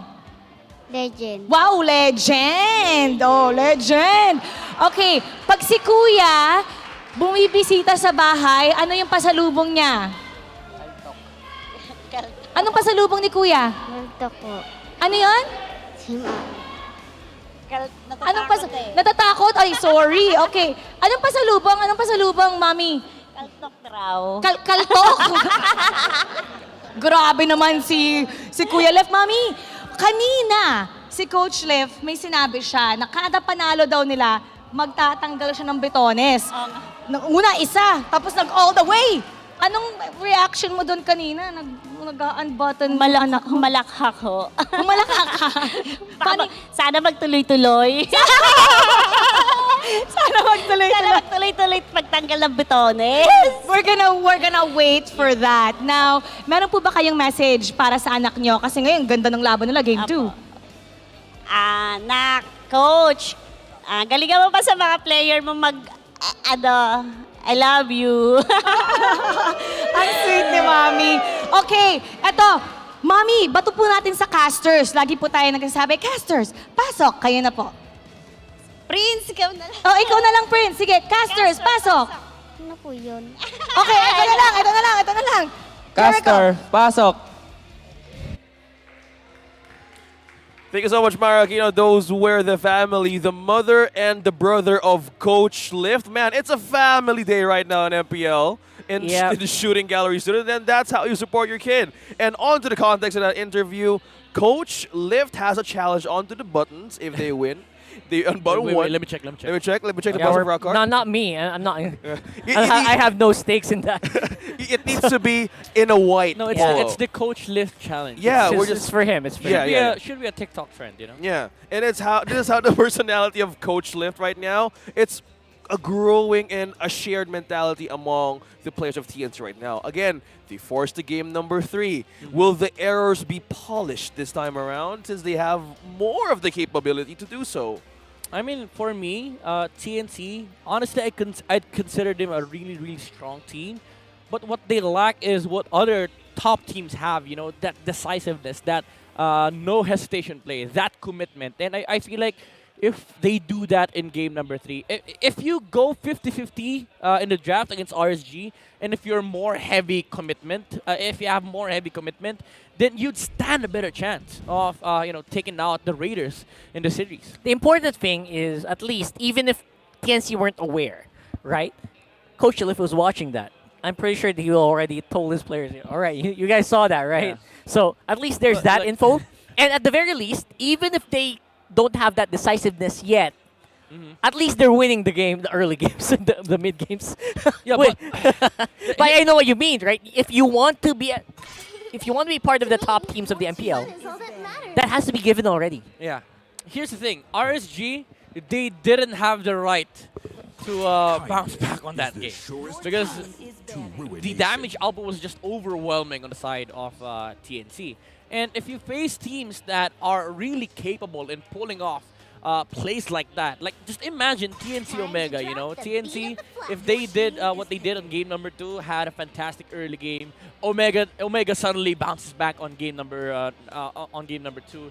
It's heartbreaking, you know, for you to have lead like that. So I think it's important for TNC to just gather their thoughts, because if you've been losing that way constantly, it's gonna affect the team's mentality. So that's the reason why I kept on harping on it. It's not about actually winning the game, but it's more about protecting the mentality of your players on just making sure that they're always in a position wherein they're looking for ways to win. Yeah, and coming from Midnight, he was once a coach of Next Play. He was back in Season 8, and he's talking from facts that how you can actually grow the thought of a team who's undergoing through every challenge. And that's how you do it. Right here, since we gathered all the experience and thoughts on what's the possibility, on TNC, they're on the blue side right now. In game number 2, they're on the opposite. So who's on the higher way of picking their comfort picks right now? Yeah, comfort picks, definitely. I think King Kong's starting to pick up the Lancelot comfort, and it seems that he is working well with the tank. And once more, another comfort pick for Ben Fings on that Kufra. Go ahead, Midnight. That hurts. Honestly, the first pick Lance was already an issue. You picked up the glue Farsa. It was nice, but if you pick up these 2 heroes, you automatically think to yourselves that Claudius gonna become a threat. Now your remaining option for RSG is to either go for Beatrix or the Brody, but you need to pick it here. If you don't pick it here, it might just get banned out. What if they pick the Leslie? If they pick the Leslie, RSG? then you're dead to Lancelot, you're dead to Kufra.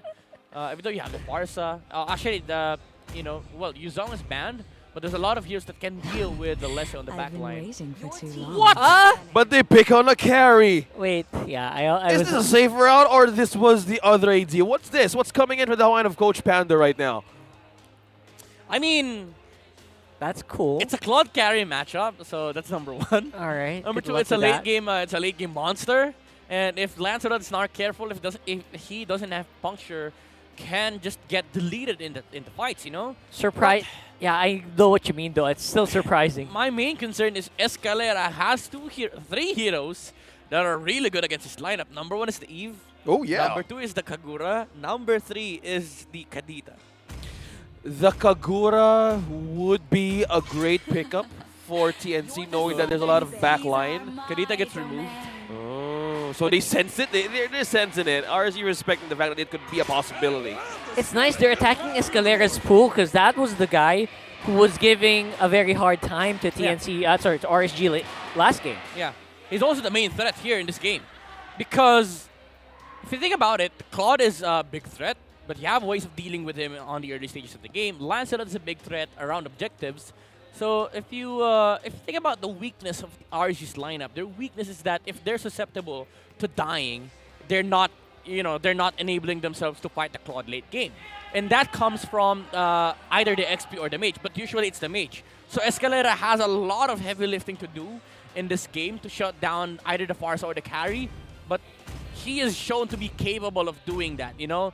Even though the glue is on the side of RSG, can pick Faramis in this week, still, Eve is a possibility. Eve is a possibility. Kagura is a possibility. Even Lilia sounds decent, you know?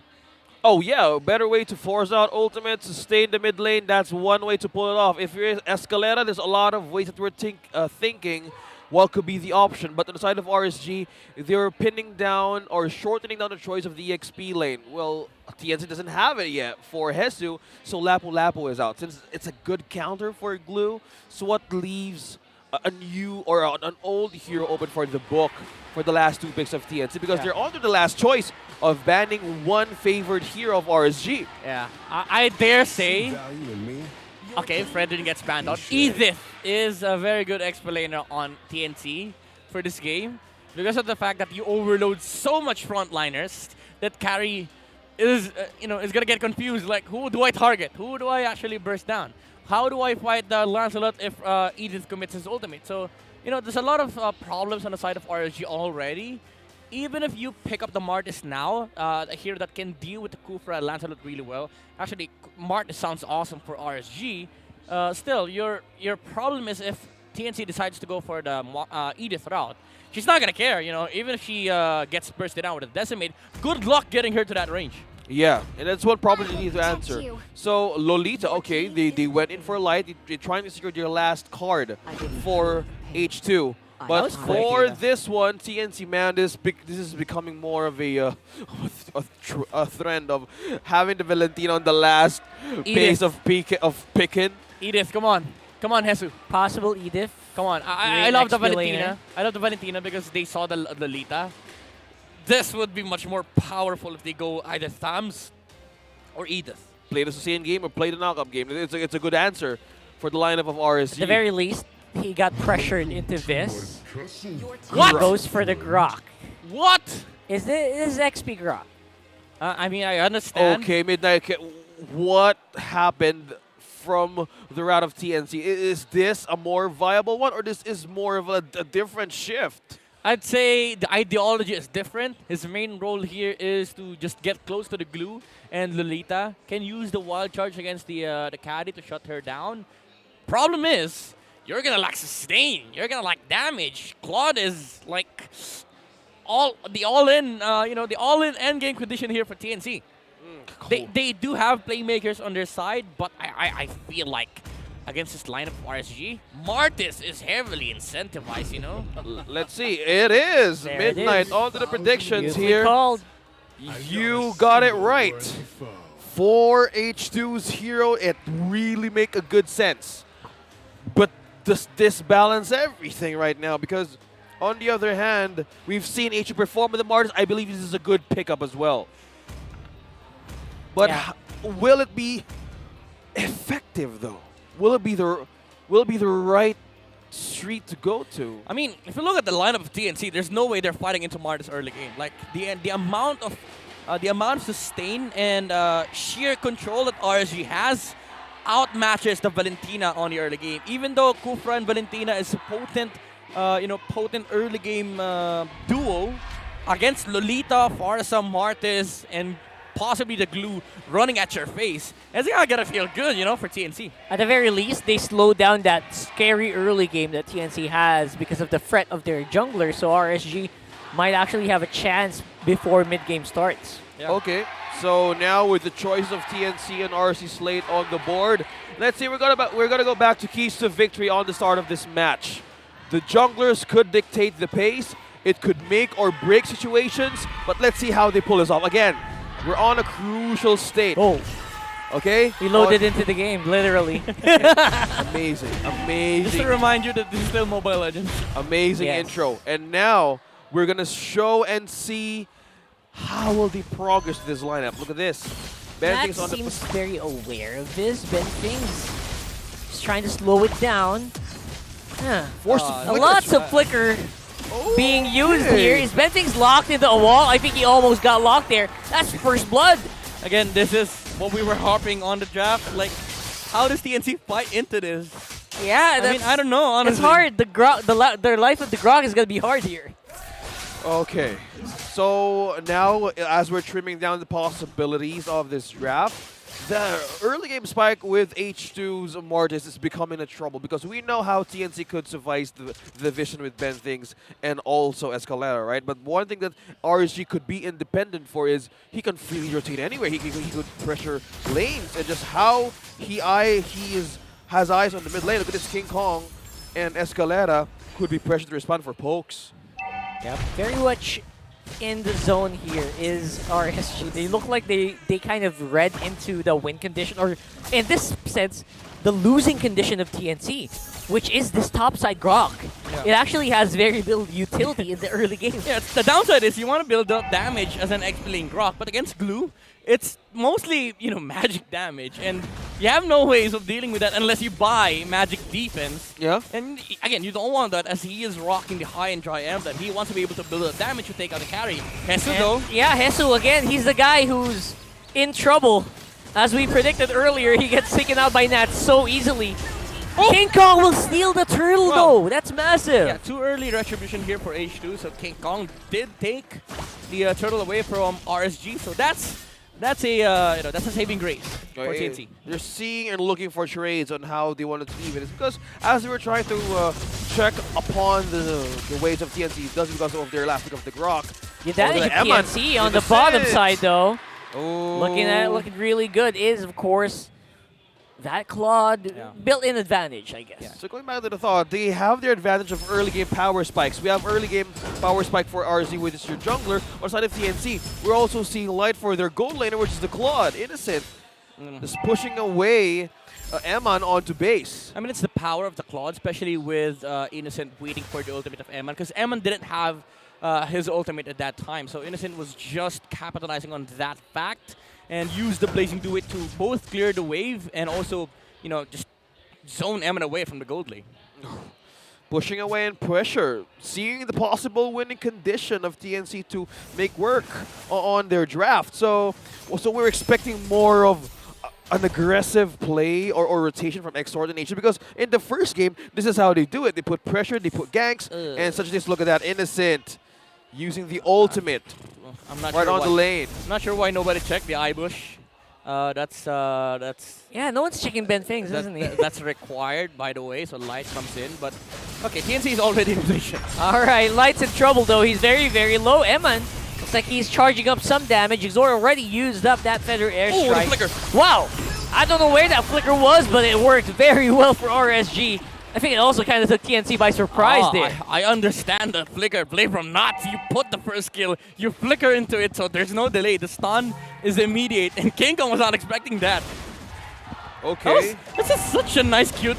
That's such a cute play from a Glue, you see the ways of surviving. You see a bit of a micro play that that he could only pull off. It's one thing in surviving in terms of things would go out of hand. Yeah, because I've seen it twice now. One from Jesus, now twice on Nats. I keep wondering why they keep on using the flicker as their first skill. But I do understand the fact that the Lancelot can just dash out. So Nats on that specific moment was like, no, you're not going to be able to dash out. Yeah, he's just trying to secure the damage, basically. Escalera, though, with Decimate of his own, able to take out the glue. Very big kill, honestly. If the turtle wasn't taken, but RSG was able to secure the turtle at that moment. Oh, they stunned down King Kong, but he was sliding already, and Escalera has the flicker, which means that RSG won't be able to get a kill off of that, but they do force some battle spells from TNC. Yeah. Now, with Light using the Lolita, we've seen his performance back in all the matches that we have witnessed. The positioning would be really, really crucial for RSG because right now, they need to survive that vision of RSG's getting. Yeah.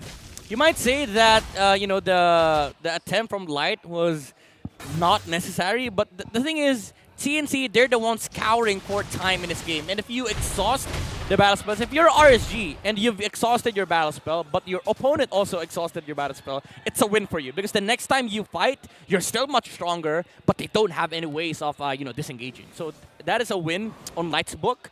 This Valentina cannot get away for 70 seconds. So it's a window for them to play around with, especially with the next turtle spawning in 25 seconds. Well, we can say Escalera is on level 8 up against Exhort. This is still holding their own mid lane progress. If you were a Valentina, you would want to have that XP ahead. Oh, here comes the roamers. They're going to face off each other on the bush. That means that's a signal for TNC that, you know what, there could be something happening here on the bot side by RSG. We better be careful. And they are encountering that right now. That's a big escape being pulled off there. Yeah, Bentings didn't use the flicker though, so that's you know, that's a win for him. Even though he lost a lot of HP, needed to go back. But RSG, this is a fast turtle, by the way. Yeah, that's what you do when you have a Mortis and you have Emma and also building. Oh, King Kong! Mortis advantage on the bot side, but that is the Lancelot and the Grok advantage on the top side being shown by TNC with that kill onto Nats. There's 3 onto the death bush. There's 3. Oh, they don't have a skill. Jesus doesn't have wild charge. He's gonna get taken out by Exor as well with a feathered airstrike. Oh, okay. That's a big kill. Yeah, and it's a bit of a way of catching them off guard, but Benting's not responding onto the mid. Here's Light with the flicker and Numenon Blast not gonna be hitting their mark. King Kong's already attacking their farce on the back. Yeah, that's a big win for TNC if you think about it, controlling on the mid lane. Yeah, Exhort with the Purify. However, the Wings by Wings was cancelled by the jump from the Kufra, so he was not able to get away. Nice punish coming out from TNT. I'm actually very curious as to how the item situations is going on because I've seen H2 pull output so much damage, and this is the interesting fact about Mark. You know, even if you don't build damage, he does a lot of damage. You're gonna destroy people with your true damage ultimate, basically. He is just a natural way of, well, knockups and damage and chase, all check for Mortis. But on the side of carry and looking at the gold lane matchup, I believe we'll also have 2. Oh, Eman is ahead by 2 core items. Yeah. Interesting for King Kong, he's going directly for the War Axe on the Lancelot. Why? So after the Molten Essence and Guardian's Helmet, he's going directly for the War Axe. I think they severely lack damage at this point and they realize that. So that's why he's going for that route. By the way, cute play from Light with a block on the bulwark, making sure that the tower doesn't die to TNC, because it is a it is real estate for TNC if they take out that tower. Light though. Look at Light. Haven't seen that one yet. Yeah, someone was good waiting. damage there coming in I'm from not TNC. I'm not sure what's with that play. You know, he was really near with his teammates, but I guess it was just him checking the bushes. But this does give TNC an opportunity to punish RSG's positioning. Yeah, not hesitating at all. That was one mistake they were committing over and over again. But look, H2 is on the death bush. That's going to be fine, though. That is a Martis with a Mortal Coil. You're immune to crowd control while you're spinning around like that. And RSG's making full advantage of that. Okay. So they know how they have a Kryptonite up against TNC. So we're just waiting on possibly trades. on we enter the mid game. But look at the player gold here. Amon is not missing being top of the charts. They're the same as Innocent, and they're growing their gold together. King Kong is above H2. Actually, I'm surprised that TNC they're able to hold their ground in terms of resources. Oh, there's a dive in, and Light will go down. The massive damage coming in from TNC. They did use up some of their ultimates, and I think RSG are aware, so they're still trying to go for the chase. Although again, at this point, TNC quite sturdy. Yeah, such bad positioning coming out from Light. All throughout this game, he has been in weird spots where in TNC, basically Light is giving TNC the opportunity of being bursted down. And you might think that TNC don't have the burst potential, but think again, it's Kufra Valentina with a possibility of the Decimate being stolen from H2. So you have to be careful if you're RSG. You know what I just figured out? Lolita's Bulwark can't block Arcane Shade from Valentina, so those projectiles, they can't block it. So all the damage going into Light is just absorbed by Lolita. It's just a design. Yeah. Basically. And then, oh pretty my good goodness. fight here. Oh my god, a beautiful set by TNC. Look at that. H2 is basically wiped out the defense of RSG right there, and H2O is also in trouble. TNC seem to have a good timing to take this first one. Innocent. The way he plays this Claude is, a treat to watch. And by the way, Nats is feeling, the downside of having Warrior Boots in this game. He doesn't have tough boots, so the amount of air time that he gets with the Cooper jump, he cannot even use the flicker out. He cannot even, jump out from the engagements of Bentings. Cannot even use the, the split. And he is feeling the effects. I feel like this Warrior Boots is shutting down the game of RSG.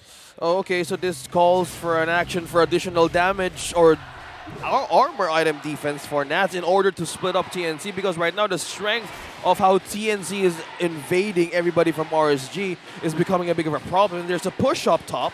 So we're checking on to the RSG's way of winning this. Damage is needed for Emma to go through. He has a Purify, so it's a better way of protecting their only win condition if things go wrong.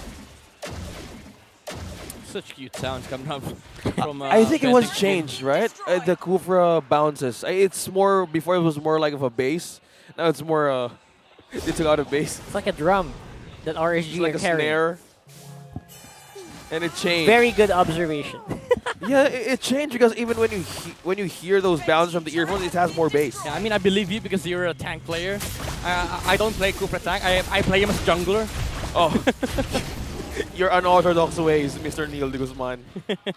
you do a lot of experiments, but at this point, TNC is not experimenting, and it's amazing that they're trying to grow from the mistakes that they committed. But will they spotlight? Oh, Recalled has been cancelled, and going back to the thought, the progress they're doing right now from game number 2, no hesitations at all. They might have a chance on this one, but RSG, we still can't count out the burst that they have for setups. Light is basically being beaten up in this game, right? Like you're having maximum info and maximum damage output onto the Lolita. This time around, he's wanting to see if he can get a play going, but nope. Escalera steals the Numenon Blast this time around. That's big. They might be the ones on the back foot. That's big. Actually, I was wondering where the Predator Airstrike was. Yeah, he's holding on to it. He's holding on to the Numenon Blast instead.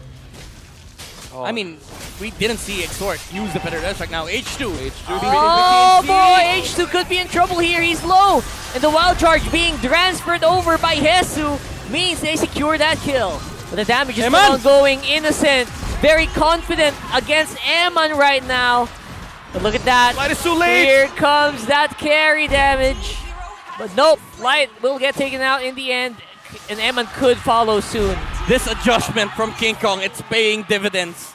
You know, the War Axe build is giving him the, the damage that he needs to take out these zeros on the side of RSG. And they're going strong, and they have all the chances to do it. TNC, by just doing progress of seeing all the mistakes that they went through, it's translating into winning conditions. And they're up against RSG, and they have taken the Lord. Man, if they can get this win, imagine what TNC could do with that. Right now, they're still holding on to hope. And speaking of winning, Rockhart, right now, TNC needs a lot of games in order to win because we're talking about 6 teams keeping the playoffs dreams alive. You want to get your foot into the playoff stage to have a chance for the title of championship. Now, for TNT, this is the way that if they want to have a good way of their biyahing tagumpay success, they need to gather all the points right now. And they're doing it, and they're doing it right. Again, this is, TNC, the form of TNC if they don't hesitate. The commitment is there, and we're now seeing it on game number 3. They don't give any, any space for RSG to answer back. No space indeed, and they take out that inhibitor turret like there's no one's business now. Going in is going to be Benfings once more, very happy to go for the fight, but Tyrant's Rage is not present. Luminum Blasting Charge by Light means that RSG are not going to have that engage tool, but look at that Escalera, he messed up a little bit. He bumped into Jesus' Guardian Barrier. Oh, Amon got a kill on that one. That's 2 kills onto the carry. And out of position, TNC, we're seeing a bit of hesitation as how to go up against. They don't have any minion waves. And look at the total damage. Amon just climb up on number 1. Yeah. That attack worked very well though, because they slowed down they got an inhib turret. They're slowing down the push. TNC seems to be unfazed. They're still doing some good damage on the Nats. Forced to use a split to try to survive here. King Kong tried to chase, but to no avail. At least they get a mid turret as well that opens up the camp of TNC for the meantime. Yeah, but true. Innocent is also getting bigger, by the second.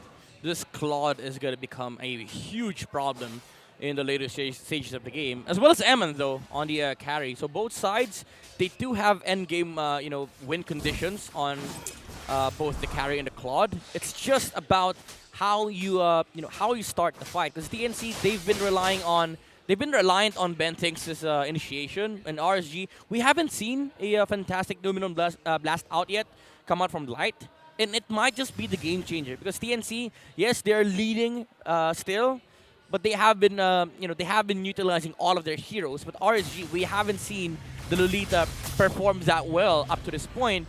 So if ever RSG is given a chance that they're able to use Light, it might be just the, the small tweak to that equation wherein they win in the endgame. Okay, Light is the only way for RSG to take another chance. But look at his position. Yeah, he's not able to channel these Numenon Blasts because there's so many ways for TNC to cancel it. Oh, look at that. And they're not afraid to just commit a wall, a Kufra, right? The Terrify from Escalera also cancels out these casts. So makes it hard for Light to actually do anything. Oh, this would be a game changer right now. And who's going to take the Lord? Light again shows himself to the Grok. Yep, that's info being given over to Hesu right there. 3 members of TNC on the side here of the Lord and King Kong. He's like challenging H2O. You want to go for it. A showdown. You come closer. A showdown you're about to see. A retribution battle will be at hand. But TNC is becoming more careful on how they wanted to position. Oh, they know TNC has info on top side. Exort's not here. Exort's not here. TNC, this they is want the window. This could be the call. This is the window of TNC. But Exort's flying. Okay. Light. Wait, that's a weird Numenon Blast. It's going straight to Escalera. Oh my god. Bentinx? That was beautiful. It was weird, but it worked. And now it's a 4v5. And RSG, they're going for the chase. A crucial pick-off coming in from RSG. A great way to pin down Escalera. Now there's no ultimate that can be covered inside of RSG. What will it be? They're still holding on and taking this Lord. But no magic damage for RSG. The sad part about that engagement was Escalera didn't even know that the Numenon Blast was being casted. Because he was not moving. It's in the bush. It was not visible. He was not moving, so he did not feel the slow. And there's no indicator that you are under the Numenon Blast. And Light just knew for the fact that Escalera was there. Yeah, everyone just...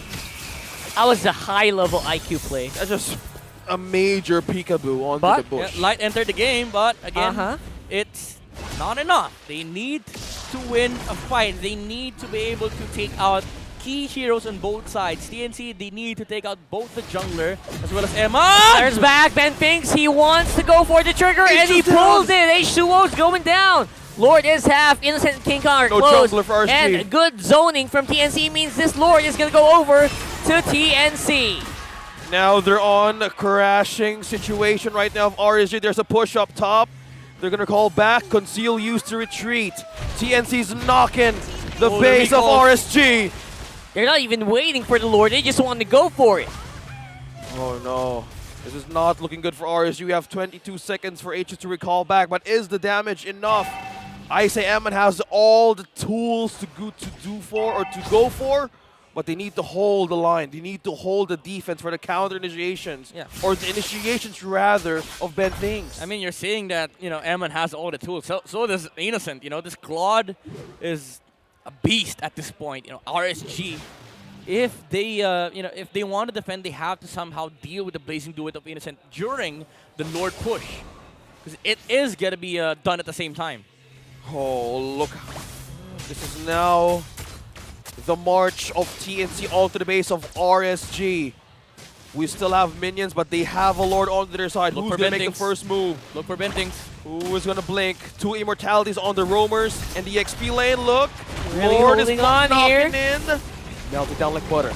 It's a 5v5. It's all about the team fight. Who wins the team fight wins the game. Nuno Blast being used by Escalera. No flicker committed though. I mean, it's going to be the re-engage. That's really powerful here for RSG. Immortality for Benfings already used. Light still alive. H2O up front. They take out Benfings. Too far? That's going to be Light going down with Immortality as well. Chase is going to be on, but will be cancelled by RSG. Ooh, Light's chase was too far. Even though they did force out the Purify from Innocent and as well as the Blazing Duet, I'd say the Immortality was more, more of a priority here for RSG. Now Light doesn't have that second life. King Kong though, he shows himself. Oh, no puncture target. Use a lot of those punctures to get out of trouble. No bad things. And Exort committing that feathered airstrike. He's ready to face it. Wow, good damage coming in here from RSG.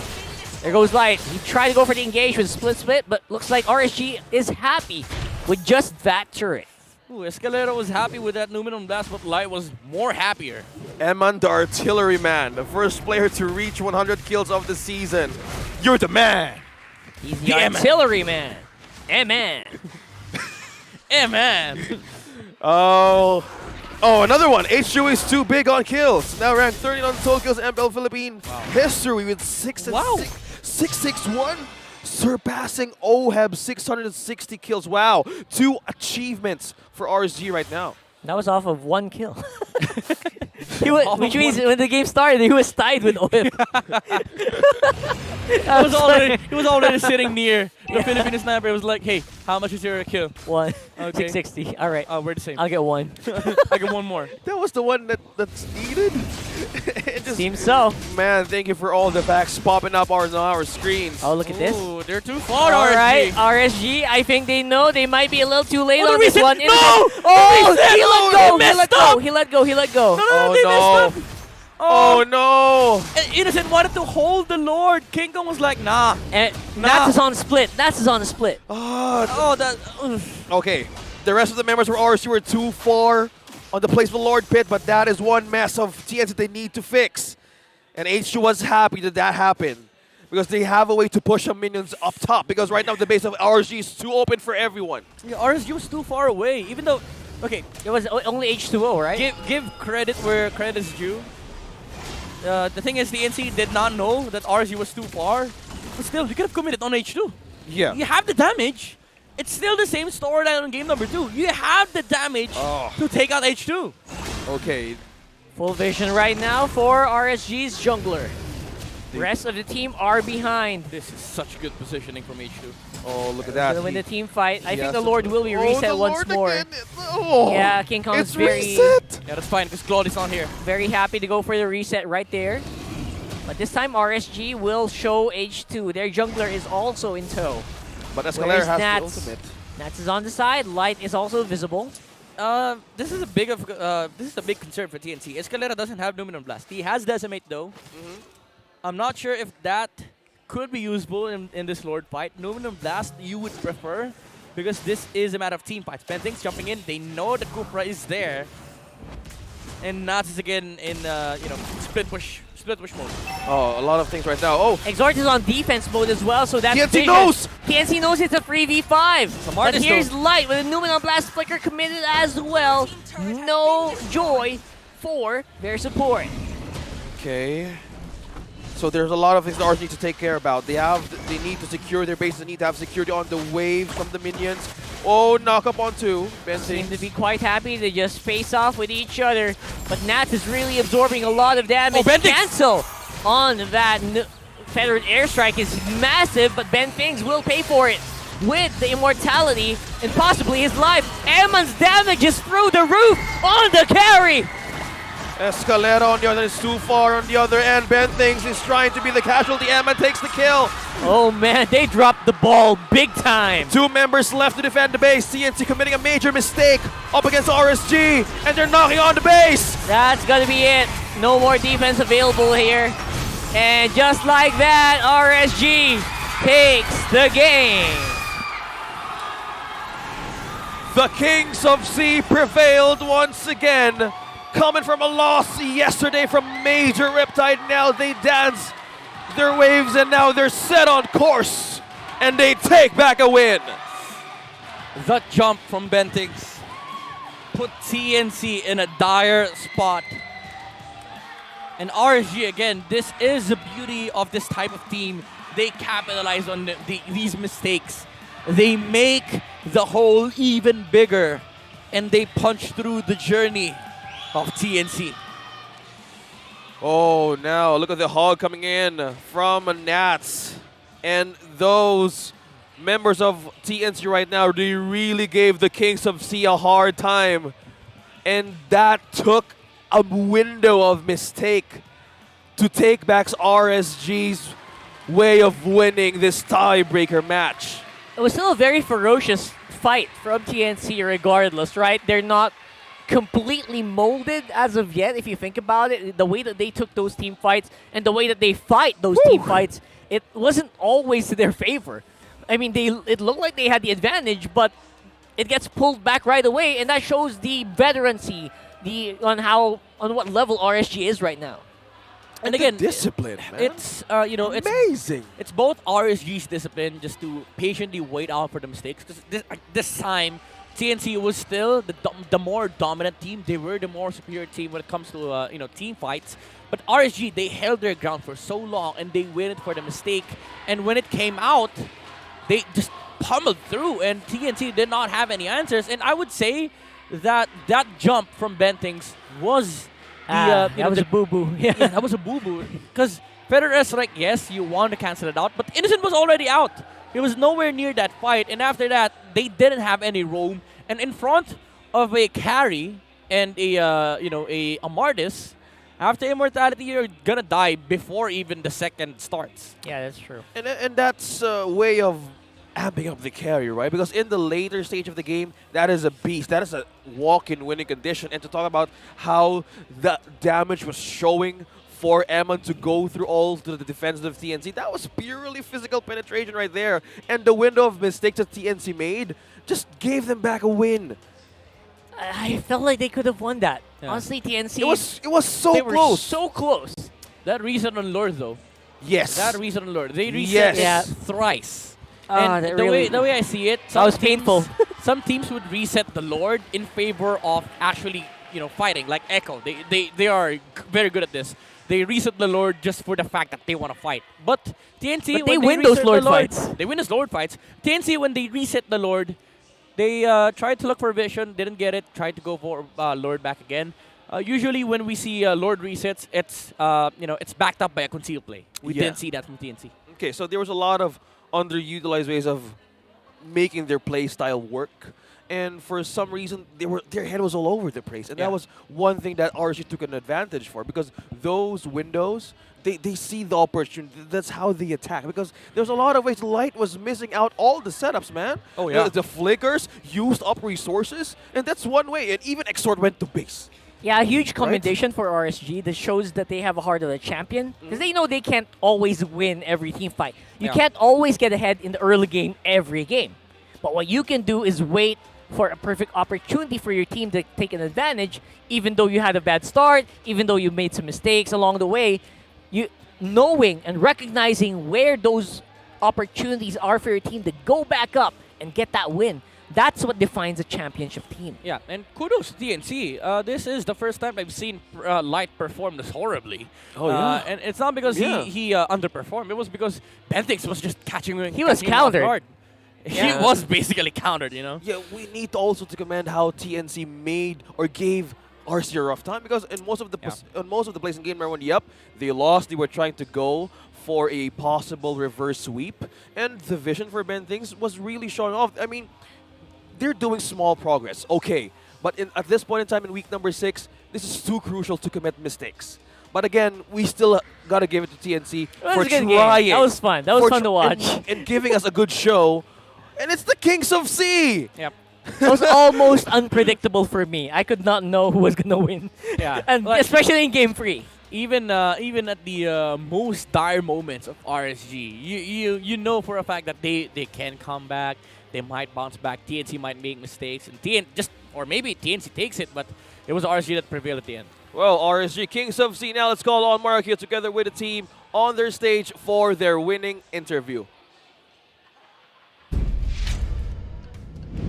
RSG Slate Philippines came out the winner for today. Congratulations. Thank you.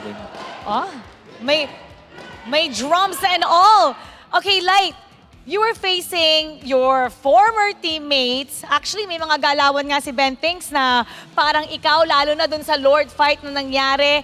Umaabot tayo ng Game 3, ang haba ng ating games. How do you feel about today's match? Do you think that you guys did everything you wanted to do in this match? Siguro hindi kasi may mga gusto kaming i-full up na parang di namin ma-execute ng maayos sa game na yun kaya Tulad sobrang ng? siguro yung tamang pwesto sa Lord tapos mag-split push kami ganun. Kaso di namin siya maayos. So, yun nagkakaproblema kasi nakakapwesto yung kalaban.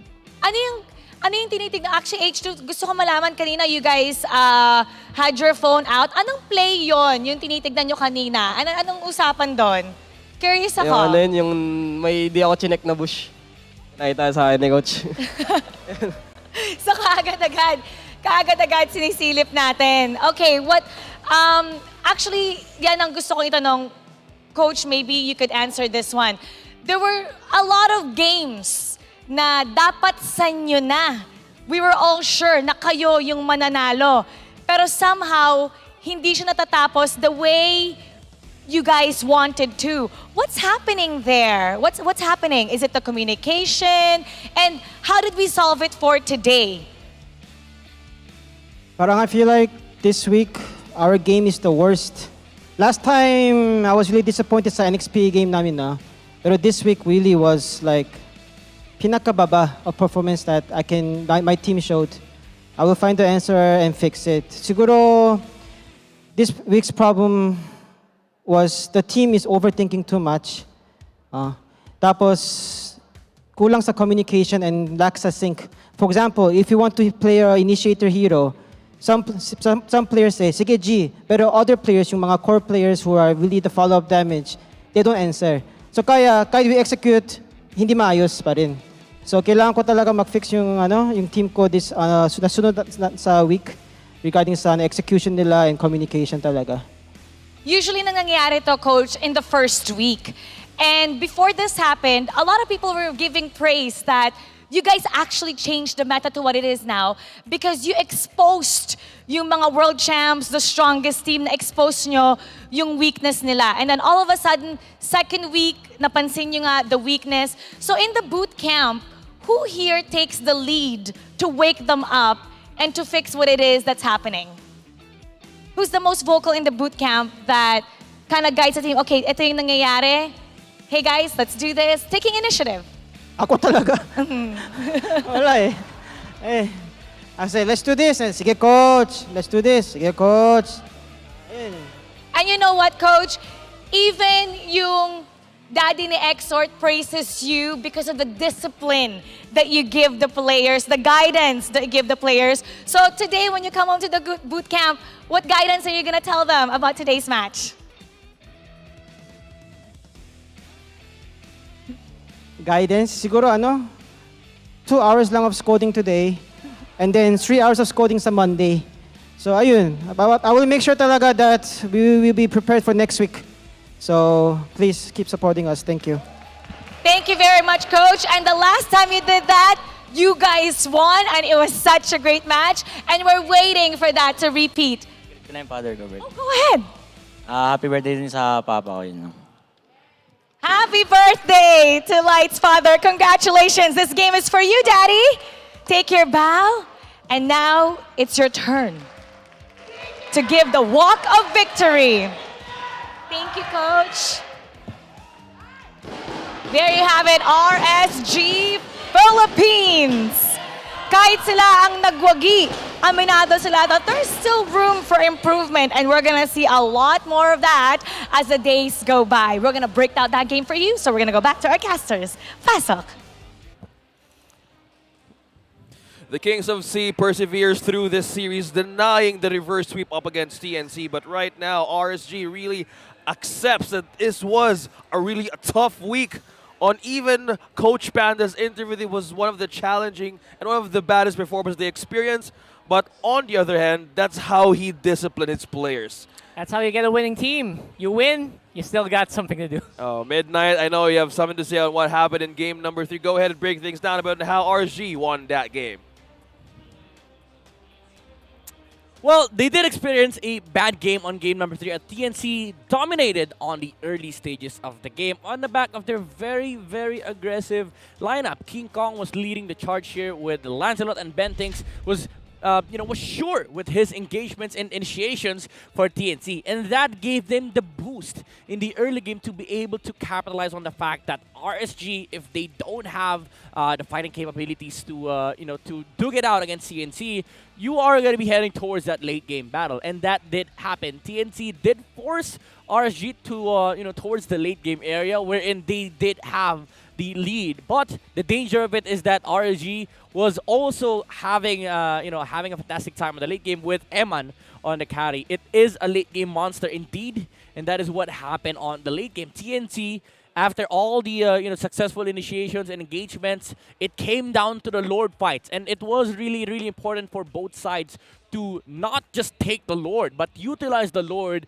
to execute team fight advantages. And TNC, they kind of crumbled, I would say, around the Lord fights because they didn't know when to reset the Lord, how to position. But what is sure is Bentings had the right idea of engaging into H2O when they gathered information. But at the end of the day, Eman was able to catch up with the amount of farm that the Claude had. He even surpassed the amount of GPM that Innocent had, even though Innocent had a much more damage output on this Claude because he was activated much earlier on. The positioning on Eman was also fantastic for the side of RSG Slate Philippines because the thing is, Bentings always kept on engaging onto H2O, and TNC realized that Eman was always on the back line.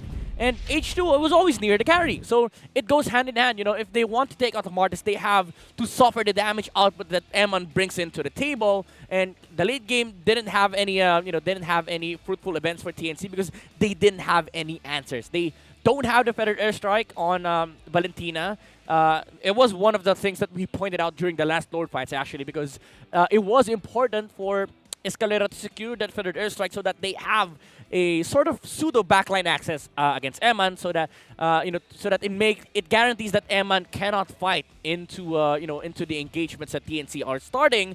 But it didn't come to fruition for TNC because RSG was always the one dictating the fights, and TNC again not having that feathered airstrike on Escalera was really hurtful for their side. And Light, again, we highlighted that it was not a particularly good Lolita game for him, not because of the hero, but because of what TNC has been doing to him. He cannot find engagements, he cannot start the fights. The only answer for RSG is to wait the initiation come out from TNC and then re-engage with the Numenon Blast. That happened with TNC engaging into the base, and after that, Light re-engage. And after that, Light find some sort of light plays we're used to seeing onto this guy.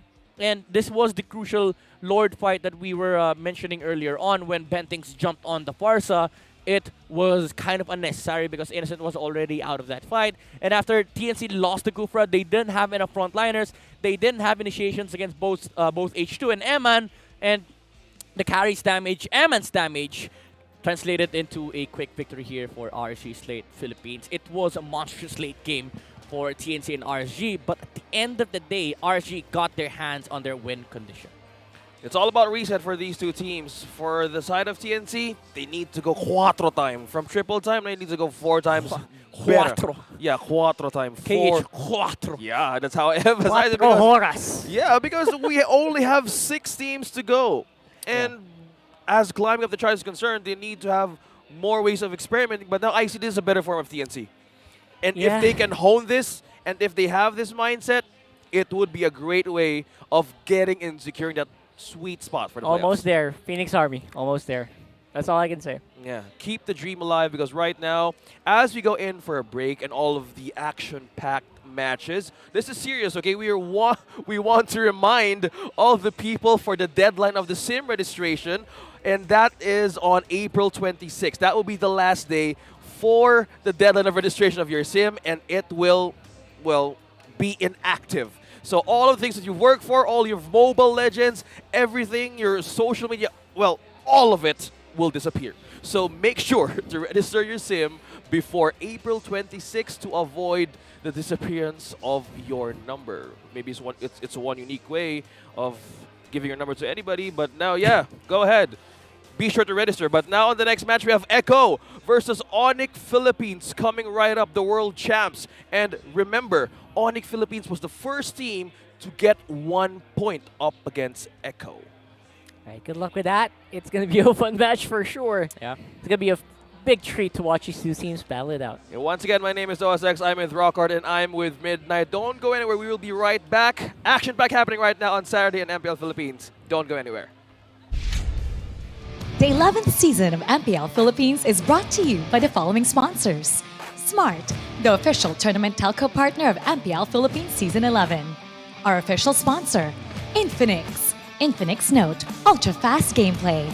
Our partners in esports, Maya, it's everything, and a bank. And Secret Lab, the official gaming chair of MPL Philippines. Experience the MPL Philippines Season 11 action live at Shooting Gallery Studios. Tickets are now available via tickettome.net. Get yours now. If you missed the matches and want to quickly recap what happened, visit our official website for post-match reports at ph-mpl.com/news. Don't forget to catch all of our official league content on TikTok, Facebook, Instagram, and Twitter. To ensure the quality and fairness of our games, MPL Philippines is also monitored and supervised by the Games and Amusement Board.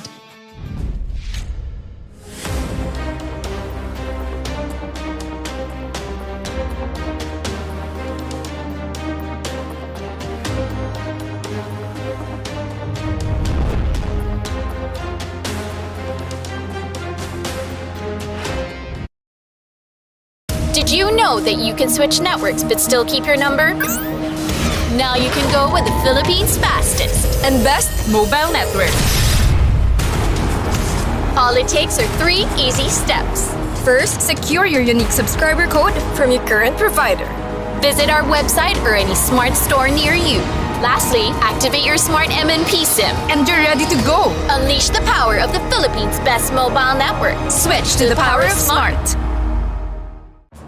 When you're in moments that matter most, at last, we time. Live them fully with Smart Power All 99. For 99 pesos, get 8 gigabytes of all-access power. To play. To laugh. To love. Plus, unleash TikTok. And only text. Live in the moments that matter most. Today, with Smart Power All 99. Sa 8 gigabytes, ang dami mong masashare. Daming kontenta. Ganyan pagsikat.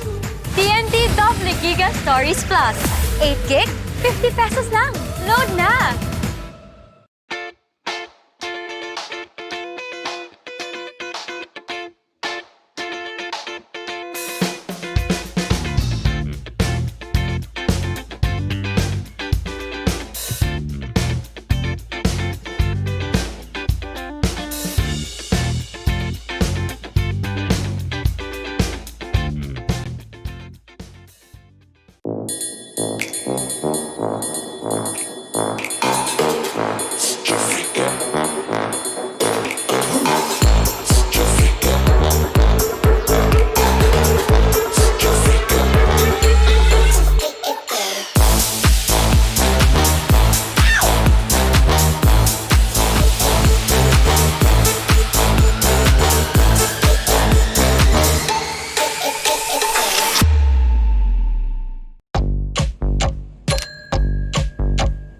Day in, pay out.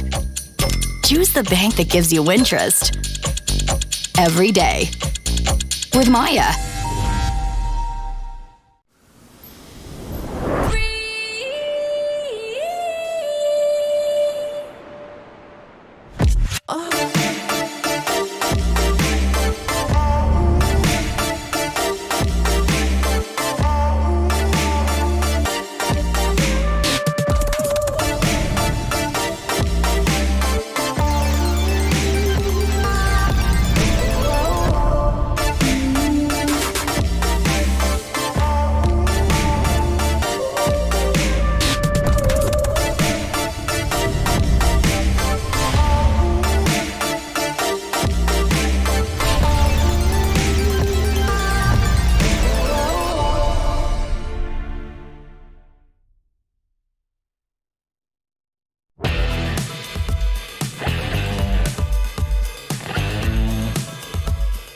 Sa lahat po siguro ng nakatapat ko na gold lane, si Kelra po talaga yung pinakatumatak sa akin na nahirapan talaga ako.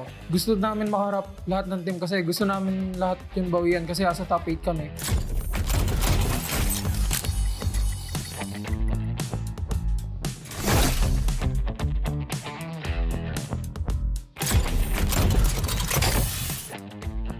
Hi, ako si Innocent, ang gold laner ng TNC. At i-breakdown ko sa inyo yung nagawa kong play sa second game namin laban sa next play. At si Poyet DR ang nasa gitna. Si Innocent kailangan talaga mag-step up dito sa depensa na to at yung Lord ipupulang nila pa kaliwa. Tapos yung minions kailangan i-clear.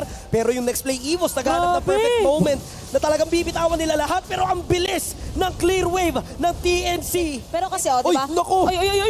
Ay! Si Brusco DR may times journey naman para iligtas sa kanyang sarili. Nagbe-base na sila. So kala siya ay napatumpaan. Dito na nga si Innocent. Hindi na siya Innocent sa pagkakataong ito. Pinipilit ang next play Evos pero mukhang na-discrash sila doon. Kompleto ang TNC. Dalawa lang ang dedepensa. Ito na ba ang katapusan? Isang siege minion lamang ang pumipigil. Here comes the feather, their strike. Depensa doon sa nag-iisang kanon pero si King Kong ata napasobra. Dalawa ang dedepensa sa kanya pero ang kunat ni King Kong at binibase lock na lang. Tore-tore lang ginagawa ni Innocent. Wala siyang pakialam. This is a 5v2 situation and TNC walang plano na umuwi ng luhaan. Itutuloy pa rin nila pero ang ganda ng depensa. Men, isang minion na laya pa. May wave! Tutuloy to ng TNC at mukhang hindi nga talaga sila magpapatapos and we have a game number 3! Yung mindset lang po namin nun dahil alam namin yung lakas ng isang Moscow sa pagde-def lalo na sa late game. Confident kami na madedef namin yung Lord na nakuha ng next play kaya yung focus lang namin dun is alalayan lang ako ng mga kampi ko, ipoprotect sa mga pwede mag-engage sa akin tapos ako, ifo-focus ko lang yung Lord para madef namin kaagad. Nung pagpasok na po ng Lord sa base namin, yung command ko lang sa mga kampi ko nun is i-zone out yung mga pwedeng maging threat sa akin habang binaburst out ko yung Lord. Yung pagtapos po namin maburst yung Lord, yung plano namin talaga dun is ipahuli yung Diggy sa Arlot. Patience lang ako hanggang lumitaw yung Melissa. Dahil yung second skill na Melissa, logi talaga Moscow dun dahil dun sa range. Pag nahuli yung Diggy, ma-out of position yung mga backline ng next play. Kaya yun lang po talaga yung hinihintay namin. Kung mahuli man nila yung Diggy dun, yung gagawin ko lang is hintayin pumasok yung Melissa. Pagkapasok ng Melissa, doon lang ako mag-engage. After po namin ma-3 yung kalaban namin nun, yung mindset namin is ayusin yung flow ng wave. Endable na kasi yun. Kasi alam namin yung capability ng isang Moscow. Kaya tapusin yun. Kahit magkaroon lang kami ng isang maliit na opportunity, kahit makapasok lang yung isang minion. Kinaman ko sa kampi ko nun, dahil pakita pati Farsa yung natira, Farsa lang yung magiging threat talaga para maklear yung wave nila. So yung ginawa namin nun, ako yung nagpo-flow ng wave, tapos yung mga kampi ko, nag-advance na sila para hanapin yung Farsa dahil yun lang yung threat para ma-def ng next play yung base nila. Magta-tower lock lang talaga kami once na pumasok yung minion wave namin sa base nila. Yung pinaka-challenge po siguro yung Melissa, Farsa, pati Diggy. Hirap na talaga yung mga kampi ko dahil natutunaw sila sa sobrang sakit. Yung mindset lang talaga namin doon is tiis lang hanggang ma-def namin yung Lord. Tapos pagtapos nun, doon na kami gagawa ng play para magkaroon kami ng opportunity makambak yung laro. Yung mindset po namin bago mag-start yung game, yung mga error na nagawa namin ng game 1 is malesen or alisin na talaga namin. Gusto namin makaharap lahat ng team kasi gusto namin lahat yung bawian kasi asa top 8 kami. Sa lahat po siguro ng nakatapat ko na gold lane, si Kelra po talaga yung pinakatumatak sa akin na nahirapan talaga ako. Sobrang hirap po talaga niya katapat. Yung map awareness niya ganun, sobrang bilis niya talaga mag-farm. Ang masasabi ko lang sa mga teammate ko is simula nung week 1, sobrang laki ng in-improve natin at kitang-kita naman yung mga improvement natin ngayon at kayang-kaya natin. Tiwala lang sa sa isa't isa, makakabawi din tayo. Ang masasabi ko lang sa sa ating lahat sa TNC, pagpatuloy lang natin yung pag-grind natin, yung extra effort na ginagawa natin, magbubunga din lahat ng pagod at puyat natin. Kaya tiwala lang sa isa't isa, laban lang, kaya natin to. Sa mga fans na sumusuporta sa TNC, abangan nyo lang yung mga next na match namin this week. Babawi kami at madami kaming baon na ipapakita sa inyo. Abangan nyo.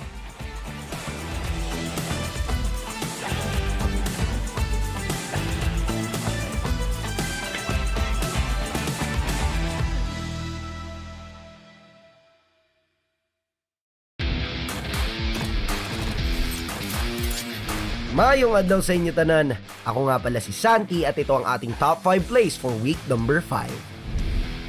On our 5th spot is Super Marcos Beatrix burst play nung day 3 laban sa Smart Omega.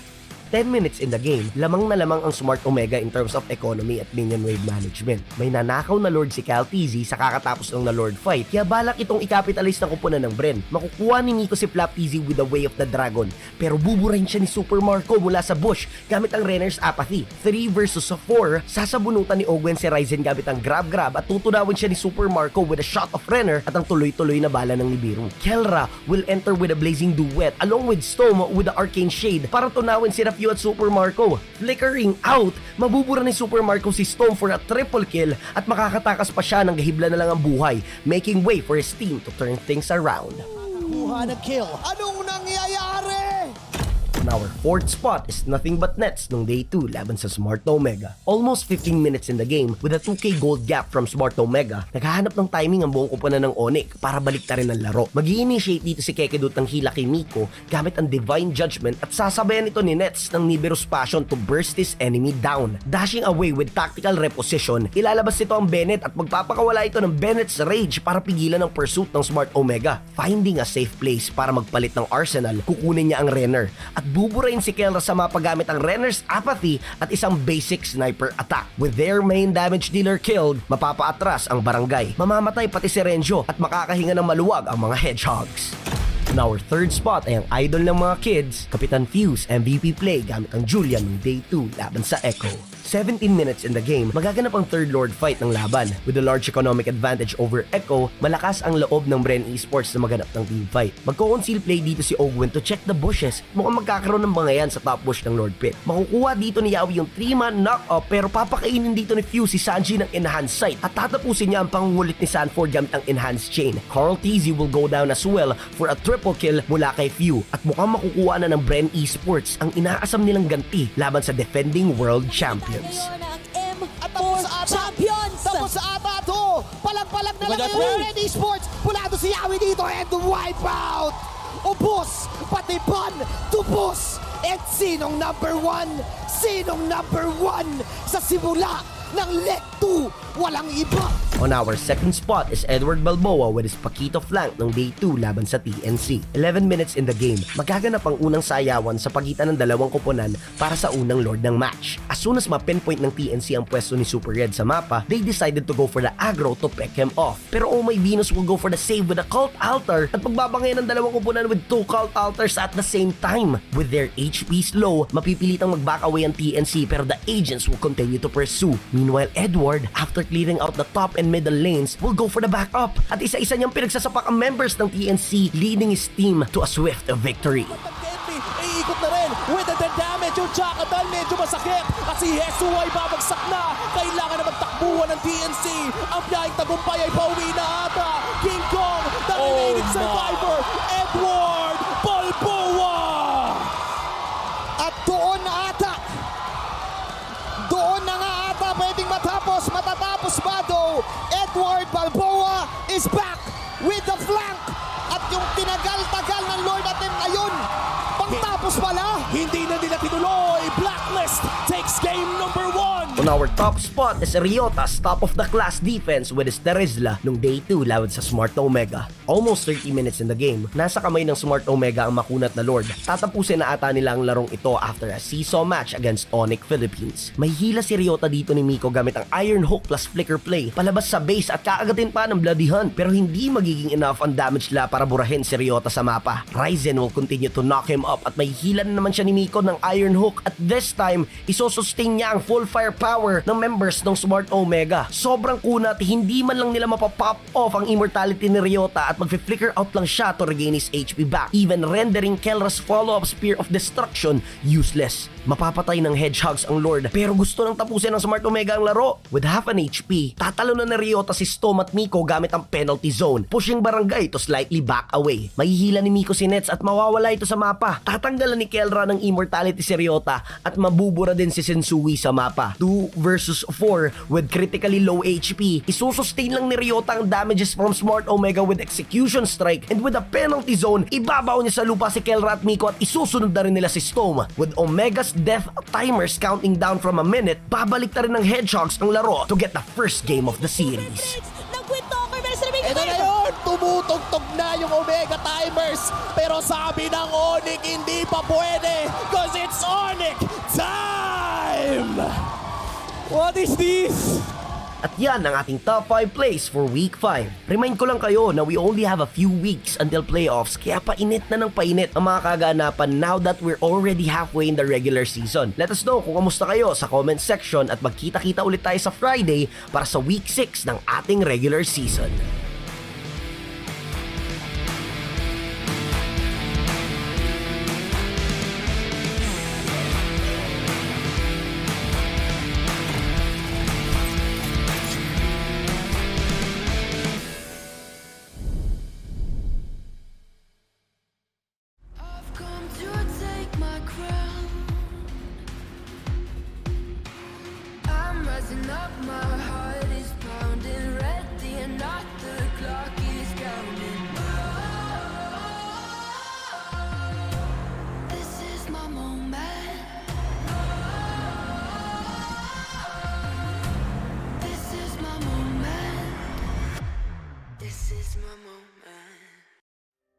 Hi, ako nga pala si Sanford Binuya na mas kilala sa pangalang Sanford. Ako nga pala ang explainer ng Echo.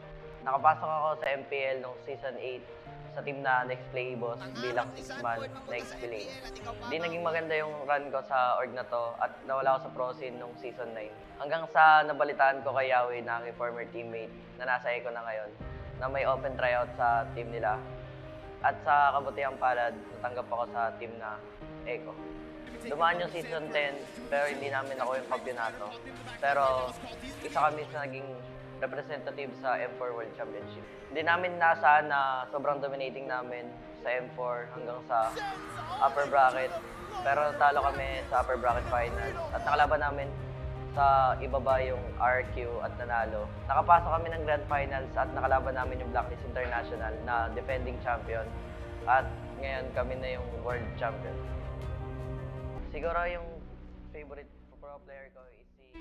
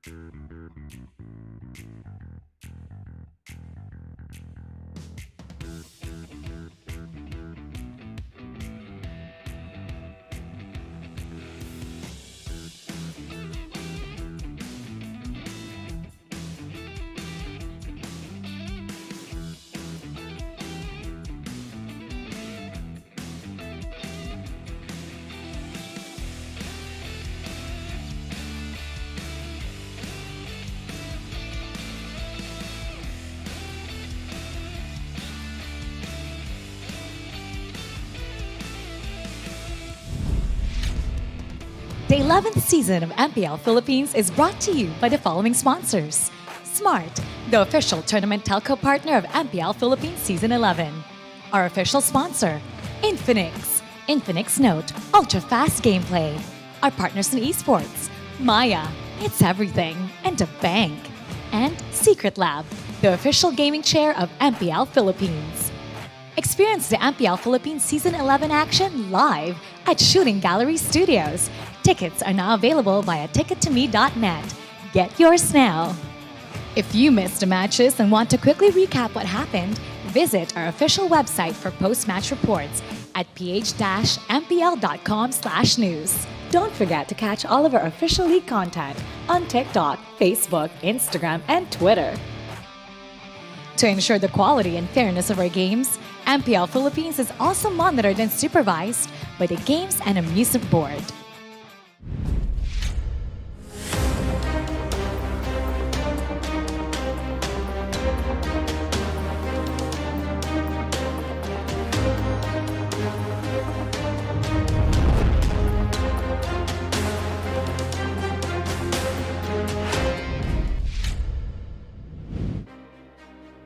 Welcome back, everybody!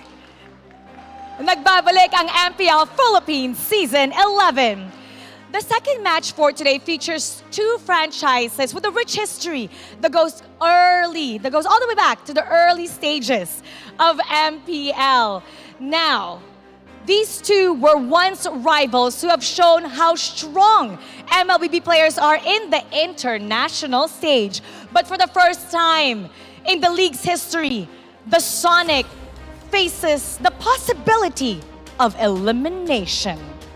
Coach Bluffsy admits that the pressure is on, but Nets promises for cleaner execution as they face the Orcas. Matutupad kaya nila ito? Ladies and gentlemen, this is the fight between two teams who were once rivals, ONIC Philippines versus Echo. Let's get it started. Casters, pasok. Back in the first half of the regular season, this match was called the David and Goliath match because of the fact that ONIC Philippines was the first team to get a point out of the world champs. Now, with all of the challenges they went through, will they finally translate their winning lessons to go up against Echo this time around? Let's find out together. My name is OSX, and I'm with Naisu and Renmar for the match of Echo Philippines and ONIC today. Quick of a match as we turn up the heat in this fight. Turn up the heat, man. Speaking of the heat, wow. I'll tell you, it is hot in here. Yeah. And I'm glad It's we get summer. to be here together for this matchup. It is summer, man. I'm happy. I'm happy. Yeah, I thought for a second there you guys were about to hold hands and I was going to feel left out. But none of us are going to feel left out with this matchup, Echo versus Sonic. And what I like about it is, yes, even though the first one, David versus Goliath, it went for Goliath. This time around, though, I feel like David's going to put up more of a fight. Well, speaking of fights, and as we enjoy the happenings of the day, enjoy the power of Smart when you switch to Smart without changing your number via mobile number portability or MNP. Visit smart.ph/switch to Smart to know more. Now it's an action-packed Saturday. We have triple headers matches. Now, for this specific one, this was the first team to go up against Echo and had a win. And they had this condition, and they weren't phased. They weren't even challenging. Like, they know they were up against. And again, this is the danger of elimination of ONIC. You know, it's a weird place to be in because if you're an ONIC fan and you've been following them for a while, and even from, last season where we saw this really strong showing of them, you're kind of left here wondering, like, what do they have to do? Yeah. Where do they need to make the adjustments to hopefully make it to the playoffs? Because, time is running out here, boys. Yeah, time is running out. A very looming threat. And it's crazy to think that there is a chance, and quite a big chance, that we might not see ONIC Philippines for the first time in the playoffs of MPL-PH. Although things are not so dire, they're not that far from next play EVOS in terms of the points. But you see here, Nets promised that their games are going to be much cleaner, their execution is going to be more refined, and then he says that, man, is this going to be a 2-0? I'm not so sure, but I feel like for ONIC, they're going to go into all this mentality of we got to get points and we got to get at least 2 points if they really want to contend up against Omega and Next Play Evos in terms of securing playoff slots. That's Net's mentality of a normal day. Again, he Normal wants day. Yeah, normal day. He wants to have a clean game, and they're up against Echo, which is one of the biggest threats right now in the top of the standings. And all of the challenges that went through ONIC Philippines,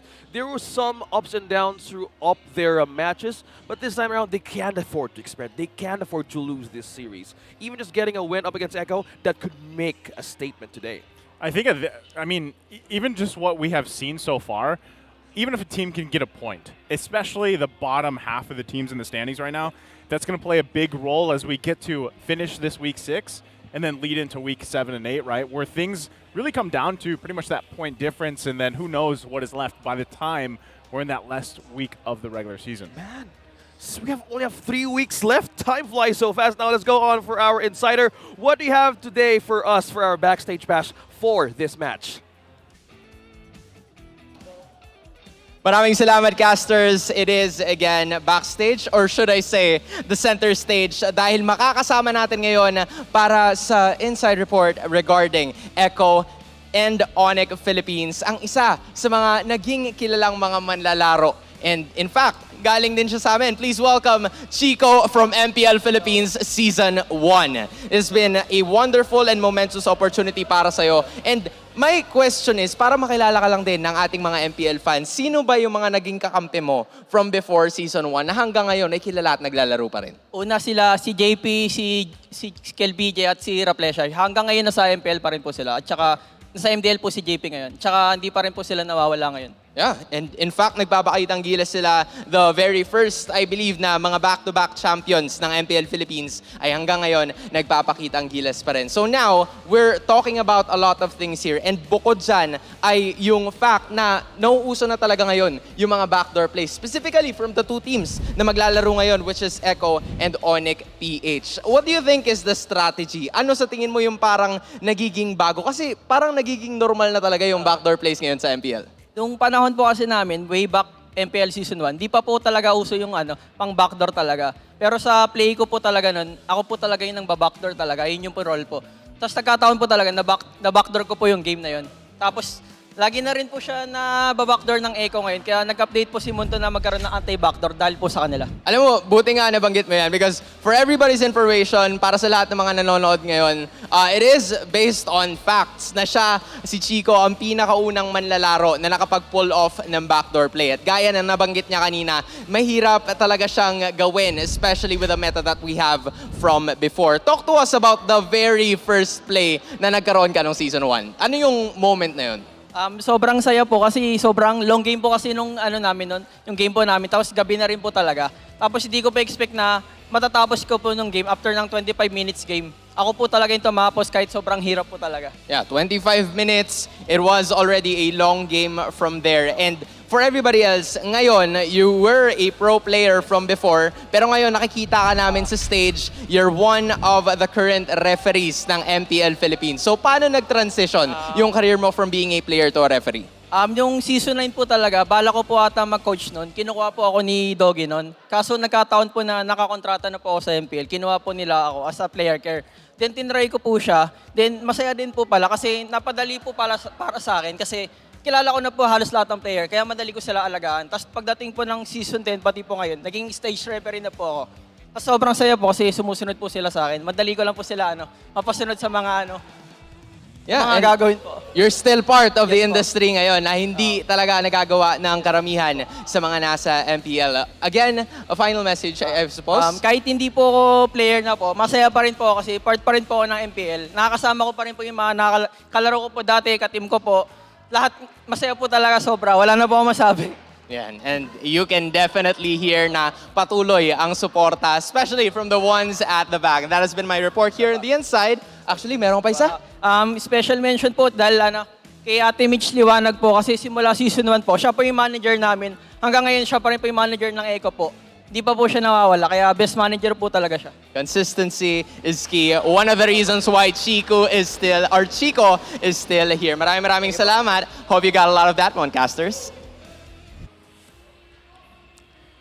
Thank you so much, Sona. Truly, our league has rich history on how the professional players started, and specifically on a team fight or gameplay like a backdoor play, man.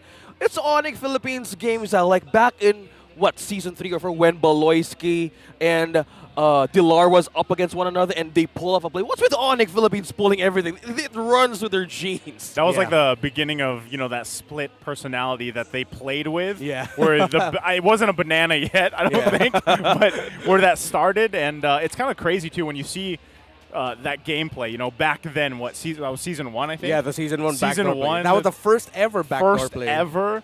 And that is throwback, and it's not even Thursday. Yeah, and again, rich history, but also just the roots and the family. So I just got that. I just registered You're in my welcome. head. I mean, like, MPL-PH is like a family. Like Chico, the man interviewed there, he was a player in season 1 and season 3, and now he's part of the referee staff.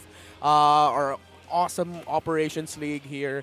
So it's great to see that we got to highlight that, and I'm glad we did, because these are two teams that have the propensity of the backdoor plays, those split push plays, especially Echo, but definitely it does run in Onyx genes. True, and also Echo on the other hand, Benny Cutie did it, and also there's one time Sanford did it. Everybody can do it in Echo. Yeah. Well, go ahead, do some backdoor plays, but right now let's call on the teams Echo and ONIC Philippines as they walk in for their match of the day. Go ahead.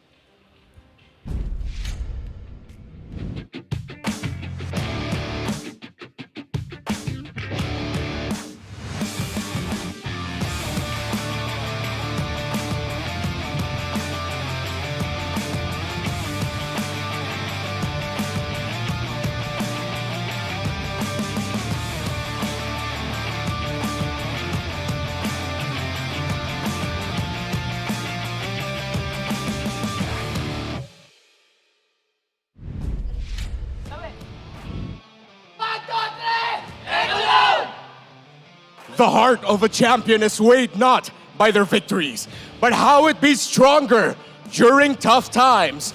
Ready to prove that their hearts are prouder and louder, they are the reigning champions of the world, Echo!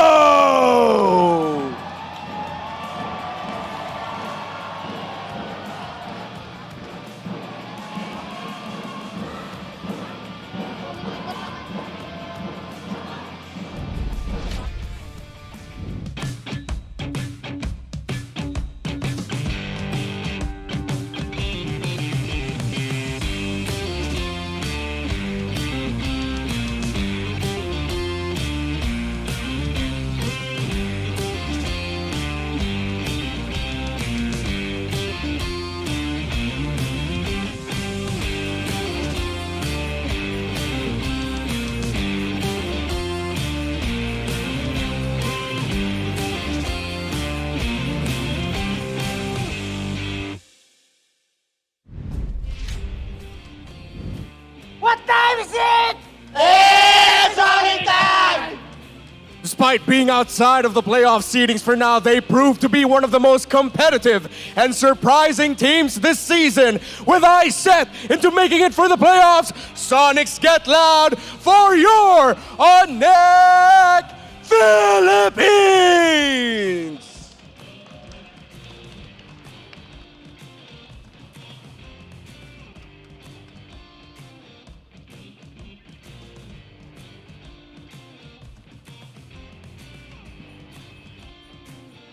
And their coaches, Coach Bluffsy and Coach Tic Tac. Round 2 of David versus Goliath. Can David triumph this time around?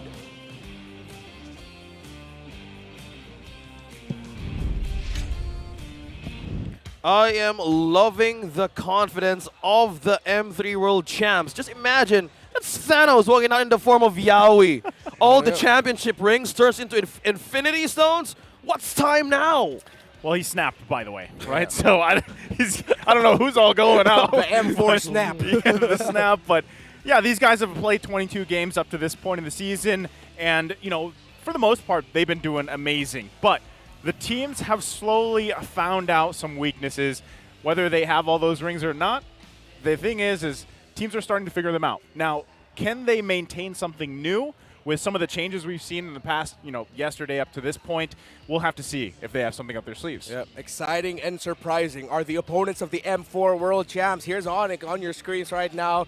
It's Nets and Sui, Super Prince, Kekadut, and the Filipino broadcast call him Atoy R, but that is Ryota manning the XP lane. And for this ONIC squad, yes, they are surprising, but they're also innovative. And the innovations that they bring, they just need to balance it with really good chemistry in-game, cleaner execution as was promised by Nets. Because if they bring that innovation, how they tackle drafts, really tailoring it to their opponents, and then coming up with strategies that work very well for them, but catch their opponents off guard, make the most out of that, and they might walk out of this with a win over Echo. You're talking about synergy, you're talking about how ONIC Philippines could bounce back up. That is the minds of Coach Bluffsy and also Coach Lyric to make or to share with the team. But looking at this head-to-head, Echo is ranking 2nd, ONIC on 7th.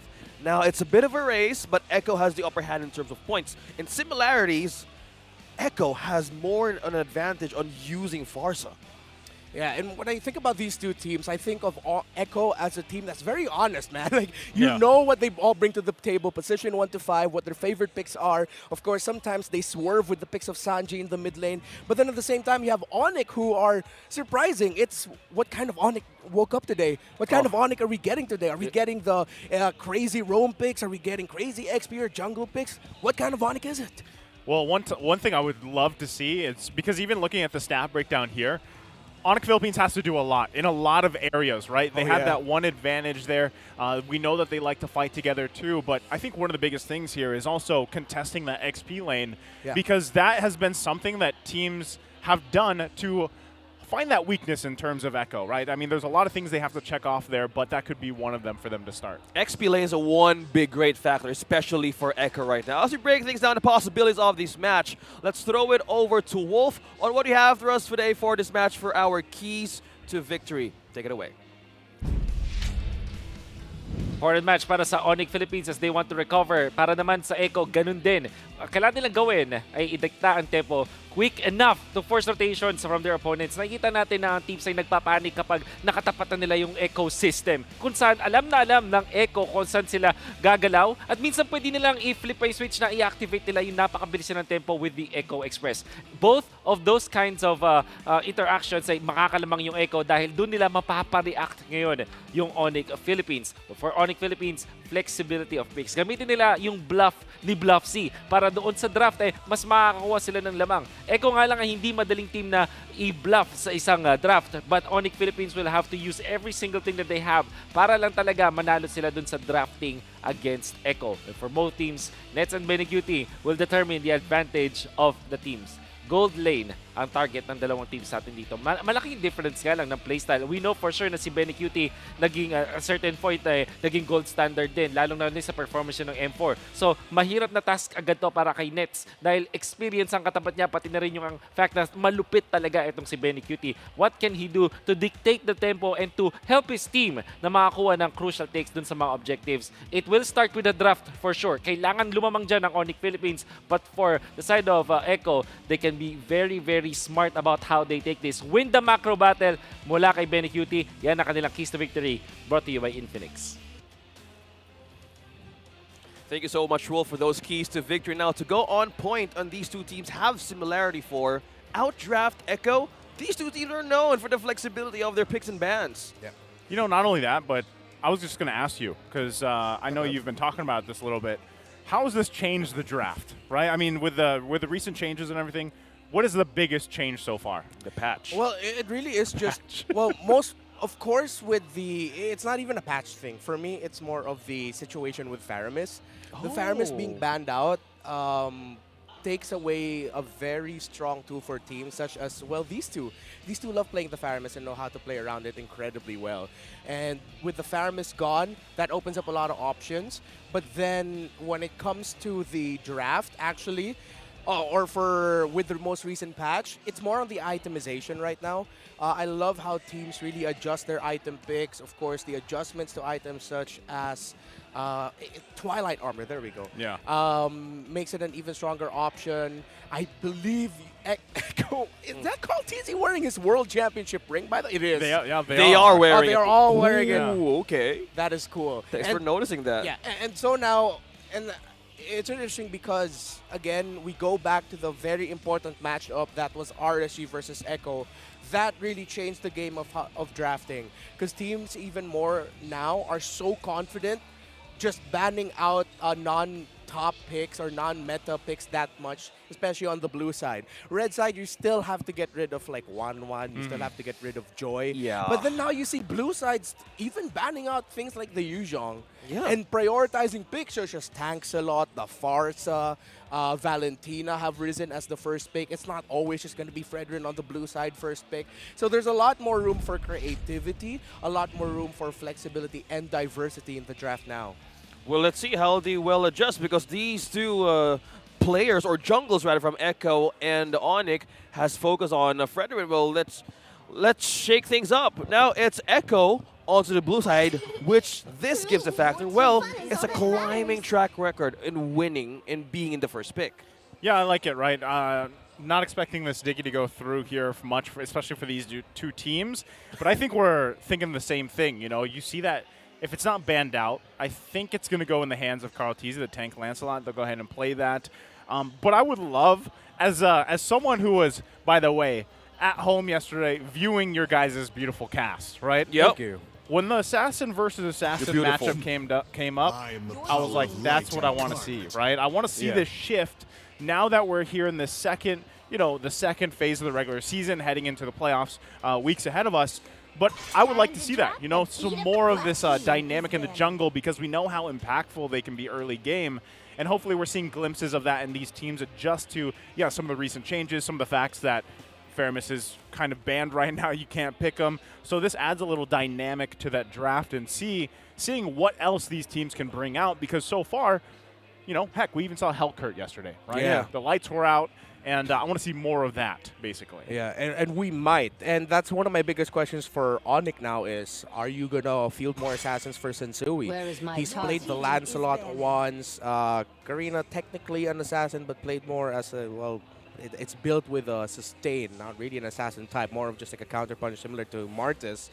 But Hayabusas, Lings, Lancelots, more of that for Sensui will really open up the field of drafting for ONIC because his comfort really is those tanky junglers. Speaking of course, the Chadrin goes onto the side of Echo. So for ONIC, typical, they can pick up the Valentina, they can pick up a favorite Yuzhong pick. There we go.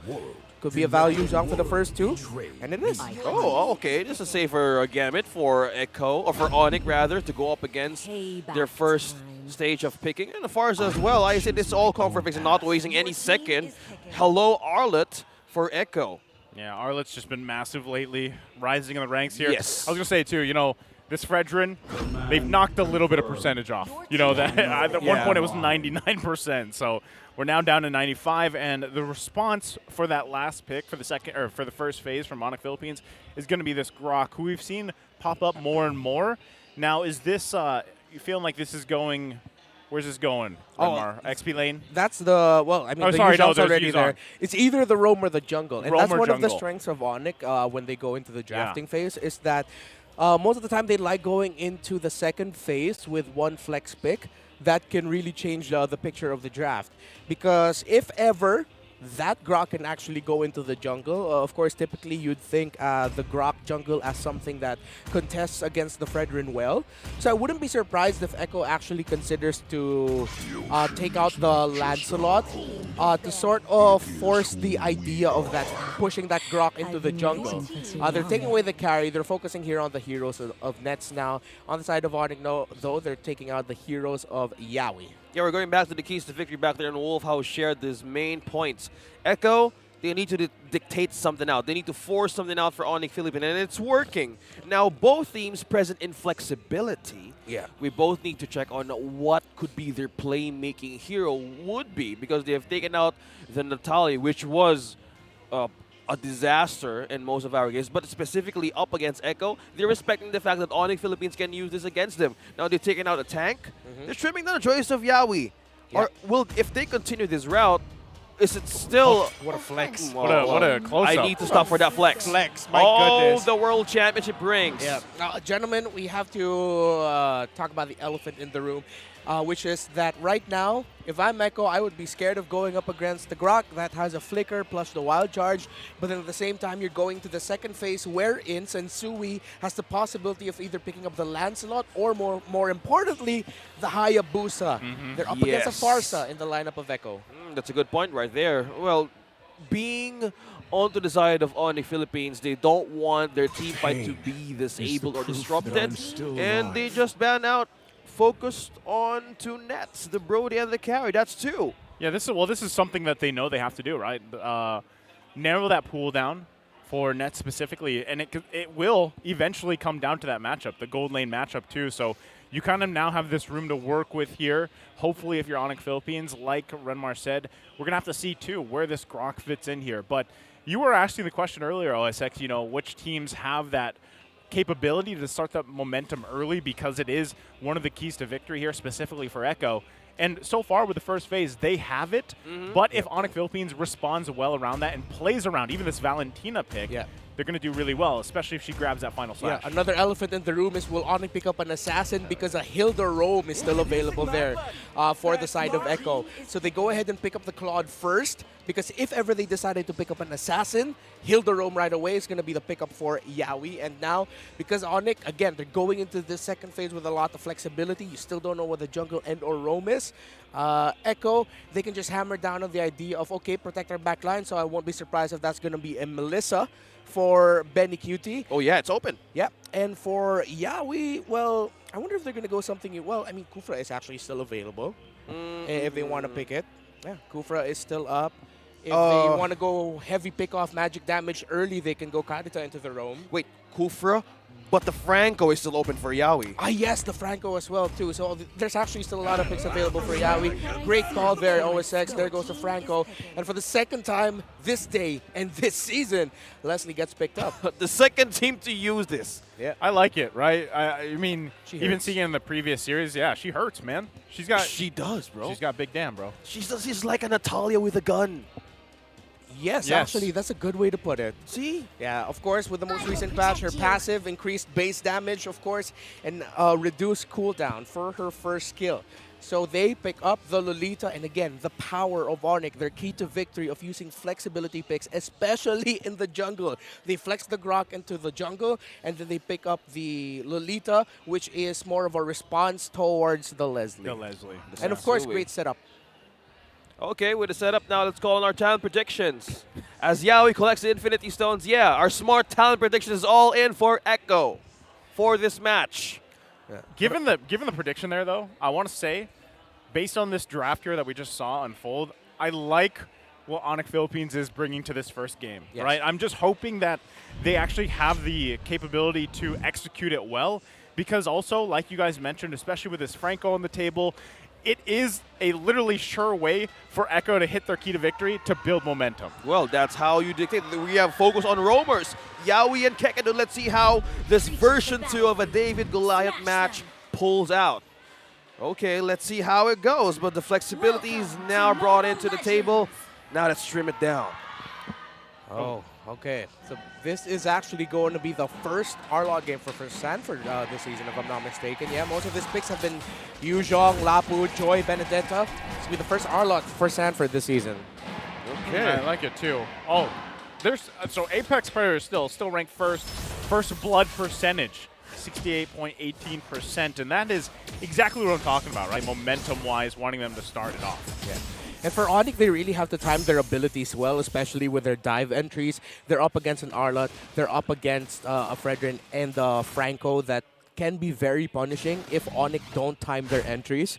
They have to layer their abilities well for the dives, because if they don't, if they go one by one, what we call an audition, and they don't time it, Echo will counter-punish. That's one thing that they need to be worried about, because in all sides of ONIC, they have the tools. They have their way of making their team fighting composition work. So all they need is this proper way of balancing it out. A pull from Yao with the Iron Hook. Well, so that's the thing, right? You're going to look for those hooks if you can early game.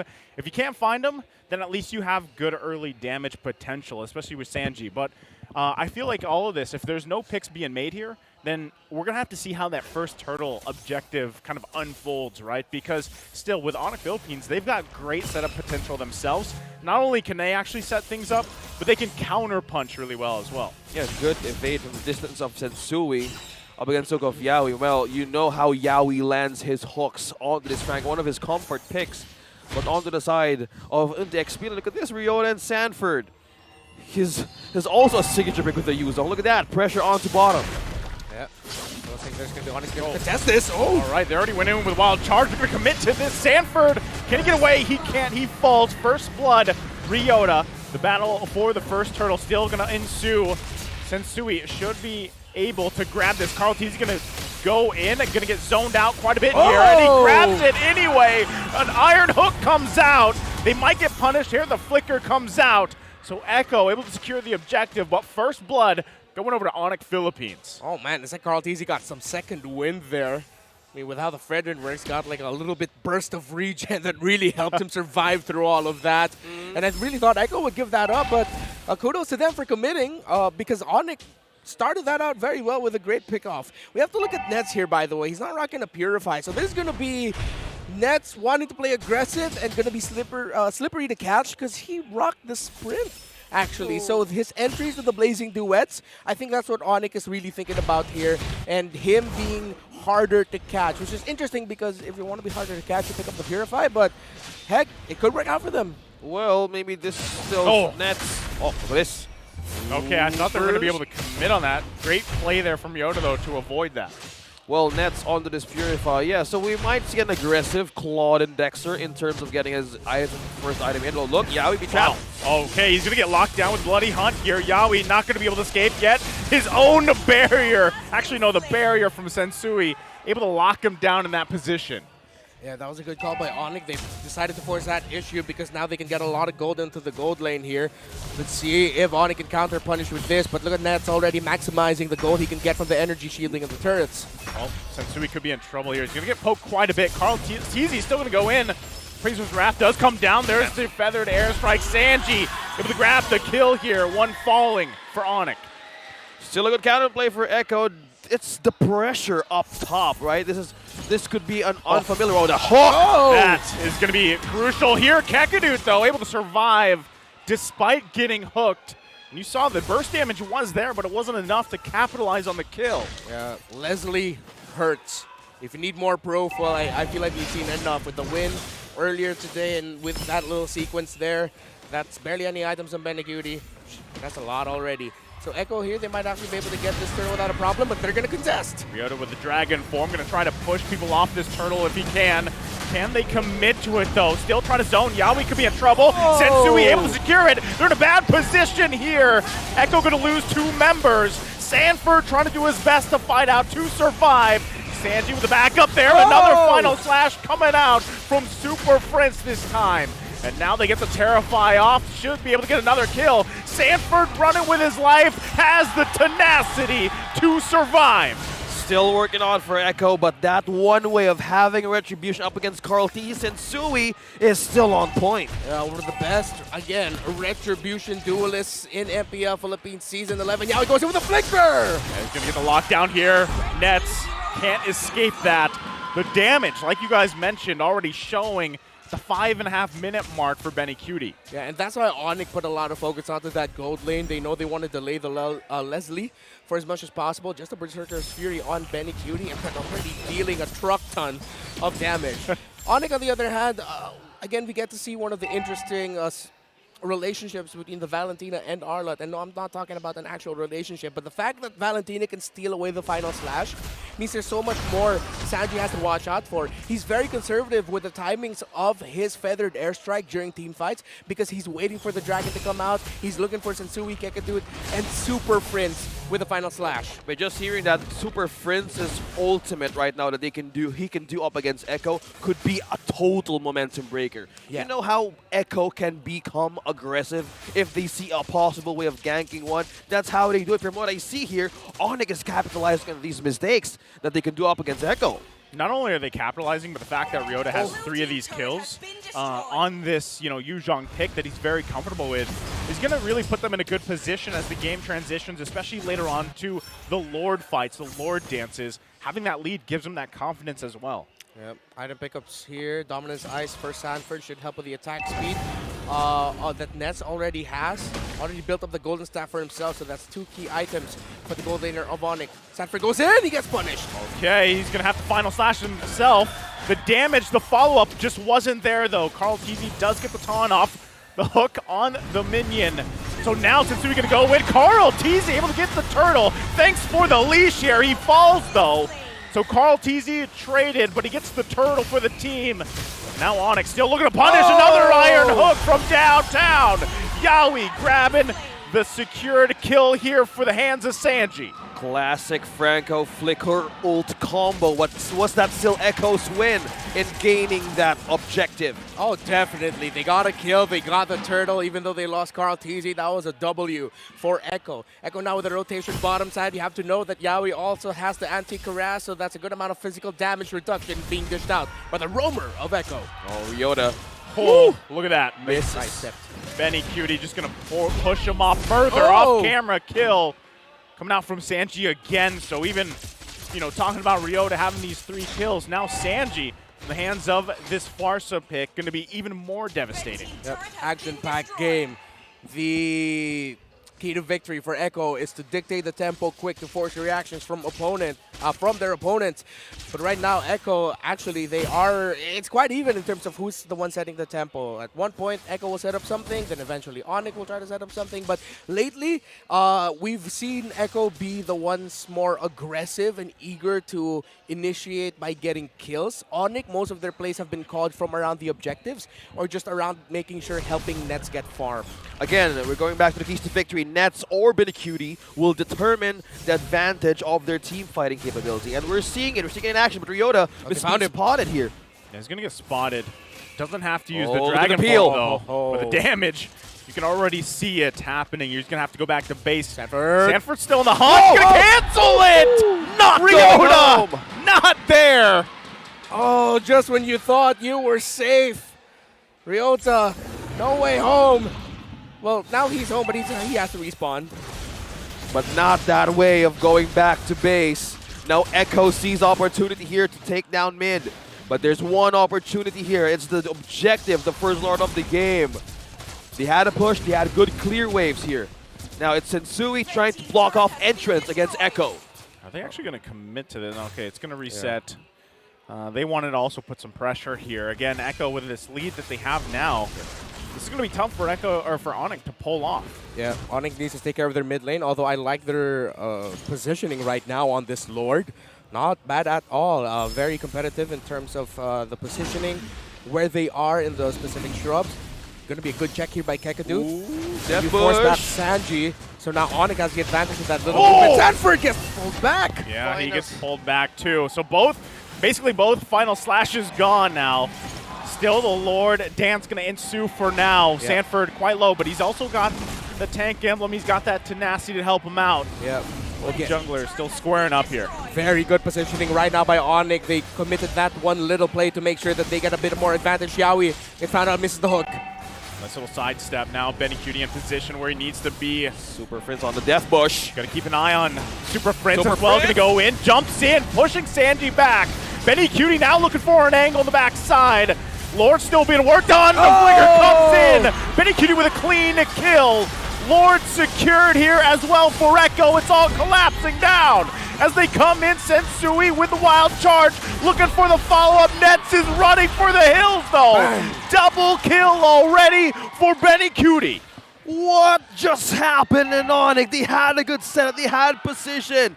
But one thing that they haven't seen is how Benny Cutie had angles. Target him right onto the bushes and onto those shortest distance. Yeah, literally couldn't see Benny Cutie using the ability of a Leslie to be slightly invisible and then go turn it around. That was a good call there by ONIC, by Echo. Echo were getting beat by ONIC in terms of the position, so Echo very dynamic. They shifted their angle, put a little bit more bodies towards the lower half portion of the map. They put Yawi there, Benicudi in the shrub, and then they pushed forward. What looked like a fantastic positioning from ONIC turned into an Echo sandwich. Not only that, but you know, you got to respect the fact too. Benicudi burned the flicker for an offensive flicker, right? He jumped into the fray basically, and was confident enough in himself and his team to actually survive that whole fight. I just gotta say, Benicudi has a record of doing that, even for a carry or whatever marksman he used. Instead of escaping, I want all in up front. Living on the edge. Yeah. And speaking of Benicudi, he's on top of the charts, having the player gold ranking 1. Yeah, Benicudi and Nets will determine the advantage of both teams, the key to victory for Echo and ONIC. And right now, it's Benicudi with the advantage. I like his itemization here, gentlemen. Of course, he started with the Berserker's Fury. He eventually built that into the Endless Battle, so that, of course, that skill activation to increase, to get that even more true damage, basic attack enhanced. But then he also decided to build cooldown reduction shoes so that he has more access to his abilities, especially that skill 1. So this is a Leslie with focus onto maximizing skill 1. Oh, Leslie on a fresh patch. This is one way of getting a fresh catch today if they want to get a win. But now let's turn the discussion around on ONIC Philippines on how they can go up against a possible comeback in entering like ultra late game. It's almost 13 minutes. The only way could be up front is Kekadut being reliant on the ultimate flicker combo. Yeah. The flicker ultimate, but at the same time, if they really want to be brave about it, just dive Benicudi and Sanji. Easier said than done. There is still a high possibility they'll get counter-punished, but if they find Sanji and they find Benicudi in an off angle, if they have like at least 3 bodies there and they can dive, they have to commit to that and then either try to go away, or if you have enough information, continue the fight, because at least that's one major source of damage from Echo gone. If they took note on how Benicudi makes an entrance with his aggressive flicker plays, maybe that could be used. Again, it's easier said than done. We're talking about how the possibilities of these heroes can be countered. But right now, it's a major objective up in the table. We have positioning clear for Yawi onto the bush. Kekadut spots him. Okay. But do they know? Do they know is the question, but the thing is, too, do they commit to this? Little reset's going to happen with Sensui. But still, positioning-wise and everything else, even given the fact that there's a 7K gold lead here for Echo, ONIC can actually still contest this, and that's why they want to plant themselves around here. They just don't want to lose this pressure, especially in the bottom lane. There's going to be a wave pushing in there, and they might have to go take care of that and possibly just defend for this Lord. Oh, point. That's a good point right there if they want to have a good way of contesting it. But again, Sanford. Okay. They're going to go in. Sanford already flickering out. So they get that out, but still, look at this. Sanji and Yawi trying to get in position. Turret just taken down bottom side of ONIC base. So all this for the Lord Dance, and right there, a surprise in the bush. Can they capitalize on the kill? Lord's still going to be worked on. Ryoto with the dragon form goes in. Yawi has to flicker out, gets stunned, and Nets with the kill. They're going to try to get this, but Benicudi doing exactly what he does. Here we go. Working on the base. And they forgot that it's Benicudi they're playing against as he closes game 1. Another one!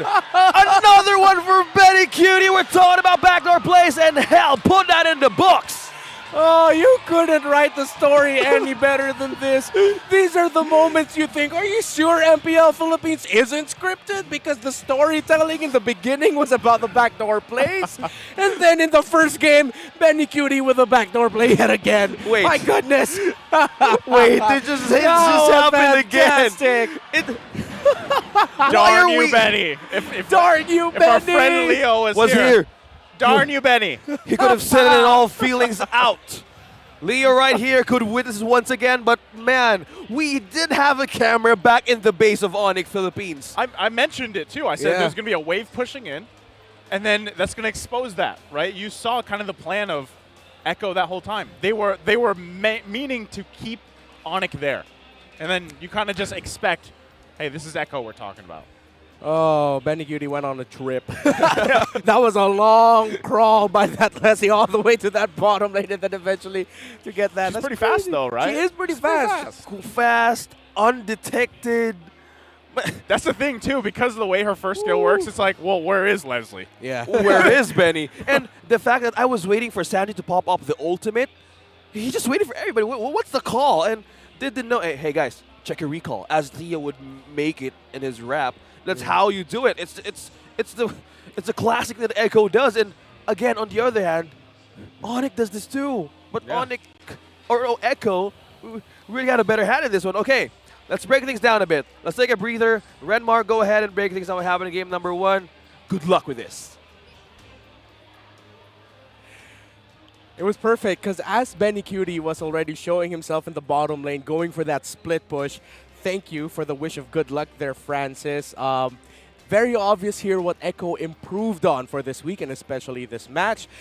Ladies and gentlemen, this is what we call dynamic objective team fighting, wherein these two teams obviously definitely showed that when it comes to fighting for the objectives, they changed their positioning, send 1 or 2 more bodies to go for flank angles. The most important thing here is flank angles. We've gotten used to Echo fight objective team fights a certain way. Very honest.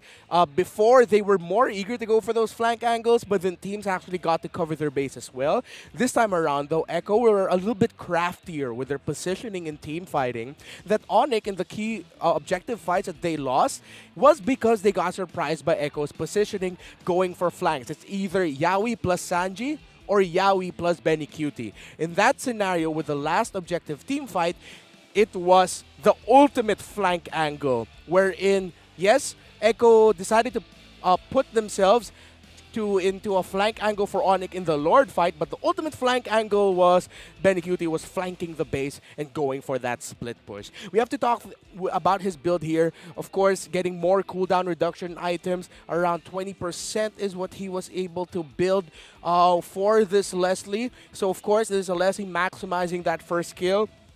Going for the BOD, Berserker's Fury, and then the Wind of Nature as his last item. So it's mostly maximizing that basic attack, that enhanced basic attack she can get with just a little smidgen of attack speed from that Wind of Nature. So for Leslie users out there, this is going to be a good approach on how to build your items, but the MVP of the game will be Sanford. It's crucial here for the team fights, as we saw the timing of the final slash and the interrupts. These are two teams who love interrupting team fights. Hell, why do you think ONIC's top picks, or one of their top picks, is a Ruby? Is because of how well it interrupts team fights. An Arlott can do that, and the timing here of Sanford in the team fights with his final slash, getting those stunts in, maximizing vengeance, and of course, his key positioning to get information. Sometimes he'd be the bait that ONIC would bite, and then Echo from that already knows how many members there are here. He had a relatively good time up against the Yu Zhong in the XP lane, but he was a lot more active in the map in terms of going around, being more present for Echo. In the objective team fights, Sanford's presence was something ONIC had to watch out here because, yes, as much as you can avoid the dashing and the damage of the Arlott for some time, at some point you're going to have to answer it. And because of some great plays here by Sanford, he was able to keep himself alive long enough so that he would be a bother for Echo, just like when he was able to stop Ryota from going home. This is one of the key things we talked about, those flank angles, dynamic objective team fighting, changing your approach to a team fight in objectives mid-team fight to surprise your opponent. That's what caught ONIC off guard here. Not once, but twice here, especially with the last one, going for that split push play. And of course, Sanford did a great job here from stopping Super Prince from going home. Super Prince was supposed to go home, defend, clear those waves. It was Sanford and his MVP performance, Arlott, stopping him that made sure that they got that. Man, did you see the flicker? He flickered too. He flickered his way in there. Again, as we witness all the amazing things happen, Bren Esports is now playoffs secured. Today.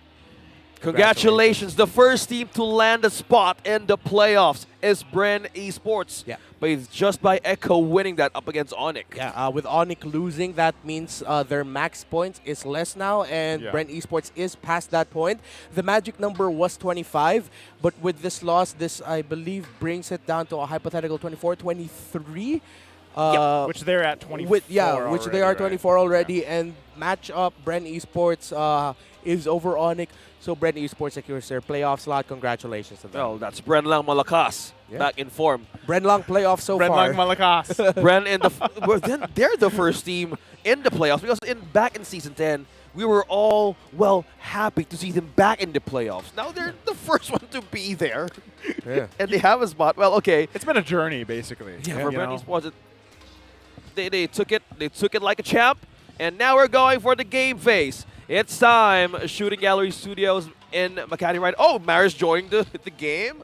I think she's going to win, or just being an example right now, but that's just how you do the game phase. And we're on the hunt on who's going to win for this segment. Let's see who's going to win. And we have our game phase of the day. Congratulations for our winner. So Team Shooting Gallery is the next Smart Games of the Day winner. Just flash the hashtag Power of Smart on your devices in a green background. Once the camera is right in front of you, go ahead and make that face. Yeah. And if you're wondering there why Echo has those bunny headbands, actually got to ask. It's simple. They have it because they were colored purple. That's it. I thought, like, why rabbits? Oh, no, because the headband was purple, so we got it. Yeah, that's literally why I was wondering. Like, That's it's a new thing for Echo fans. Yeah, it is. There's a lot of new things for Echo fans. They They're have actually selling drums. those.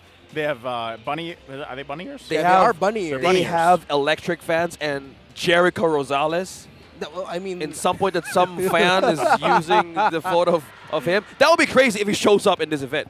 Just for once, out of nowhere, one of the biggest celebrities in the Philippines, Jericho Rosales, shows up in the crowd and you just go, hey, smart game face of the day. With the 5 Echo fans. Now let's take a breather and let's throw it over to Mara for a quick interview before heading to game number 2. Take it away. Everybody echo loud! Oh, okay, one more time. Echo loud! Echo loud! Nag-iingay ang ating mga fans at syempre mag-iingay sila kasi katabi ko dito. Dun dun dun dun dun dun dun dun, Coach Arcadia! Hi, guys. Welcome back, Coach! Hello, hi Mara. Parang na-miss mo kami. Siyempre, na-miss ko lahat dito sa Pinas. O ano yung pinaka-na-miss mo dito sa Philippines? Sobrang na-miss ko yung Filipino crowd. Kasi iba Filipino talaga crowd. yung energy dito. Oh, pakita ng energy! Echo loud! Okay, ano pa? Other than energy, ano pang na-miss mo sa Philippines? Na-miss ko yung sinigang. Sinigang. Kaya sinigang. Kaya sinigang. So, kailan ka ba? Since when did you come here? This week lang actually. This week. Yeah. Ilang sinigang na ang nakain mo? Naka-3 na ata eh. Nakatatlo. Yan. Tatlo. Yan ang kakainin nila after. Nakita kita, actually, doon sa dugout ng Echo kanina. How's the feel before nagsimula yung laban? Ayun, maganda. Mataas yung intensity ng mga players and sobrang excited sila to go for the match. What did you miss about the players? Na-miss ko yung mga kakulitan nila. Yung mga kulitan namin to each other. Sino ba yung pinakamakulit kanina? Alos lahat sila eh. Pero siguro pinakamakulit si Yawi sa si Carl. Si Yawi, oo nga, makulit si Si Yawi talaga eh. Bakit si Carl? Anong ginawa ni Carl? Si Carl kasi yun eh, mahilig yung sa hawakan ka, kukulitin ka, pareho sila ni Yawi. Lagi talaga silang ganun. So, since nandito ka, who do you see yung pinakamalaking growth out of all the players? Siguro para sa akin si Benny. Oh! Unang tingin sa kanya MVP? Parang, MVP, tapos matured na matured. Parang iba talaga yung, yung niya na ngayon, yung aura niya. Iba yung aura. Wow, what a play on. What a play on there. Okay, what did you think about yung ginawa niya kanina, yung backdoor niya? 14 minutes. Ang bilis ng laban. 14 minutes. What do you think about what he did? Nung nakita ko na 5 yung Onyx sa Lord Pit, wala na to. Classic Benny na. Parang normal na lang. Ito yung ginagawa niya si Screams, ito yung ginagawa niya sa tournament. So, parang expected na talaga. Ito, yung honest coach, usually, pag nananalo ang isang team sa world stage, sa world championship, they become champions, they change a little bit. Yep. Minsan, iba na yung motivation, yung drive. What do you think that Echo has changed a little bit? Tingin ko naramdaman ko pa rin sa kanila yung gutom eh. Although, hindi ko naman sila nakasama na matagal kasi kakarating ko lang. Kita ko pa rin sa mga mata nila and the way they talk. Tagang gutom na gutom sila na hindi pa sapat yung world champion. May gusto pa silang patunayan. Anong message mo sa kanila? Nakikinig sila lahat ngayon sa'yo. Message ko sa Eko, galingan nyo para pag nanalo tayo ngayon, hindi ako mabash. Kasi pag natalo, sasabihin ni Mitch, huwag ka na manonood ulit, malas ka. Okay. Okay, Coach. You know how I do it. Batunan natin sa casters. Ikaw naman ang in charge ngayon. Okay. Casters, pasok. Thank you so much, Marikina. And that was Coach Arcadia from RRQ Indonesia, gracing his presence here live on set. Again, one thing that he misses, and most of the players or coaches we interviewed back in Jakarta, they miss one thing, and that's sinigang. Did you ask me that? You were busy. Okay, I was busy.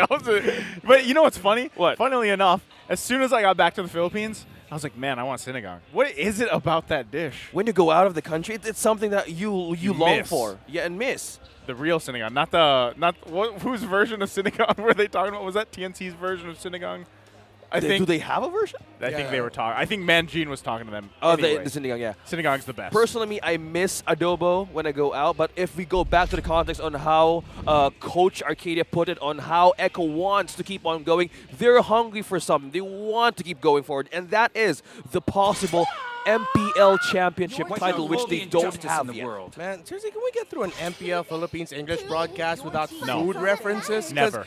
I'm always hungry when we cast, because we always somehow turn the conversation into food, and it still goes well, because now, I mean, like, what dish are these two teams going to prepare? Because some ingredients are getting taken out, and you see here already the priorities on Tank-Salot ban, a Cho ban as well. So, again, this is ONIC very tailoring their next dish against Echo. It works so well for here in MPL Philippines, though, but Yeah. if it was for example, in a different region, it's like, whoa, what are they going to make? Pizza? Burgers? Yeah. And what does that mean? Man, I will never It's a hidden code. Like, remember when Moba Zane visited us in MPL Philippines Season 9 and during the playoffs? Oh, yeah. We bombarded him with questions of, oh, so bro, what'd you eat so far? What have you What's eaten? your favorite dish? Have you eaten yet? Like, literally, one of us would ask, hey, bro, have you eaten? How are you?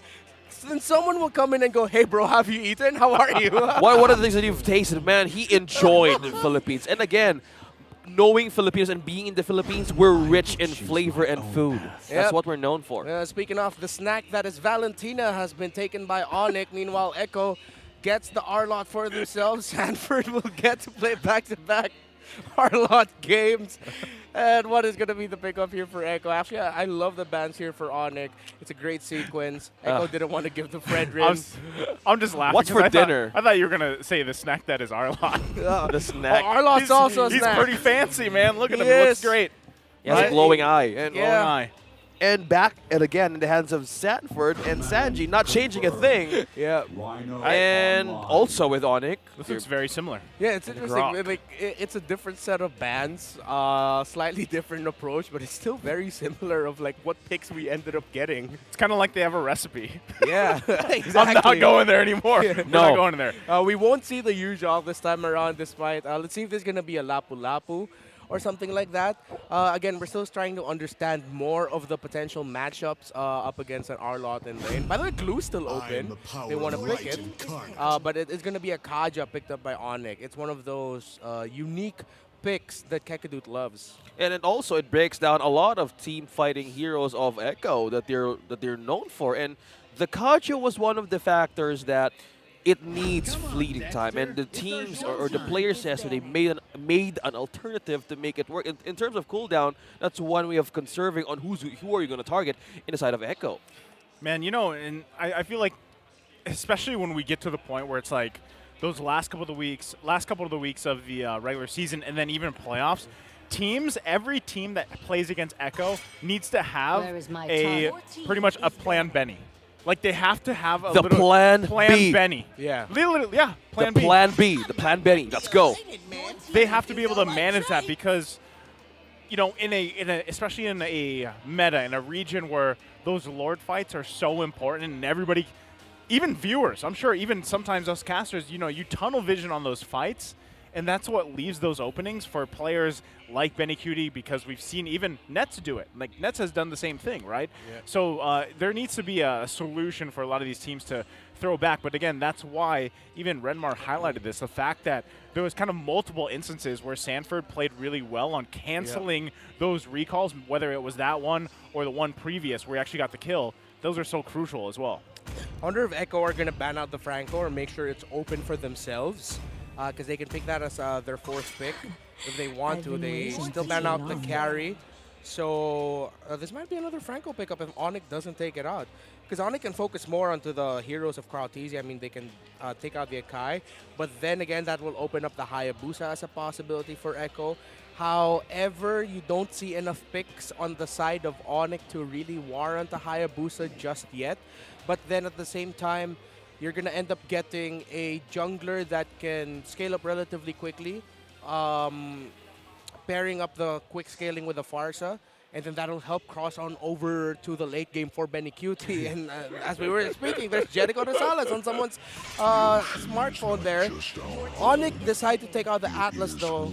Franco very much open here for Echo. Okay, another one for Yawi. Or are they prepared to make Yawi pick that again? Because as what we're seeing in the last ban, they're focused on trying to squeeze out maybe something new. Because again, as we see on this broadcast, don't fix what is broken. And Echo, one of the teams who does it perfectly. What if he just goes Franco again? Yeah. I mean, he literally could. You know? But the thing is, they're going to be giving 2 suppresses to ONIC, because Super Friends can just take the ultimate of the Franco. You also have the suppress of the Divine Judgment of the Kaja. So I get why Echo might be thinking twice about that. If ever they want to play safe, they can go tanky jungler. There's a tanky jungler there. They pick up the Marcus for Krautezi. The crowd control immunity that he gets spamming his skills should be good for him. Okay, sorry, just a laugh. The screen was black when he was trying to show something. Okay, back in the draft, and let's see. Now it's Krautesi's hero onto Martis. Now for the side of ONIC. They don't have the marksman yet, but the answer now with Beatrix. And what would the better way to partner it out with something for the EXP? That's the question, though, right? This is the flexibility that I'm still they like to play with, because you don't actually know who's going to the jungle. We don't know it yet. Okay, now we know. Oh, okay. It's a Thams. It's General Kai. Yeah, so they're just getting a lane anchor, someone to help hold. And that makes sense because you don't really imagine the Kaja as someone who will hold the front line for a team. He's more of just like utility in that sense. So they have a secondary tank in that Toms. Ryota's going to be taking a brunt of the damage alongside Sensui potentially. Sensui can take up a punishing for the time being before he has to back off or then make sure he's alive for the Retribution battle. And of course, the Kufra is going to be the last pick there for Echo. And oh, that is a handsome ring. Man, I just gotta say, Yawi back on Kufra. Back in Season 8, that was one thing that we played on to how would we tell Yawi's story. And this hero is one of his signature picks, comfort picks. We have the Akai, we have the Kufra, we have the Franco. Yep. Now he's back. And this is one way to get a good catch in terms of the team fights of the side of ONIC, right? Yeah, at the same time, with all the dashes that ONIC has on their side, the Kufra blocks a good amount of the mobility that ONIC can bring out. And at the same time, this actually is just the second game for Yawi on a Kufra this season. Like you would have thought that there was more, but no, it's only the second. It's the second game, and well, he uses it all the time. Maybe he's just one thing. That's one thing that he has on his pocket always. It could be a candy, it could be a menthol, but it's a Kufra that he could use on a special fight. All right. I did not expect that train of thought. I was going to say, you mentioned candies and then, oh no, it's the Kufra in the pocket. Yeah. I get it. It's his pocket pick. Yeah. I understand, but I just was not expecting it. So, yes. And I think it'll work great for whatever they want to approach this game with. But I think one of the biggest things, too, is just avoiding these lockdowns, especially from Kakadut. But, you know, what we've seen so far, too, with even Kaja picks here is sometimes it can backfire against you. Yeah, you have that lockdown, that single target lockdown, the Divine Judgment, but in times you could just misplace yourself and then just get bursted down, especially with Sanji here on this Barca pick. Still the same hero for the possible duo what we can get from Sanji and Sanford. Oh, look at that. Peel from Ryota up against Arlet, dealing a good amount of damage early game. So it looks like the Ryota seems very comfortable using that Tom's up against Arla. Quite aggressive, already forcing Sanford to go back first.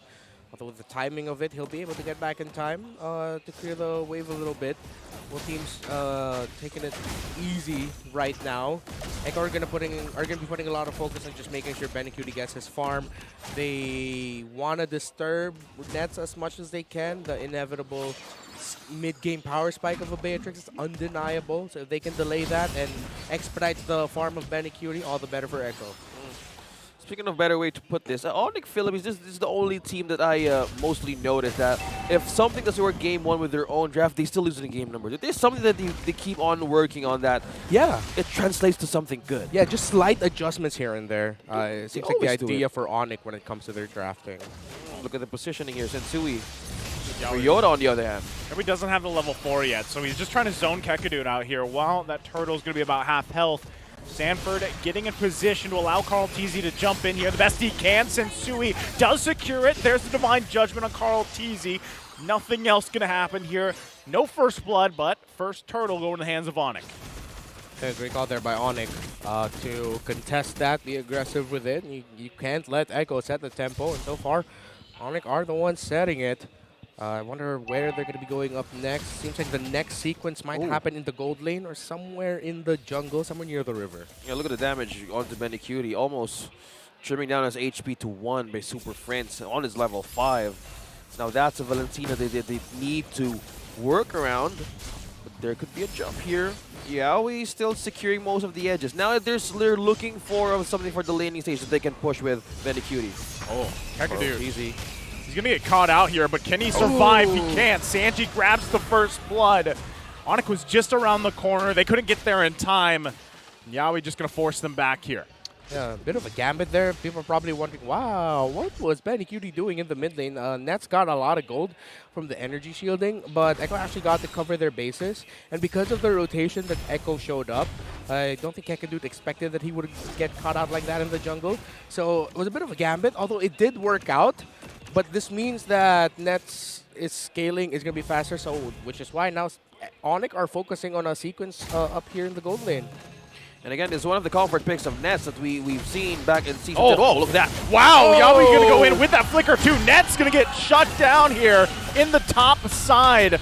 Already going down. Yawi will get pulled with Divine Judgment. A wall to the face as well. He's going to fall here. Look at the Blazing Duet. They get the stun off. Benecutie still trying to find a kill. Can't find it, but here comes Sanford with the final slash. Has the vengeance. Now Carl Teasy backside. Gets it with the Decimate. And now Kakadu fall too. They all came from the side.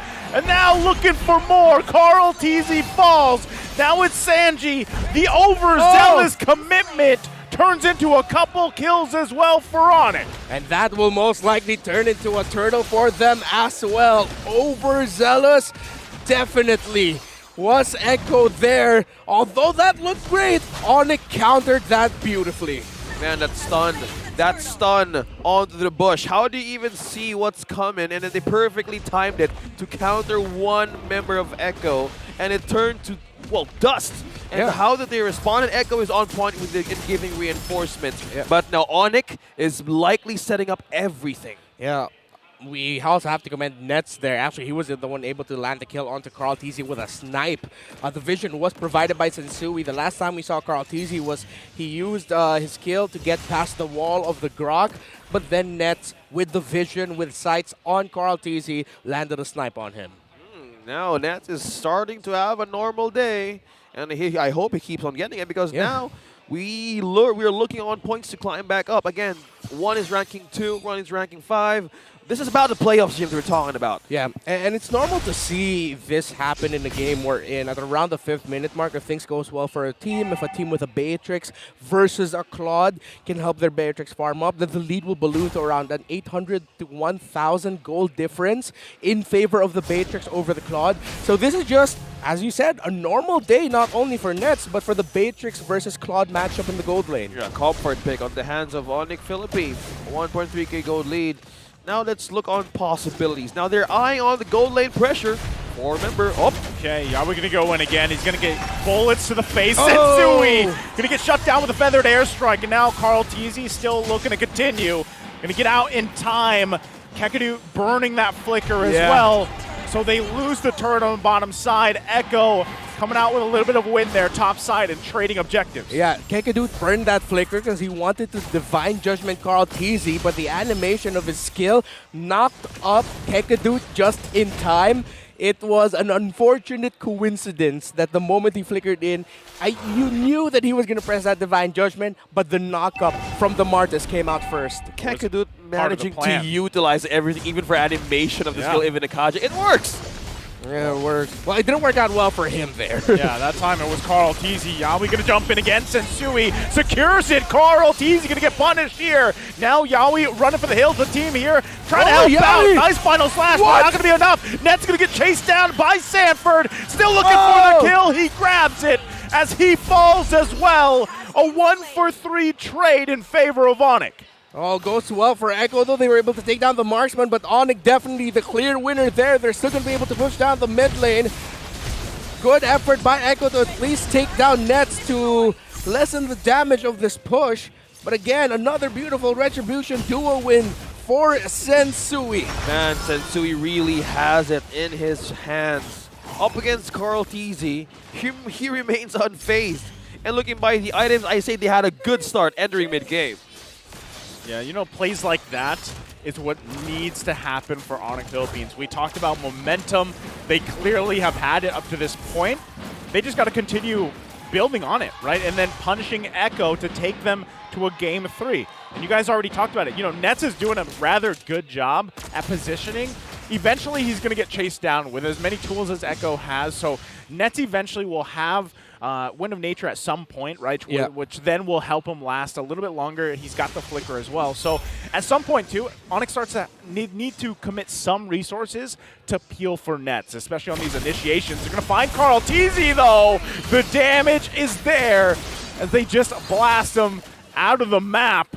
Carl TZ down. And now ONIC, where do they make this play? Oh, that was a great position there by ONIC.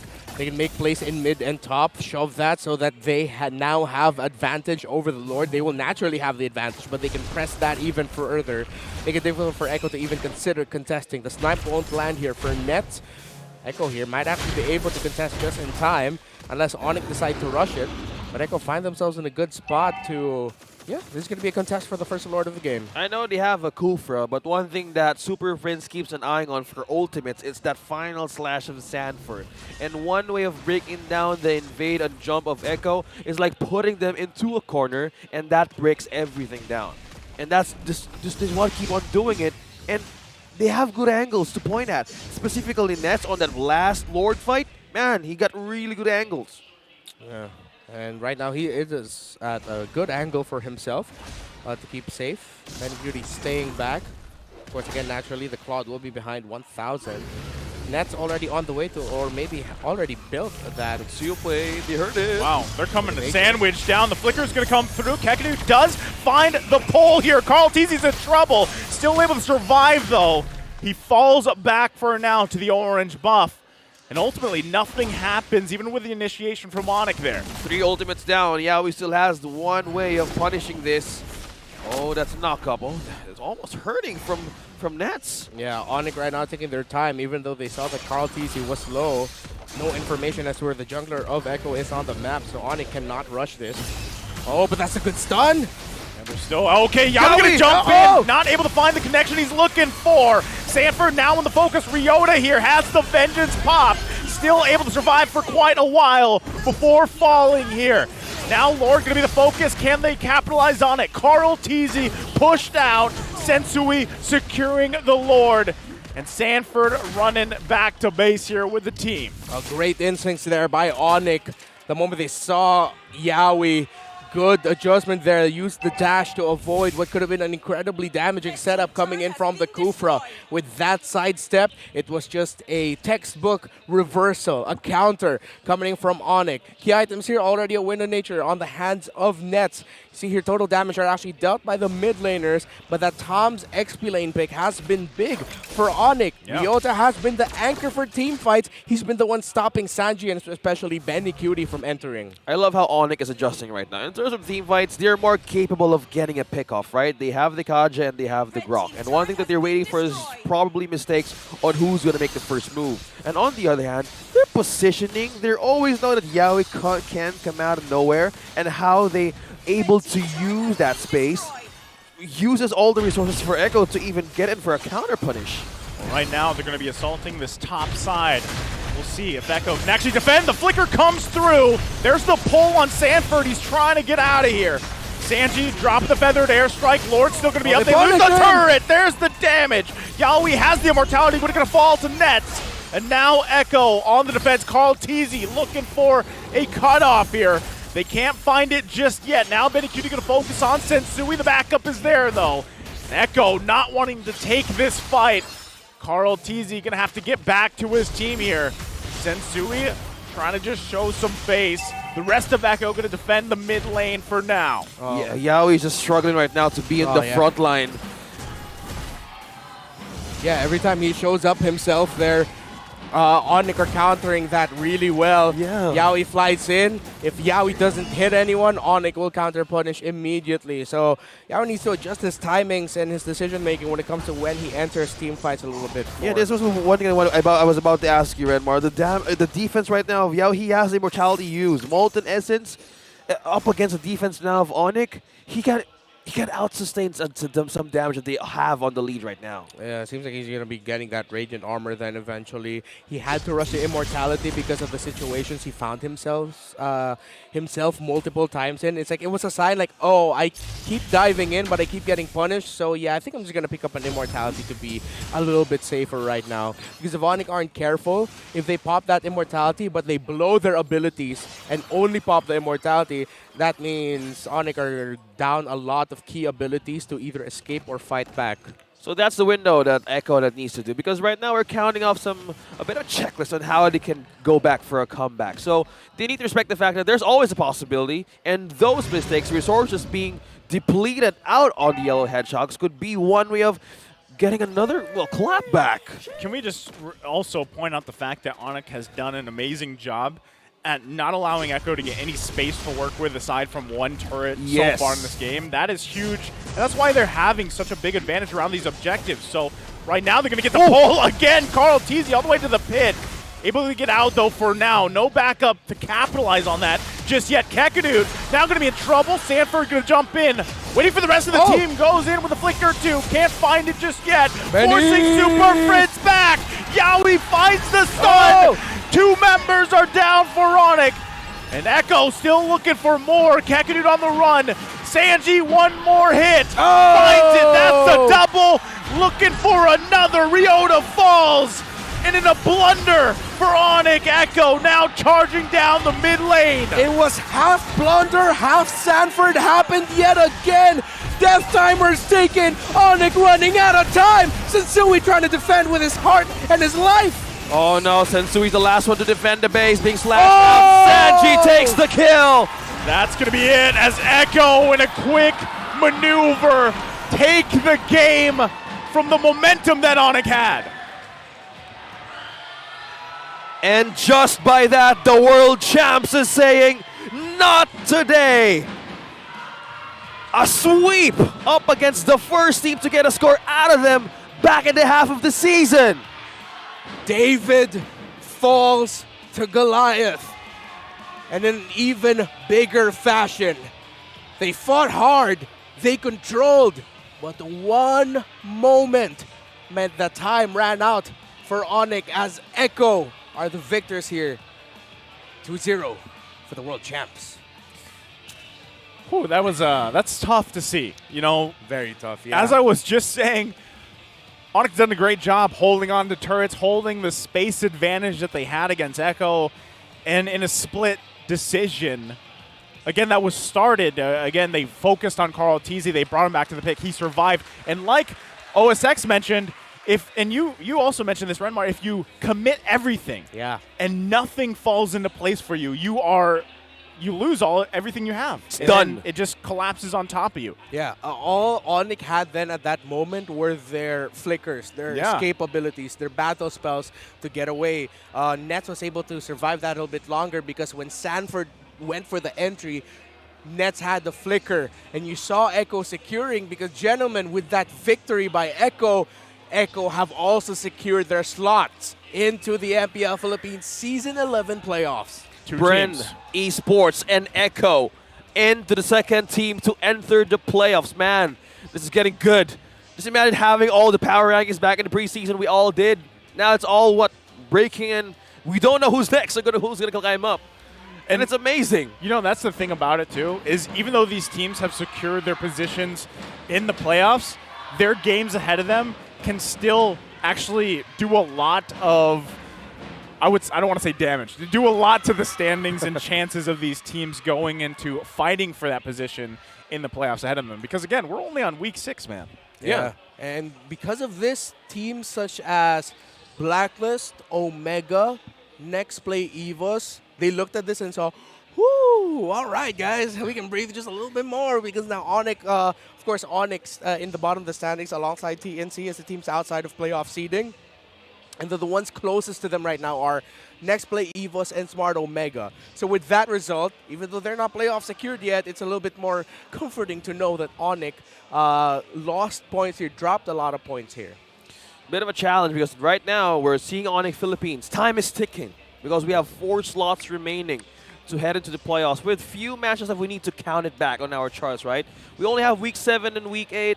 Who knows? And all the teams we're looking forward to rise up, a lot of ways of gaining more momentum back. We have Omega, we have we have more. We also have Blacklist later. Blacklist, TNC, and Omega. We have an El Clasico match coming right up next. But now to talk about how the World Jams did it, well, that's how Yaoi snapped. They snapped. Well, that play right there, the way that game 2 ended was literally a snap. Yeah. Because you had I think it was a 6-7K gold lead. You had all the map space to work with. And for the majority of the game, they were doing the exact same thing, right? They were getting the Divine Judgment on Carl Tizzy. They were bursting him down like crazy. And then, they won those objectives. Mm-hmm. But then, and Renmar couldn't have said it better. He right after he said that play happened. Yeah. And that's exactly what you meant because in a snap of a finger, because of those decisions, when you could have probably just zoned out, Echo for the most part. You didn't actually have to go for a pickoff there. You could have forced them to fight in that pit, probably even better, right? Yeah. And had that advantage in your favor. Yeah, exactly. Skill conservation, even though you are at a massive lead, is still very important against a lineup such as that. Again, in the mid lane, you're up against a Farsa. Yeah. You're up against a Martis who can chain his ultimates together for the counter punish. And of course, BenQT's Claude there can counter with just his basic attacks. He doesn't need to do it with just the Blazing Duet. After the Blazing Duet is gone, man, he's going to join in the fight. So ONIC there, I feel like they got comfortable with their lead. And then they forgot with some key item pickups on the side of Echo that there is a chance for them to get counter-punished if they don't convert into a kill immediately. And since they couldn't, Echo counter-punished. Again, we can't count out ONIC Philippines. Yeah. The early game was a big of a problem. But right now, let's all focus on Echo. They're on stage with Mara Aquino. Let's call them up. Mara, what do you have for us today for the winning interview? Everybody, here we go. Echo loud. One more time. Echo loud. I've always been saying they're loud, they're proud. In fact, lahat sila, actually, ginawa mong Thanos yung, pakita mo. All of them, dala nila, suot nila yung kanilang championship ring habang naglalaro. What is it about today na, Yaoi, kakausap ko. What is it about today na lahat, kaya bakit nyo lahat sinuot yung championship ring nyo in this match? Ano po? Naririnig ka? Hello, ano po? M4 mode daw po. Bakit M4 mode today? Anong meron today? Natalo po kasi kami nung nakaraan sa Brent, so reset po kami. Tapos yun po, parang simula po ngayon yung reset. Ngayon po start ng reset namin. So, because there's a reset, M4 mode, roar, parang reminder, kami ang champion. Ganon. Hindi naman po. So what is it? Bakit today? Ano lang po, parang gusto lang po namin ibalik talaga. Parang motivation po namin kung paano po kami yung journey po namin ng M4. Gusto rin po namin ngayon din po sa MPL.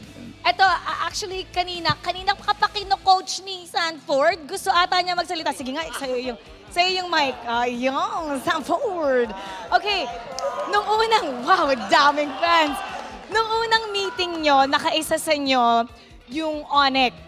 But this time, tinapos nyo kaagad. Actually, akala nga namin delikado yung game number 2 eh. Pero tinapos nyo both games in about 14 minutes. What's different about yung match nyo this time around? Ayaw na daw po mag-round ni Carl, kaya gusto na po tapusin yung series. Sabi ni Carl. Sige nga, Carl, ikaw naman. Alam mo, namimiss ka daw ni Coach Arcadia. Sabi niya, yung kulit mo. At meron siyang sinabi. Tinanong ko kasi sa kanya about yung mga team, pag nagto-champion, minsan nag-iiba yung drive, yung motivation. Para pansin ko, kasi you've been with another team before, and we can't deny yung performance after nanalo ng World Champs. Pero kahit World Champs kayo, yung performance nyo, sabi nga ni Coach Arcadia, nakikita pa rin yung gutom. What's different now? Siguro po rin po, parang mas na-motivate ako. Kasi dati, akala ko pag nag-champion na, matik-hina na talaga. Siguro na-motivate ako sa V-Wise kasi parang pinanalo nila lahat ganun. And ano yung parang ang gusto mong mag-goal or ma-achieve na with this team na hindi to keep on going? Para nandun pa rin yung gutom mo. How do you keep yourself hungry? Pag gutom po sila, parang ganun. Ako din, ganun din. So it's just the team. You guys pump each other up. All right. Eto, actually, sino nagpa-pump up kay Benny Cutie kapag nakakapag-backdoor siya? Sino? Yeah. Pag nag-backdoor ka, naka-on yan. Hello. Yes, hello. Hello, Daddy Benny. So pag nagpa-backdoor, lahat ba kayo nag-iingay? Lahat? Oh. Apo. May count ka ba? Ilan na yung backdoor na ginagawa mo? Ngayon po ba? Isa lang. Ngayon lang po. Sa buong career mo, ilan na? Ilan? Hindi ko po alam. Siguro po 5. So hindi mo kina-count? Hindi po. So hindi ba pag nagba-backdoor ka, wala ka bang parang, tingnan nyo, I got you. Ano yung expression mo doon? Masaya po, panalo po kami. But you don't count it? Hindi po. Ano yung pinaka-favorite na backdoor mo? Sa finals po, syempre. Oh, ng M4. syempre. Now, okay, happy ka ba kasi ang pagtawag namin sa'yo pag naka-backdoor ka, Backdoor Benny eh. Meron ka bang ibang nickname na gusto instead of that? Pwede na po yun, siguro. Pwede na yun. Alright. Before I throw it to the casters, pwede bang i-show off niyo yung mga rings nyo? Ayan! Ladies and gentlemen, the world champions! Echo, congratulations! Once again, they will now take the walk of victory. Napapaanon ako, pati ako nadadala sa drums eh.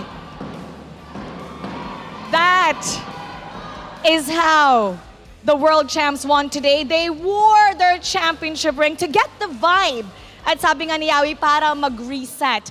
We're gonna take a look kung ano nga ba ang ginawa nila. That was so perfect, they were able to sweep their opponent. Casters, pasok. Thank you so much, Marin. That is Echo with their winning interview. And to translate a bit of a context on how Yawi mentioned and how they went through this game, they wore the rings in getting that game phase on the M4 mode. They lost again. They said that they lost against Brand Esports, and this is their way of, or this is their start of reset. I'm wondering if they're going to do that like every game now, or is this just like a one-time thing for the reset? Or maybe they'd bring that to the playoffs. I don't know. Well, all I can say is, I mean, you got to follow one of them words of a wise philosopher. What's that? Said, What's that? If you liked it, then you should have put a ring on it. And they put a ring on it today. They like that win. They like that reset, and they got it. Okay. Let's now go to our post-analyst segment. Go ahead, Beyonce Renmar. Break things down a bit on what happened in that game. All right. It was a moment in time that just went very well for Echo. Of course, that counterplay that they decided to go for, despite being behind, knowing that ONIC blew key abilities in that final team fight. Well, Echo decided to just go for it, and that was the right call. 2-0-8 here for Benny Cutie, and I'm going to say this as early as now, I wouldn't be surprised if he's going to be the MVP of the game, if not him, maybe potentially even Sanford, because in that last sequence there, you got to see how big that final slash was, but Benny Cutie was able to build himself an item near the end of the game, very important, of course, the Corrosion Scythe, and of course the Wind of Nature.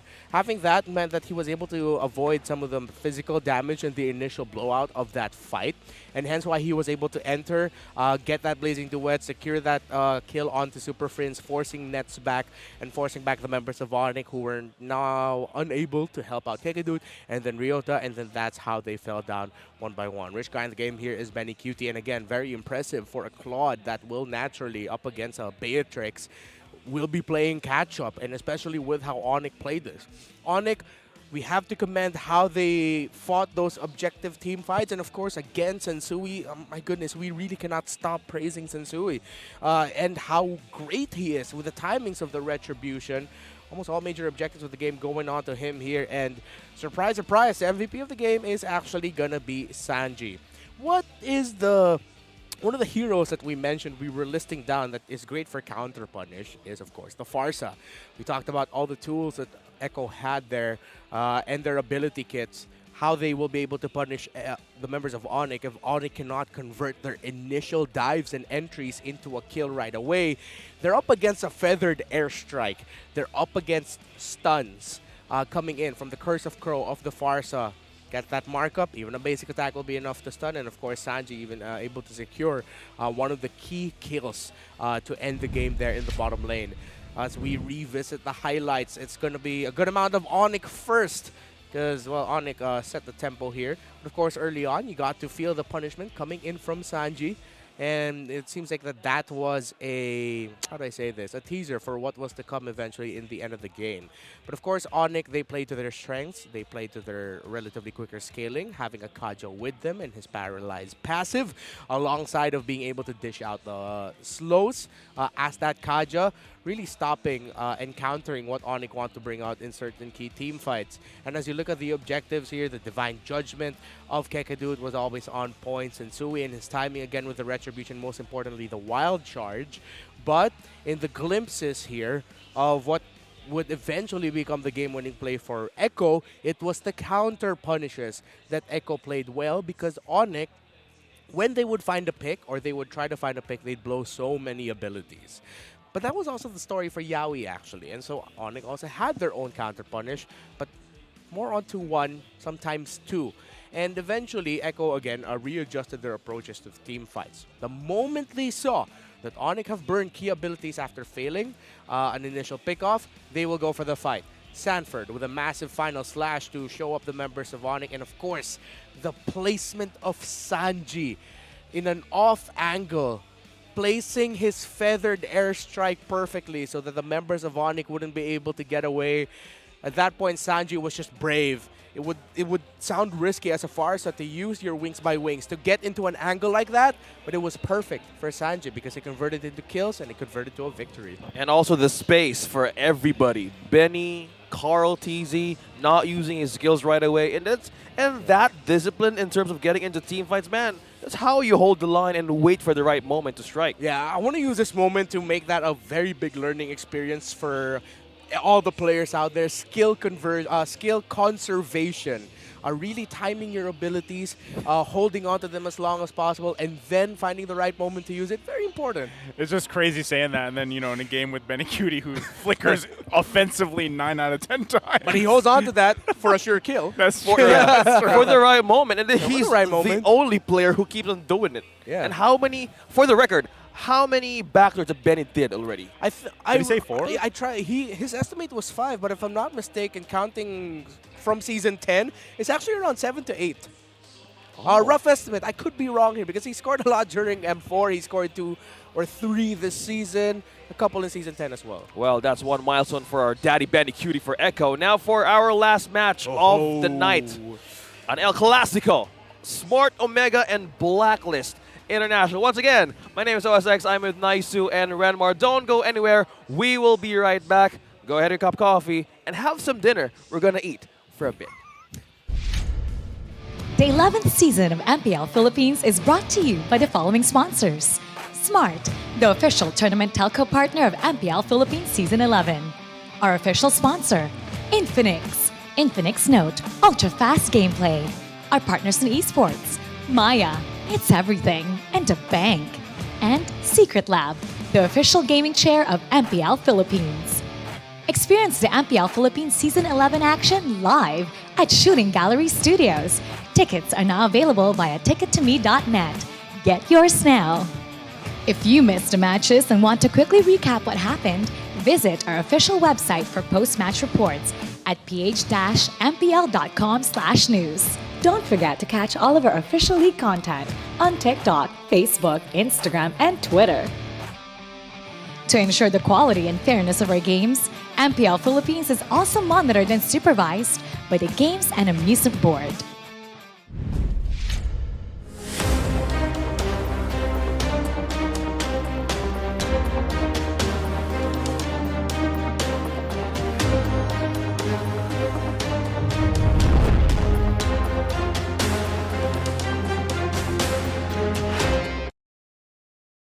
Did you know that you can switch networks but still keep your number? Now you can go with the Philippines' fastest and best mobile network. All it takes are 3 easy steps. First, secure your unique subscriber code from your current provider. Visit our website or any smart store near you. Lastly, activate your smart MNP SIM and you're ready to go. Unleash the power of the Philippines' best mobile network. Switch to the power of smart. When you're in moments that matter most, At last, we time. Live them fully with Smart Power All 99. for 99 pesos, get 8 gigabytes of all-access power. To play, To laugh. to love, Plus, unleash TikTok. and only text. Live in the moments that matter most. Today, with Smart Power All 99. Sa 8 gigabytes, ang dami mong masya-share. Daming kontenta. Ganyan pagsikat. TNT Double Giga Stories Plus. 8 gig, 50 pesos lang. Load na!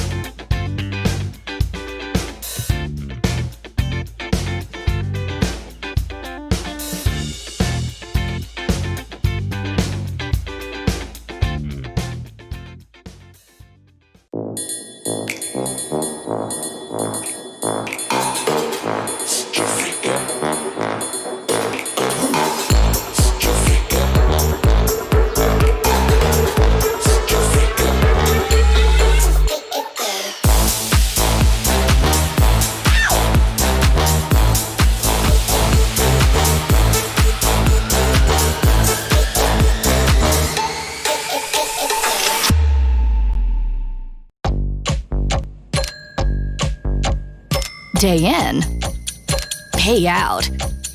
Choose the bank that gives you interest every day with Maya.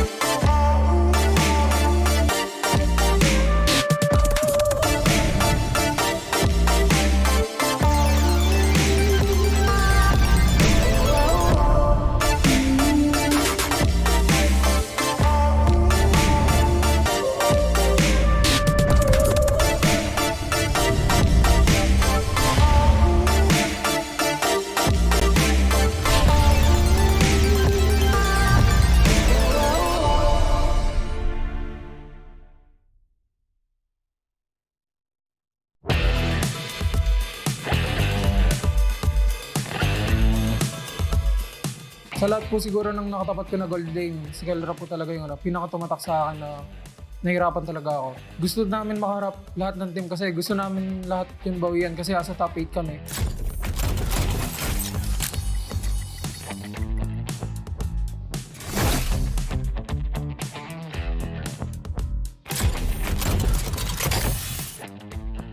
Hi, ako si Innocent, ang gold laner ng TNC. At i-breakdown ko sa inyo yung nagawa kong play sa second game namin laban sa next play. At si Boyet DR ang nasa gitna. Si Innocent kailangan talaga mag-step up dito sa depensa na to at yung Lord pupul lang nila pakaliwa. Tapos yung minions kailangan i-clear. Pero yung next play, Evos naghanap ng perfect moment na talagang bibitawan nila lahat. Pero ang bilis ng clear wave ng TNC. Pero kasi, diba? Oy, naku! Ay! Si Brusco DR may times journey naman para iligtas sa kanya sarili. Base lock! Nagbe-base lock na sila. Kaso ka lang siya ay napatumbahan. Dito na nga si Innocent. Hindi na siya Innocent sa pagkakataong ito. Pinipilit ang next play Evos pero mukhang na-discrash sila doon.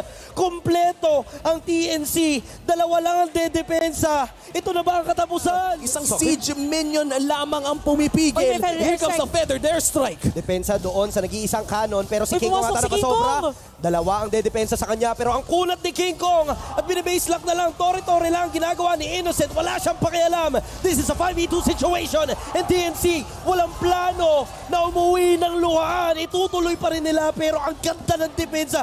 Men! Isang minion na lang! May wave! Ay, tutuloy pa ng TNC at mukhang hindi nga talaga sila magpapatapos and we have a game number 3! Yung mindset lang po namin nun dahil alam namin yung lakas ng isang Moscow sa pagde-def lalo na sa late game. Confident kami na madedef namin yung Lord na nakuha ng next play kaya yung focus lang namin dun is alalayan lang ako ng mga kampi ko, ipoprotect sa mga pwede mag-engage sa akin tapos ako ifo-focus ko lang yung Lord para madef namin kaagad. Nung pagpasok na po ng Lord sa base namin, yung command ko lang sa mga kampi ko nun is i-zone out yung mga pwedeng maging threat sa akin habang binaburst out ko yung Lord. Yung pagtapos po namin maburst yung Lord, yung plano namin talaga dun is ipahuli yung Digi sa Arlot. Patience lang ako hanggang lumitaw yung Melissa. Dahil yung second skill na Melissa, logi talaga Moscow dun dahil dun sa range. Pag nahuli yung Digi, ma-out of position yung mga backline ng next play. Kaya yun lang po talaga yung hinihintay namin. Kung mahuli man nila yung Digi dun, yung gagawin ko lang is hintayin pumasok yung Melissa. Pagkapasok ng Melissa, doon lang ako mag-engage. After po namin ma-3 yung kalaban namin nun, yung mindset namin is ayusin yung flow ng wave. Endable na kasi yun. Kasi alam namin yung capability ng isang Moscow. Kaya tapusin yun. Kahit magkaroon lang kami ng isang maliit na opportunity, kahit makapasok lang yung isang minion. Kinaman ko sa kampi ko nun, dahil pakito pati Farsa yung natira, Farsa lang yung magiging threat talaga para maklear yung wave nila. So yung ginawa namin nun, ako yung nagpo-flow ng wave, tapos yung mga kampi ko, nag-advance na sila para hanapin yung Farsa dahil yun lang yung threat para ma-def ng next play yung base nila. Magta-tower lock lang talaga kami once na pumasok yung minion wave namin sa base nila. Yung pinaka-challenge po siguro yung Melissa, Farsa, pati Digi. Hirap na talaga yung mga kampi ko dahil natutunaw sila sa sobrang sakit. Yung mindset lang talaga namin doon is tiis lang hanggang ma-def namin yung Lord. Tapos pagtapos nun, doon na kami gagawa ng play para magkaroon kami ng opportunity makambak yung laro. Yung mindset po namin bago mag-start yung game, yung mga error na nagawa namin ng game 1 is malesen or alisin na talaga namin. Gusto namin makaharap lahat ng team kasi gusto namin lahat yung bawian kasi asa top 8 kami. Sa lahat po siguro ng nakatapat ko na gold lane, si Kelra po talaga yung pinakatumatak sa akin na nahirapan talaga ako. Sobrang hirap po talaga niya katapat. Yung map awareness niya ganun, sobrang bilis niya talaga mag-farm. Ang masasabi ko lang sa mga teammate ko is simula nung week 1, sobrang laki ng in-improve natin at kitang-kita naman yung mga improvement natin ngayon at kayang-kaya natin. Tiwala lang sa isa't isa, makakabawi din tayo. Ang masasabi ko lang sa sa ating lahat sa TNC, pagpatuloy lang natin yung pag-grind natin, yung extra effort na ginagawa natin, magbubunga din lahat ng pagod at puyat natin. Kaya tiwala lang sa isa't isa, laban lang, kaya natin to. Sa mga fans na sumusuporta sa TNC, abangan nyo lang yung mga next na match namin this week. Babawi kami at madami kaming baon na ipapakita sa inyo. Abangan nyo.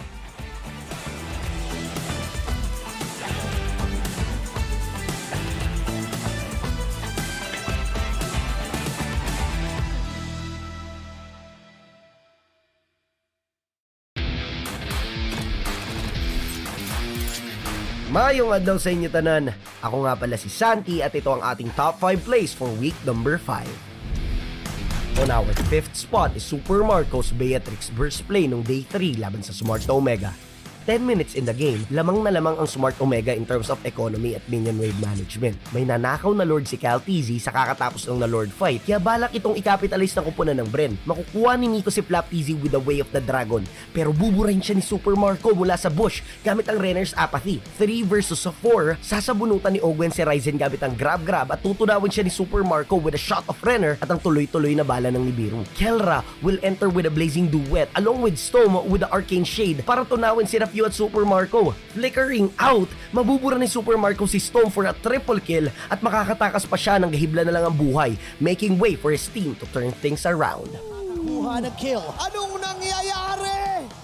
On our 4th spot is nothing but Nets nung Day 2 laban sa Smart Omega. Almost 15 minutes in the game with a 2k gold gap from Smart Omega, naghahanap ng timing ang buong kupunan ng ONIC para baliktarin ang laro. Mag-i-initiate dito si Kekedut ng hila kay Miko gamit ang Divine Judgment at sasabayan ito ni Nets ng Nibiru's Passion to burst his enemy down. Dashing away with tactical reposition, ilalabas nito ang Bennett at magpapakawala ito ng Bennett's Rage para pigilan ang pursuit ng Smart Omega. Finding a safe place para magpalit ng Arsenal, kukunin niya ang Renner at buburain si Kelra sa mapa gamit ang Renner's Apathy at isang basic sniper attack. With their main damage dealer killed, mapapaatras ang barangay. Mamamatay pati si Renjo at makakahinga ng maluwag ang mga hedgehogs.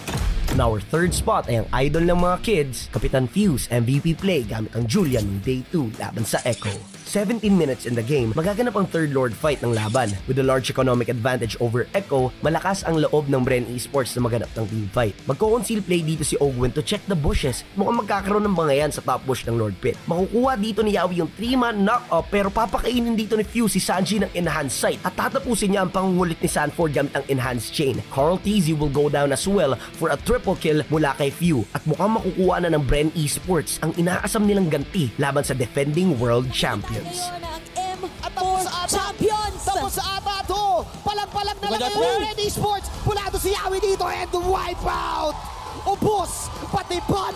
Tubos! At sinong number 1? Sinong number 1 sa simula ng Leg 2? Walang iba!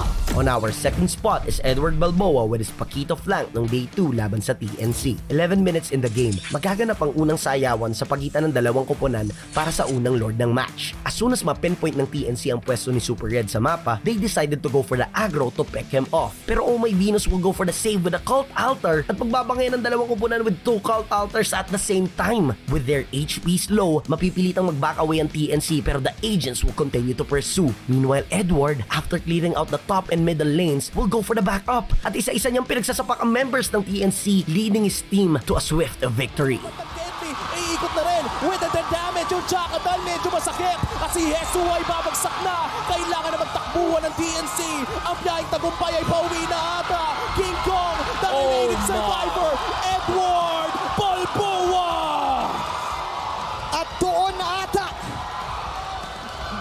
nga ata pwedeng matatapos ba do? Edward Balboa is back with the flank at yung tinagal-tagal ng Lord natin ngayon pagtapos pala, hindi na nila tinuloy. Blacklist takes game number 1. On our top spot is Ryota's top of the class defense with his Terizla nung Day 2 laban sa Smart Omega. Almost 30 minutes in the game, nasa kamay ng Smart Omega ang makunat na Lord. Tatapusin na ata nila ang larong ito after a seesaw match against ONIC Philippines. May hila si Ryota dito ni Miko gamit ang Iron Hook plus Flicker Play, palabas sa base at kaagatin pa ng Bloody Hunt pero hindi magiging enough ang damage nila para burahin si Ryota sa mapa. Ryzen will continue to knock him up at may hila na naman siya ni Miko ng Iron Hook at this time, isosustain niya ang full firepower ng members ng Smart Omega. Sobrang kunat, hindi man lang nila mapapop off ang immortality ni Ryota at mag-flicker out lang siya to regain his HP back, even rendering Kelra's follow-up Spear of Destruction useless. Mapapatay ng hedgehogs ang Lord pero gusto nang tapusin ng Smart Omega ang laro. With half an HP, tatalo na ni Ryota si Storm at Miko gamit ang penalty zone, pushing barangay to slightly back away. Mahihila ni Miko si Nets at mawawala ito sa mapa. Tatanggalan ni Kelra ng immortality si Ryota at mabubura din si Sensui sa mapa. 2 versus 4 with critically low HP. Isusustain lang ni Ryota ang damages from Smart Omega with Execution Strike and with a penalty zone, ibabaw niya sa lupa si Kelra at Miko at isusunod na rin nila si Storm. With Omega's death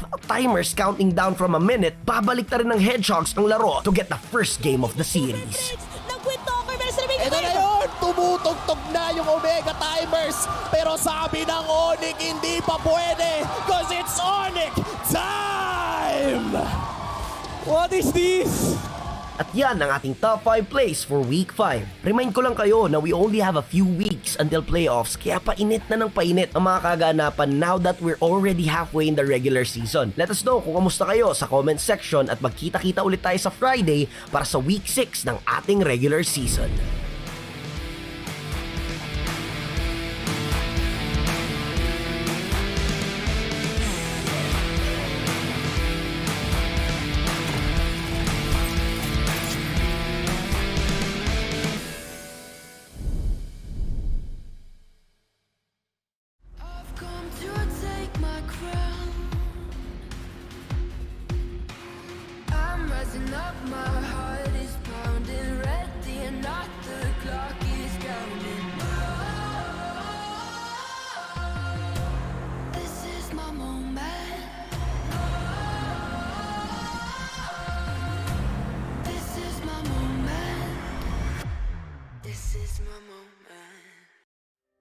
Hi, ako nga pala si Sanford Binuya na mas kilala sa pangalang Sanford. Ako nga pala ang explainer ng Echo. Nakapasok ako sa MPL noong Season 8 sa team na Next Play Boss bilang 6-man na explainer. Di naging maganda yung run ko sa org na to at nawala ako sa Pro Scene noong Season 9. Hanggang sa nabalitaan ko kay Yawi na aking former teammate na nasa Echo na ngayon na may open tryout sa team nila. At sa kabutihang palad, natanggap ako sa team na Echo. Dumaan yung Season 10, pero hindi namin ako yung kampyonato. Pero isa kami sa naging representative sa M4 World Championship. Hindi namin nasaan na sobrang dominating namin sa M4 hanggang sa upper bracket. Pero talo kami sa upper bracket finals at nakalaban namin sa ibaba yung RQ at nanalo. Nakapasok kami ng grand finals at nakalaban namin yung Blacklist International na defending champion. At ngayon kami na yung world champion. Siguro yung favorite pro player ko is si Carl TV kasi isa siya sa mga greatest player of all time. Ang favorite food ko is spaghetti kasi lagi ako present sa mga birthday. Kapag wala akong ginagawa or pag nasa bahay ako, ginagawa ko is maglalaro ng billiards or manood ng anime. Una ko nakita yung Mobile Legends sa social media at tinry ko itong larong to kasi mahilig ako sa online games. Hanggang sa nagustuhan ko tong larong to at naipaglaro ko sa mga kaibigan ko at sa mga pinsan ko. Hanggang sa sumali kami sa isang tour na sa barangay namin. Nanalo kami pero second place lang yung naabot namin. Pero nagpatuloy pa rin ako sa pag-grind hanggang sa marami akong top PH na heroes tulad ng Alice at mga iba pang fighters. Hanggang sa nakakalaro ko lagi si Yawi at tinanong ako if interesado ako sa Team 9XP 2.0. Tinanggap ko yung offer ni Yawi dahil gusto ko rin makapasok sa team na to at maging pro player. Bago ako naging pro player, isa sa mga naging struggles ko is internet dahil naka-data lang ako sa panahon na yun. At yung cellphone na ginagamit ko is low FPS.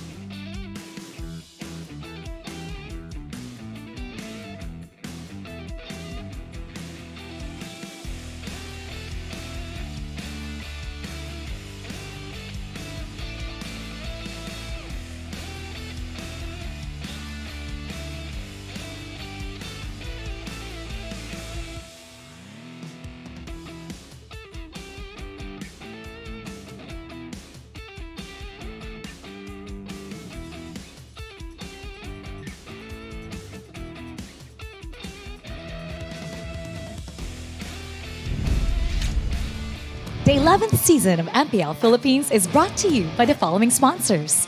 Smart, the official tournament telco partner of MPL Philippines Season 11. Our official sponsor, Infinix. Infinix Note, ultra-fast gameplay. Our partners in esports, Maya, it's everything, and a bank.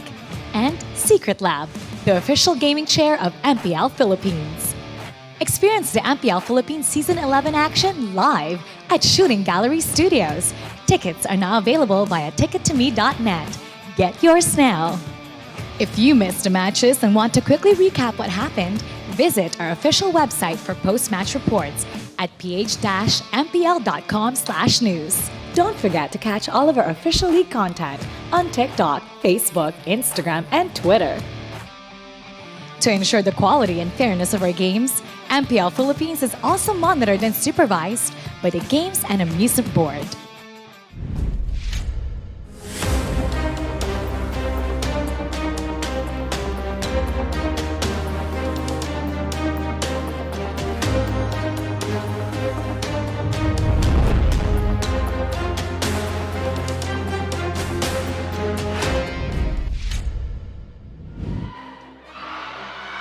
What's up, mga ka-ML?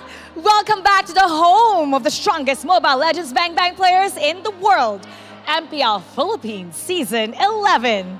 We are now down to the final match of the day, featuring a banner that is known to have carried one of the greatest gold laners to have ever played.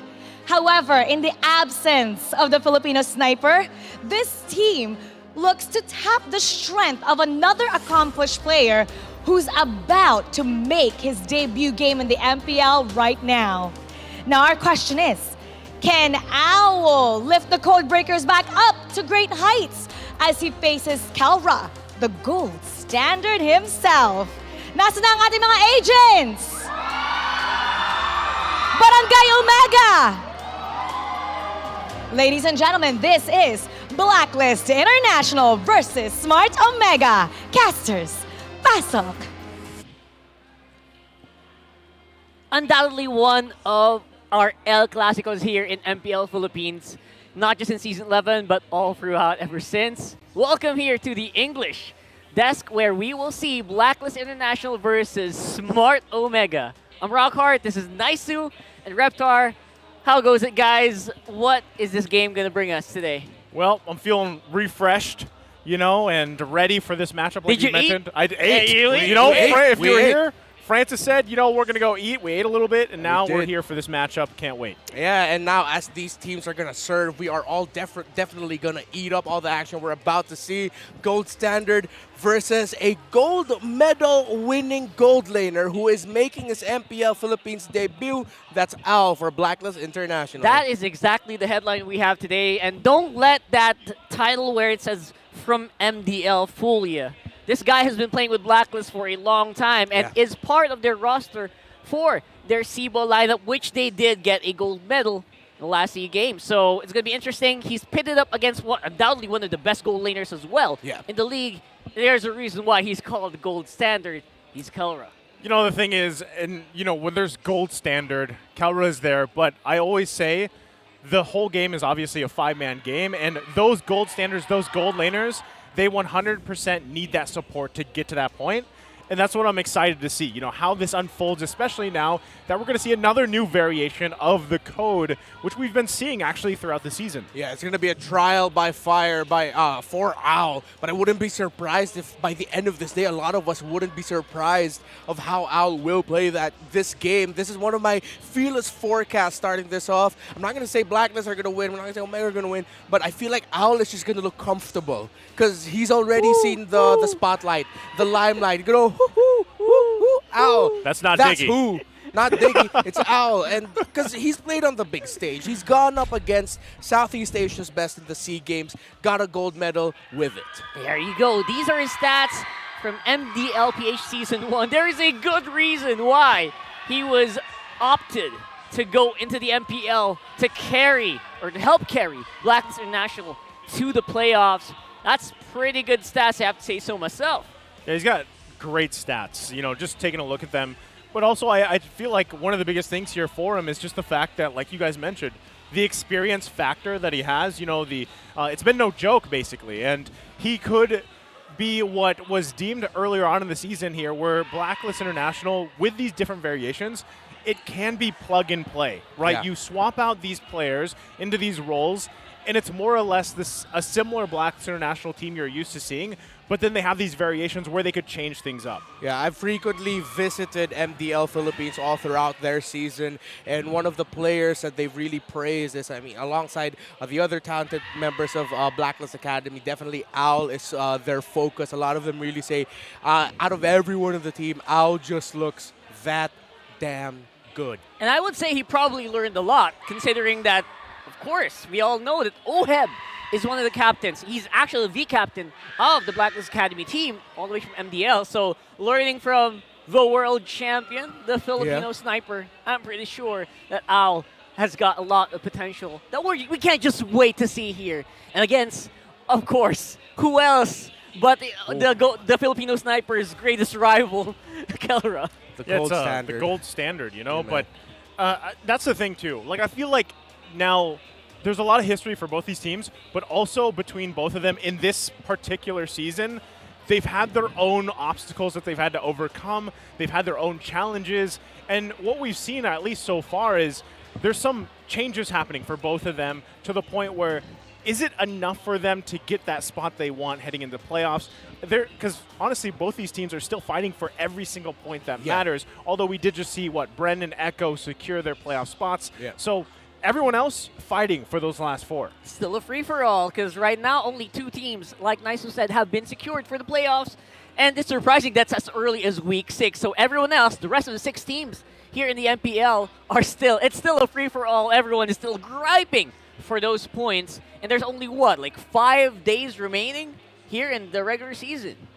Oh, it's week 6. Oh, sorry. There's 7. 7, yeah. 7 days remaining 7 days after remaining, this game. So that's going to be something to watch out for, of course. No team is eliminated as of yet. Yeah. And I would say Blacklist right now, I think they are in the middle of the pack or close to the middle, right? So they really need these points to make a secure on those playoffs. And it's against Omega, which we did see finally starting to get those W's slowly but surely. Yeah, exactly. That's been the main storyline recently for Omega, where it does feel like the poison is awakening. It's getting more potent. Right? Yeah, the slow, the age-old story of Omega, where they will start off slow, but then get hot by the second half of the season. We're starting to see it. But can they continue it here today against a team that swept them in their last meeting? So, slowly but surely, I'm pretty sure that we'll find out, just like the venom that we are seeing from Omega so far in the season. Let's have a look at Backstage Pass, though, where we will see an interview here by Marakino.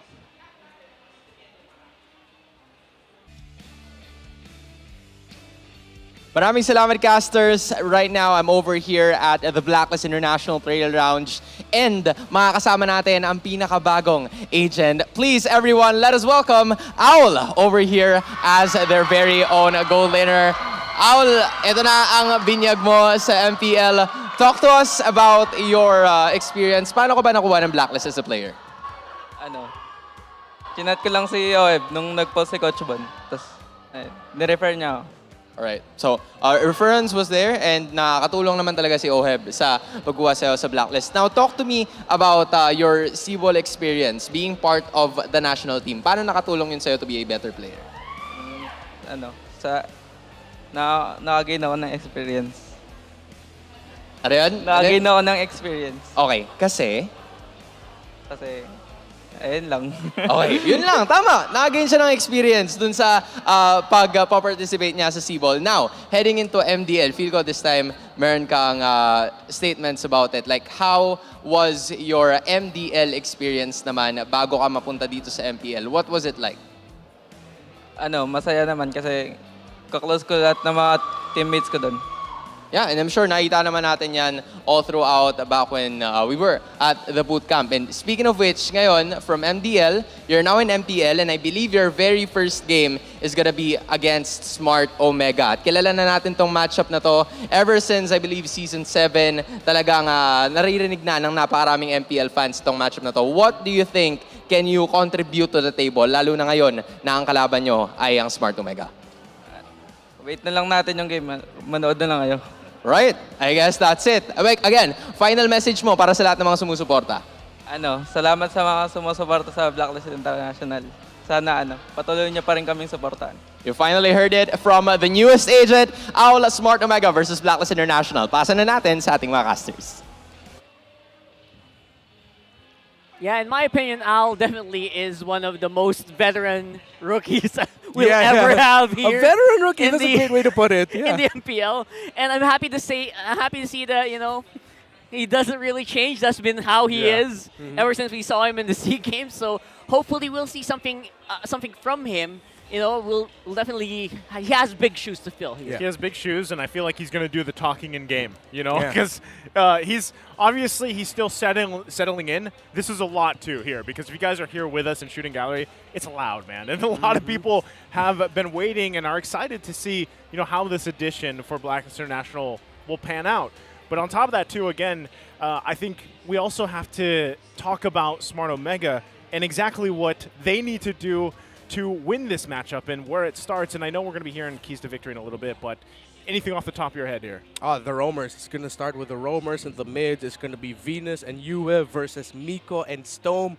They're going to be the ones setting the tempo in this game for sure. I'm going to have to add to that. They're going to have to rely on the roamer in the audience as well. If you were watching yesterday, Chaknu was here.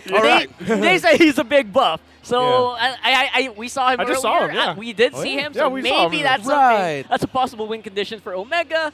And it did add to their morale, according to the interview. So something to watch out for. And you guys also, I know you guys love your Chaknu, right? No matter where he is watching or playing. So that's going to be something that we're going to have to watch out for. The players are starting to get ready here. So what do you guys think? Is this going to be a real trial by fire by Owl, or maybe it's going to be a walk in the park? We'll see. We'll have to wait and see. Hope so. As we do see our players, Blacklist International and Omega, walking into the stage.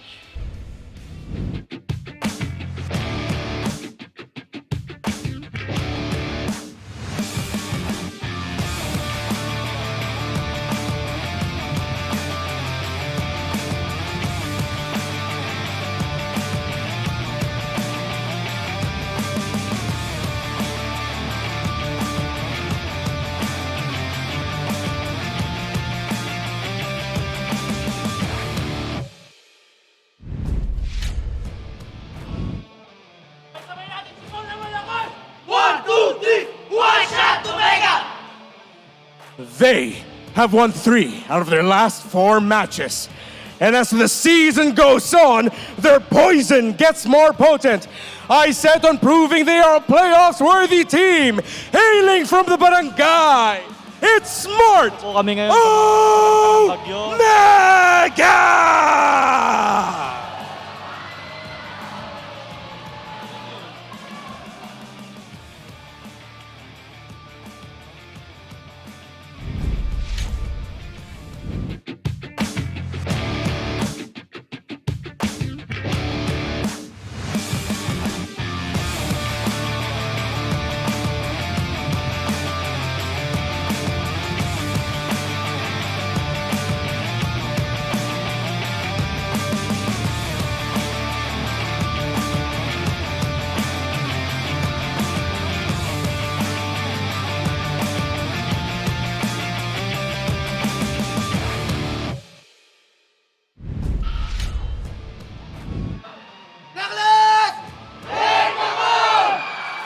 Ladies and gentlemen, for the longest time, they have been the standard which teams followed.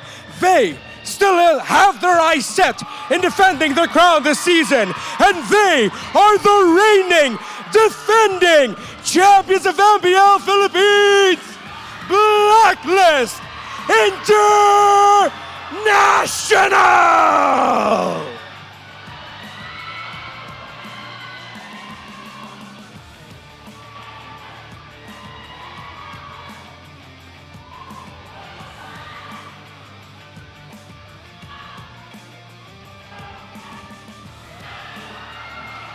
And their coaches, Coach Pakbet And Coach, master the basics. An age-old story. Only one of victor. Question, which one?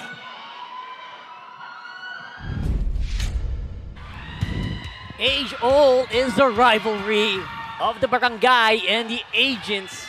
This is smart Omega. Now, I have to say, they're looking better and better each and every week that we see them.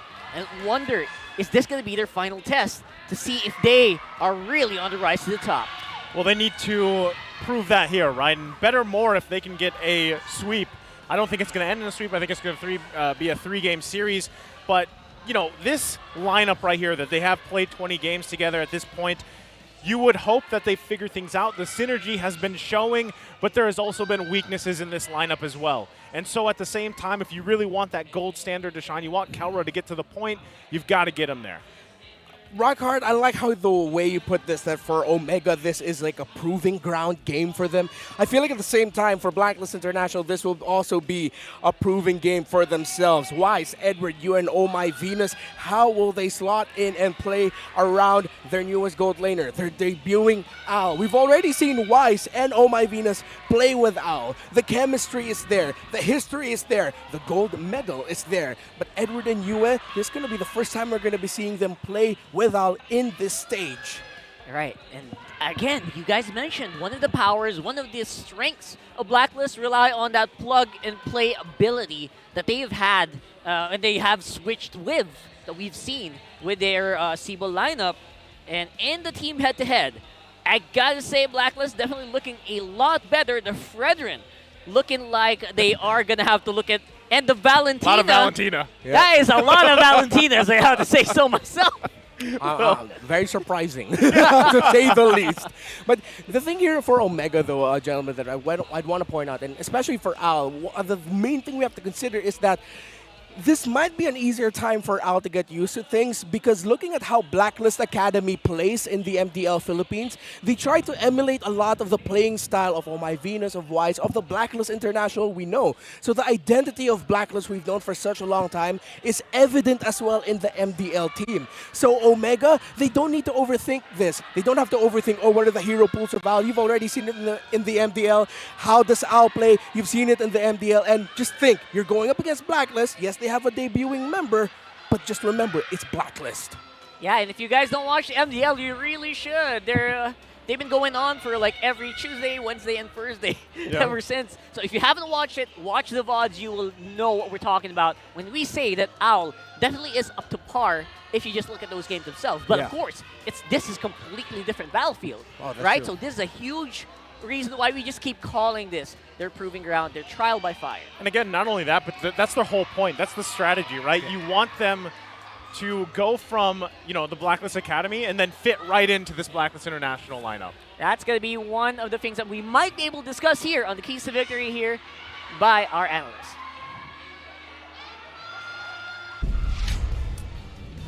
El Clasico nga naman ang laban between Blacklist International and Smart Omega. Ngayon, para magwagi sila sa serye na to, ito ang kanilang gawin. Ito ang ating Infinix Keys to Victory. Now, for Smart Omega, don't give the Queen her comfort picks. Alam naman natin, marami na nag-try ng Haka Venus. And for the longest time, mukhang ito yung nagiging recipe talaga to success para matalo mo ang Blacklist. Kasi hindi mo talaga pwede ibigay kay The Queen or kay Oh My Venus yung mga comfortable heroes niya, kasi talagang mabubuo ng Blacklist yung final composition, ika nga na sinasabi natin. Kumbaga yung ube ay lalabas at lalabas talaga. Now, for Blacklist International, take advantage of Owl's debut on MPL. Again, nabanggit natin kanina na si Owl ay playmaker din. Nakita natin yan nung SEA Games, nung campaign nila para kunin ng Corona for Southeast Asia. Talagang nandoon yung aggression, nandoon yung Owl vision, ika nga, na lagi siya nakakahanap ng potential outplays against his enemies na nagsisimula ng teamfight upang manalo ang Blacklist International. Now, for both sides, engage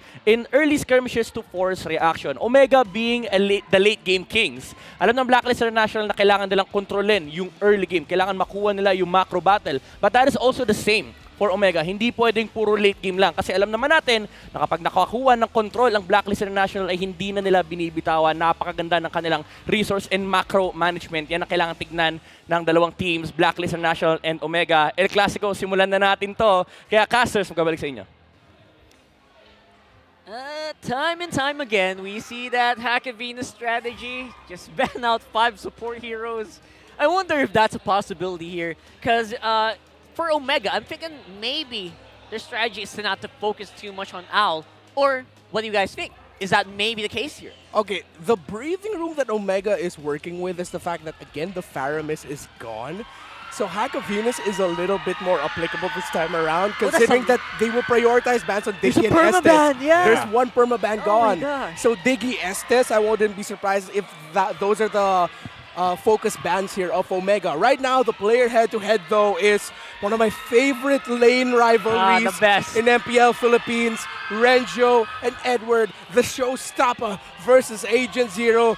These two have put on absolute master classes ever since they've really made the name for their rivalry in MPL Philippines Season 7. That's scary, though, because, like, you saw how in favor the stats were for, Edward. Yeah. And even that, the fact that what we've seen him do, even with Paquito lately.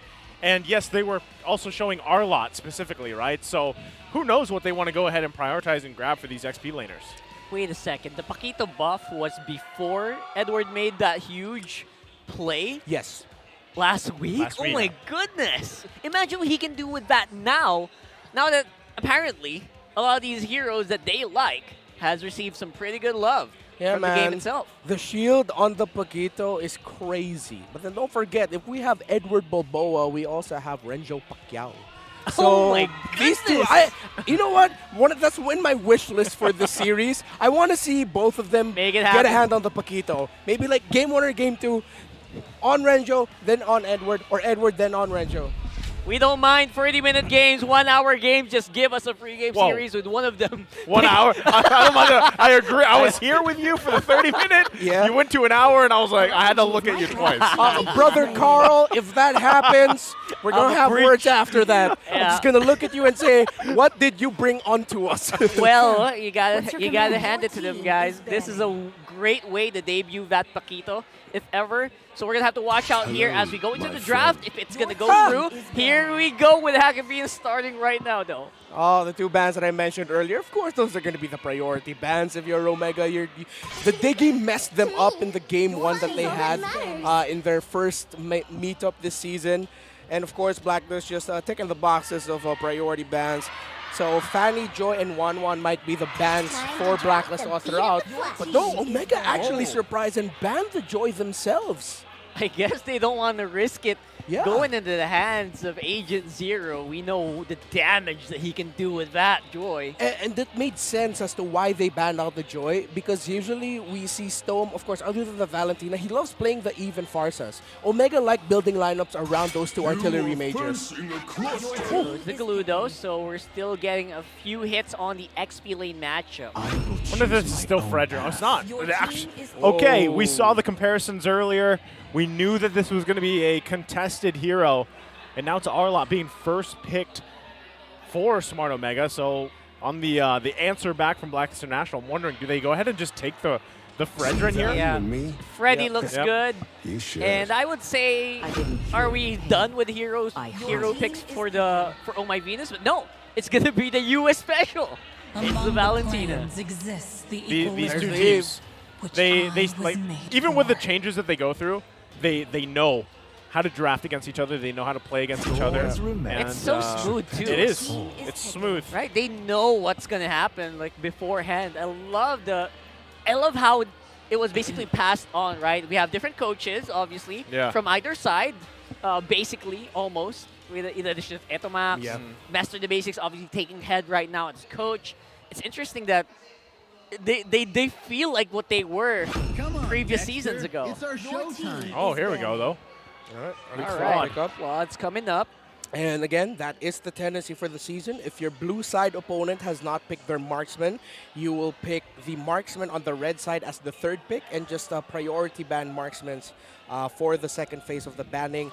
Brody might be a prio ban here for Blacklist, but they might even be considering the idea that he's going to be playing Nathan, and by he, I mean Kelra. Oh, there it is. Oh, excuse me, Harith. We're not also Nathan. thinking about Melissa. Those heroes are very Yes. important. The Harith actually is something that really plays with a lot of emotions of teams, right? Do we have to? Is it worth it to ban out this hero? Oh, that's very true. Right? teams like really do consider that. They get caught by surprise. And there it is. Oh, that's an indicator. A Lolita ban means they want to go for a really hard marksman, so maybe Harriet's not. What if they also play the Leslie, though? Like, we've seen that makes trend sense, today. yeah. You know, and if it goes you in saw the hands... Leslie's last game, right? Yeah, That's actually, pretty good. previous 2 series, technically, if I remember right, even the first series, she popped up, right? So, that's what I'm wondering. Do you put that in the hands of Kelra here? No, honestly, that does look good. Kelra doesn't need to worry about a Farsa. They have the Eve on their side. So a Leslie would slot in really well here for the lineup of Ryzen, or for the lineup of Omega, rather. And so the Matilda gets taken out, so that is 4 Venus bans. heroes gone. All right. So, by the way, if you just watched right now, Leslie's on 100% win rate. Is it? Oh, wait, 66%?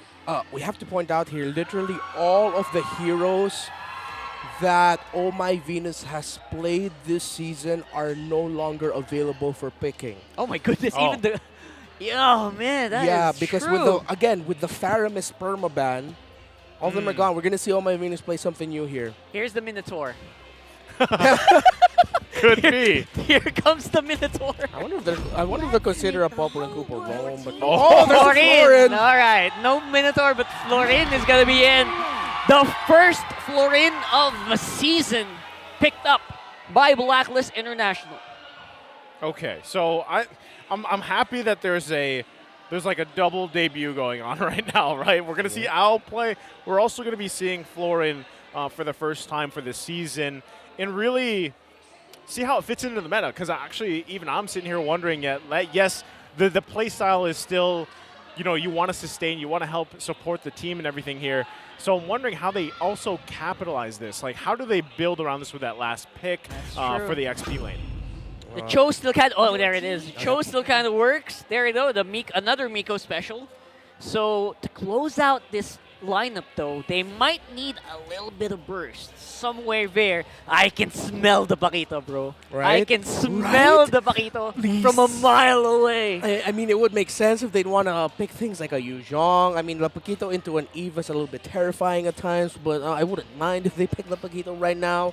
But Yuzhong is still available, Lapu-Lapu's still available. A lot of the Edward picks are still up on the board 100%, here. it's going to be a damage-dealing XP laner here because that's severely lacking. Benedetta's not a bad pick, but again, the presence of the Cho, I was going to say the presence of the Cho makes it a little bit hard sometimes to play a Benedetta, but there it is. Agent Zero, very comfortable on the Benedetta, is going to be the last slot for Blacklist International. Yeah, and it makes sense because with, again, Omega playing an objective team fighting, a skirmish lineup with an Eve on their side. By the way, Omega has the Eve and the Harith as more scaling, although Harith scales pretty quickly. They needed someone who could really space out the map. There it is. We got our predictions down for this matchup. And I have to say, Omega's still looking good. I have to say their lineup right now, it's a little squishy for my liking.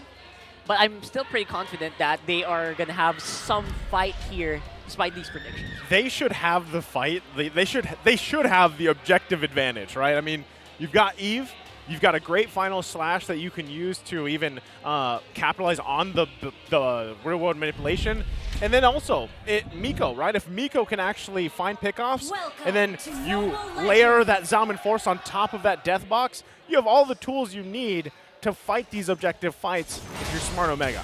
Here it is. We are loading up on the game one. It's Smart Omega versus Blacklist International. It's definitely the El Clasico of the Philippines. In Indonesia, they've been using that word a lot. I don't know if you guys saw that, but this is gonna be, it's gonna be the true El Clasico right here, folks.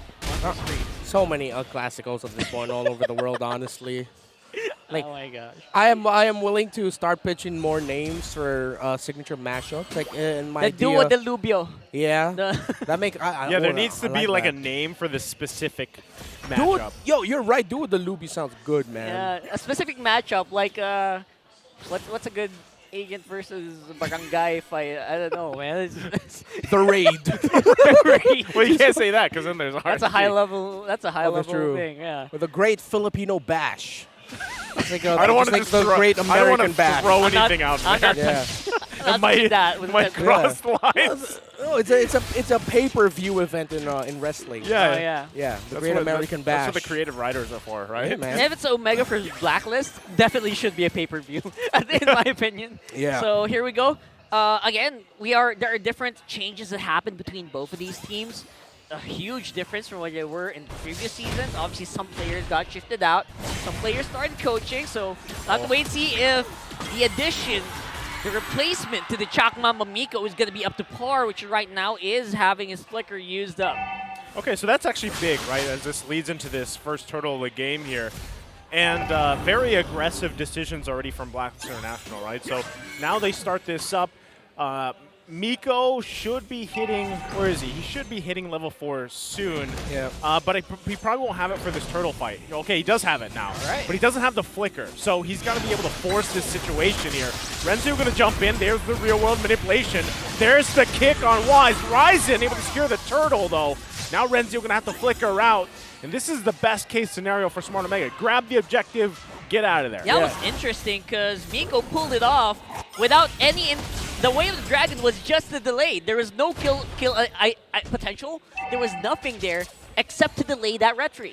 Man, I'm just gonna say, if I was Ryzen, the moment I saw Wise flying closer to me in the turtle because Wise got kicked back, I'm like, Miko, what you doing? And now Miko just made things a little bit spicier there, but a little bit of control, the hang time Wise had while he was flying in there. He got his retribution off, but just a second late because he was controlled. Definitely very clutch there at the very minimum. Yeah. If he was off by like a millisecond, the retribution would have definitely gone down. It would have been a 50-50. But there you go. Once more, the guy who has a lot of big shoes to fill as well on the other side for Omega is Miko against Chakmamba. Yeah, that's what, but again, you know, this is what I expect for their lineup. Now he's going to be set up again. There's the Way of the Dragon on Oh My Venus. Zalman forced to come out too. The heal is there, but it's not enough. First blood drawn by Ryzen. Smart Omega getting on the board here.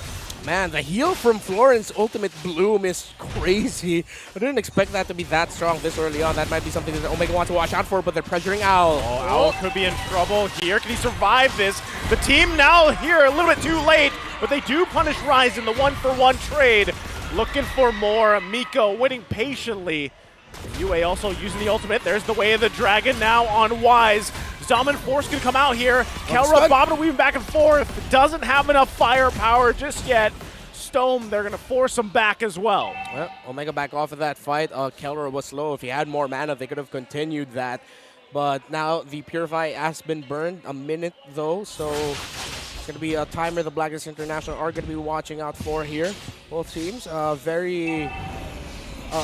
Omega a little bit more aggressive here. Blacklist International, though, they need to stop the tempo of Omega at some point because this is why you have a pairing such as a Cho and then a Harith together in a lineup. You're the one who wants to play this game really quickly. That's how true. you rotate the map position and pick off like this. Oh, Speed it up. Okay, Ooh. they're going to trade Owl. Owl goes down top side, but this should be an objective. Ryzen's still going to look for an entry if he can find it. Can't get it secured by Wise, also using the Appraiser's Wrath. So, Blacklist International, they might have lost Owl, but they get an objective. No one stopping the King of the Jungle for the retry means it's going to be pretty much a Blacklist objective. This time around, what seems to be the plan of Omega here? Is Owl on the top of their hit list? Apparently so. Oh, definitely. If you have a lineup with a Harith on you and you're up against a Claude, you want to bombard the gold lane as quickly as possible, as much as possible, so that you delay the farm of the Claude. I mean, already 2 deaths into Owl early on. This seems like a very Omega thing to do. I mean, it was a key to victory. Exploit Owl's debut in the MPL. Although Owl is very experienced, he's a gold medal winner. This is still the MPL, as you put it earlier, Rockhart, where even though you come in with a lot of experience beforehand, this is a different stage, whole different field. Miko's going to get the Way of the Dragon off on Wise, but he's so tanky. Has the help of the team as well. Do they have enough damage to get the kill? They do. Kelra finds it. Now going to run for the hills. Ryzen there on the angle. Now looking for a crash down. They get the flicker out from Oh My Venus. And it's only 1 down here for Blacklist International. Oh, they don't seem to be done yet. They want to go for round 2 here around the mid lane, but Agent Zero, of course, very capable of escaping those fights. Oh, flashy moves there by Edward. But Omega are undeniably in the lead here. And this is expected, honestly, with the lineup the Blacklist fielded. It's very honest, their mid to late game. they're actually focusing the do onto, if I'm not mistaken, it's going to be going onto the hands of Owl right now. Yep, that is correct. And that is a shield. And I actually had to double check if Bloom has enough healing. You're right. Yeah. Early game healing's pretty good, but later on in the game, it's going to fall off a little bit. Okay, they're going to focus on Edward. He hasn't used the Petrify just yet. Going to try to get out. It was a little too late. Falls bottom side. Now the response from Blacklist International. Third turtle of the game. Going to come up here, and the dance is going to start. The numbers advantage. Yeah, there for seems to be Smart the advantage. Omega. Miko, though, going to get zoned and poked down a little bit here. Going to be secured by Ryzen, though. Really maximizing this show right now, brother. It's so hard for Wise to get positioned with Miko around. Yeah, and there was a good call by Blacklist. You saw initially Wise actually wanted to put some focus onto Miko, try and take him down, because with Miko down, then Omega will think twice. Here in the bottom lane, you already see here the signature Omega lane switch. Keller has gone to the bottom lane. There you go. So right now, once more, Blacklist just sticking to their win condition here, just trying to delay the game as much as they can. Oh, my Venus is basically on just vision duty right now. And Agent Zero this time around having a hard time with his lane. Yeah, the gambit here actually is with Keller going bot lane, this gives a little bit more space for Owl to get some more farm. So It is Renzo an now will Arlot hold though, it, so- but yeah, it's an Arlot that he's up against. Still scary. Still scary. Oh, the Florin breaking the tower. I never thought I'd see the day. Well, you know what? I was surprised that happened too, but one thing I'm really wondering is how effective will this Florin be as we get to mid-late game, especially when you know you're going to be forced to fight in these objectives from Smart Omega. Yeah, I'm really watching the scaling here. I literally have my game client up to see those numbers, and it's not looking good in the late game, I have to say. Yeah, well, they're going to be battling it out here. Renzio going to flicker out. Focus on him is still there. He's going to fall. UA grabbing the kill. But still, you got Ryzen parked on the bottom side, going to push that up. But a nice little kill there for Blacklist International. But so far, Smart Omega still controlling the game. Yeah, Blacklist are now upping the tempo, though. They're going into Ube mode at this point. UA focusing on getting the ultimate of the Eve. Is really Ryzen going to be able to take it on Edward here? Man, Backs off. What is up? Agent Zero seems to be having a hard time today with Edward being just bullied. And You're in enemy territory. They're going to crash down. Stone did fall. Razor's Wrath was used too. All this leading up into the first Lord of the game as we see both teams getting ready in position here. Both still holding onto their tier 1 turrets too. So it's an even Stevens game for now. Yep. Omega though looking really good, I have to say, but until when can they keep this up? That's a big question. Yeah. At this point, though, the damage of a Harith is going to be more felt compared to a damage of a Claude. They still have to watch out. A lot of utility on the side of Blacklist, and most importantly, a lot of interrupts, actually. The Sprout from the Florin, of course, the chain of interrupts and taunts, crowd control coming in from the Fredrin, and, of course, the Terrify of the Valentina. In the past few fights and skirmishes that we've seen, Blacklist International has been catching Omega off guard with those. Even on the gold though, that's actually the most surprising part. But we can see that right there, movement. Okay, Edward, Renzio in a 1v1. He's just putting pressure where he needs to, right? Renzio going to go ahead and let him go back to base. They're going to get in position here still, but at least Edward able to put pressure bottom side, get the turret, and now still one of the big things is getting these mid lane turrets down. You can even see Owl scraping for any gold that he can gain to really be a valuable part of this team fight that is going to unfold here if they continue with this Lord. The 4v4. Okay, they're gonna push home. There's Owl. He comes in with Blazing Duet. The heal is huge. The sustain is there. Ryzen getting pushed back. Oh, my Venus has to flicker as well. Now Kelra, the fighting force here, not going to be enough. As Renzio a little bit too late, using the final slash. Going to get chased down mid lane. And Blacklist International now in a prime position to take the first Lord of the game here. Ryzen still might look for an angle, but he's got to be careful. Edward also waiting patiently. They're going to zone them out the best they can. And this Lord is looking like it's going to go in the hands of Blacklist International. I can just imagine the comms on Omega. Why is no one dying? They've been trying so hard. Yo, that heal was intense. That was clutch. That heal was intense. Very clutch indeed. Signature Oh My Venus. Like, similar to how she plays the Estes, waits for the latest possible moment to pop off that heal to completely turn a team fight around. As you look at the items, my goodness. Quickly, just like that, Owl even has like a slight lead advantage over Kelra.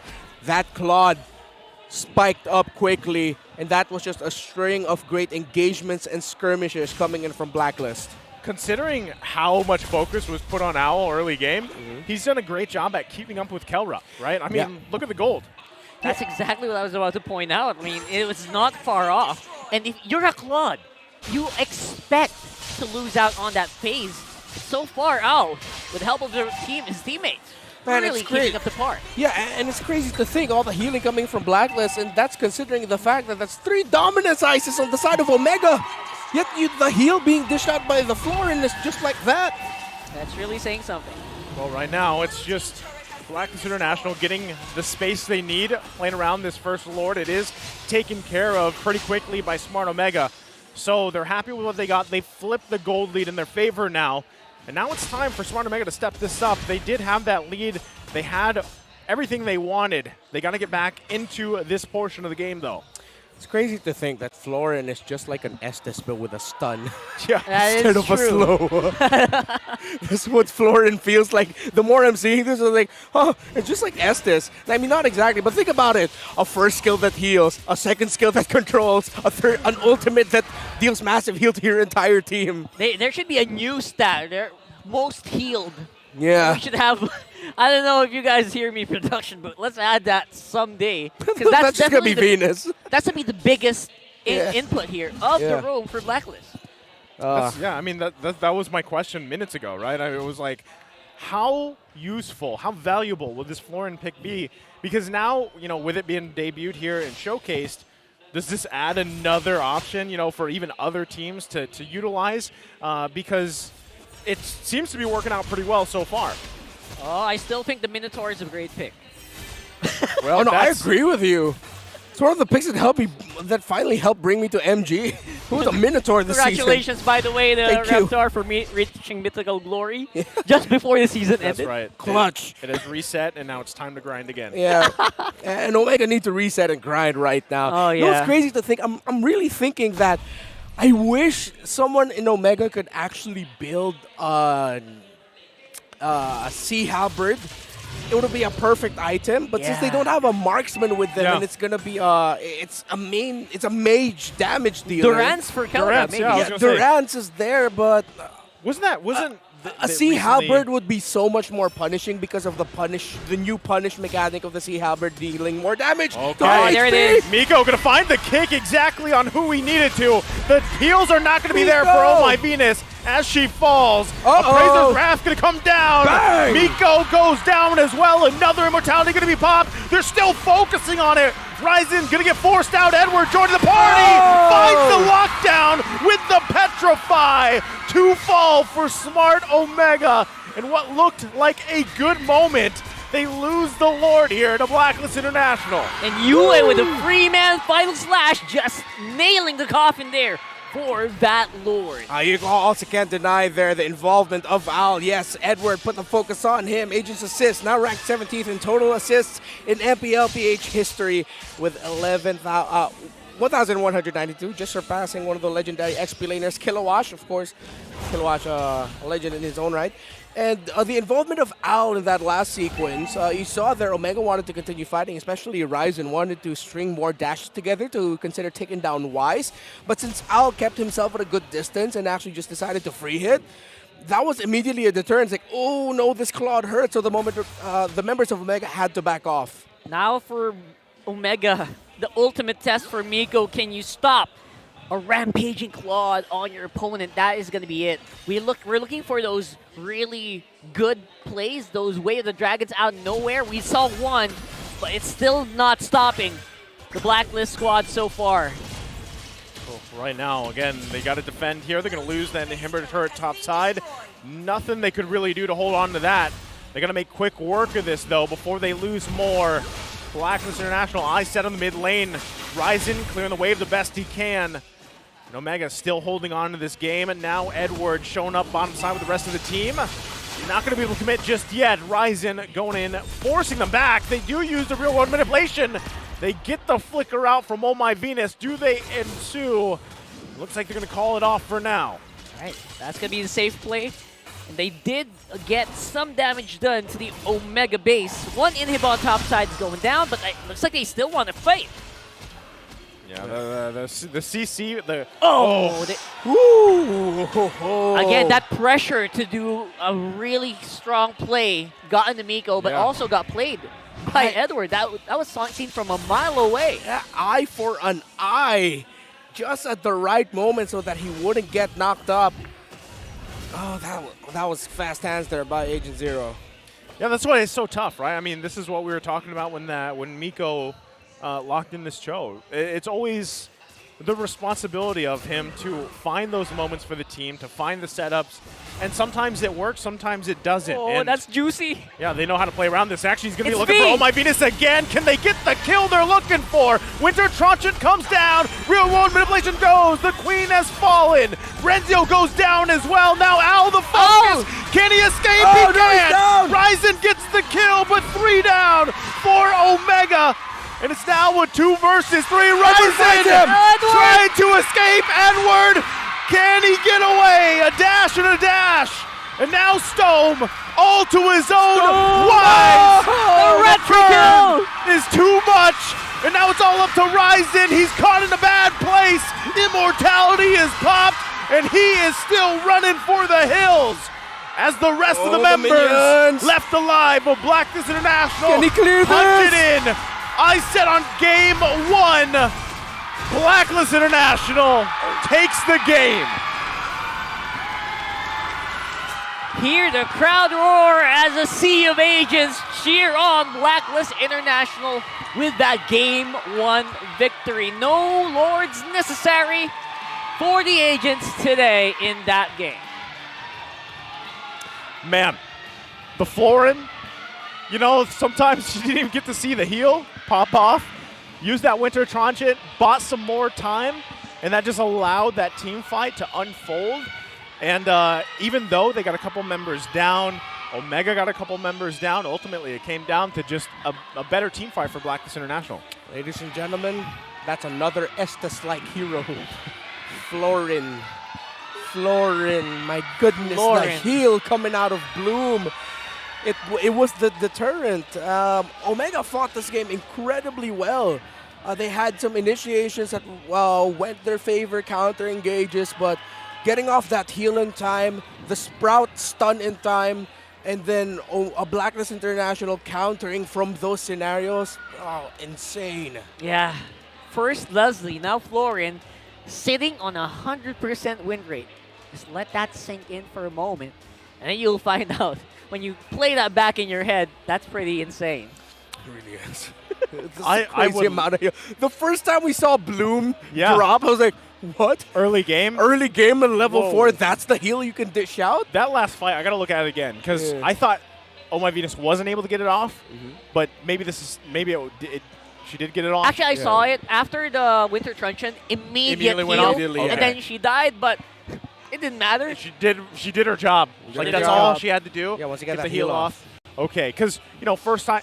Honestly, there was a time when I never saw Florin, right? And now that we Even see in her, ranked games, right? Yeah, even in ranked games. So now that we see this here in debuted, and going back to Haka Venus is a thing. Well, now it's even harder. Even if the Faramis is out, now you have Florin to worry about. It's adding another headache to the teams that MPL Philippines already has right now. I mean, good luck with that.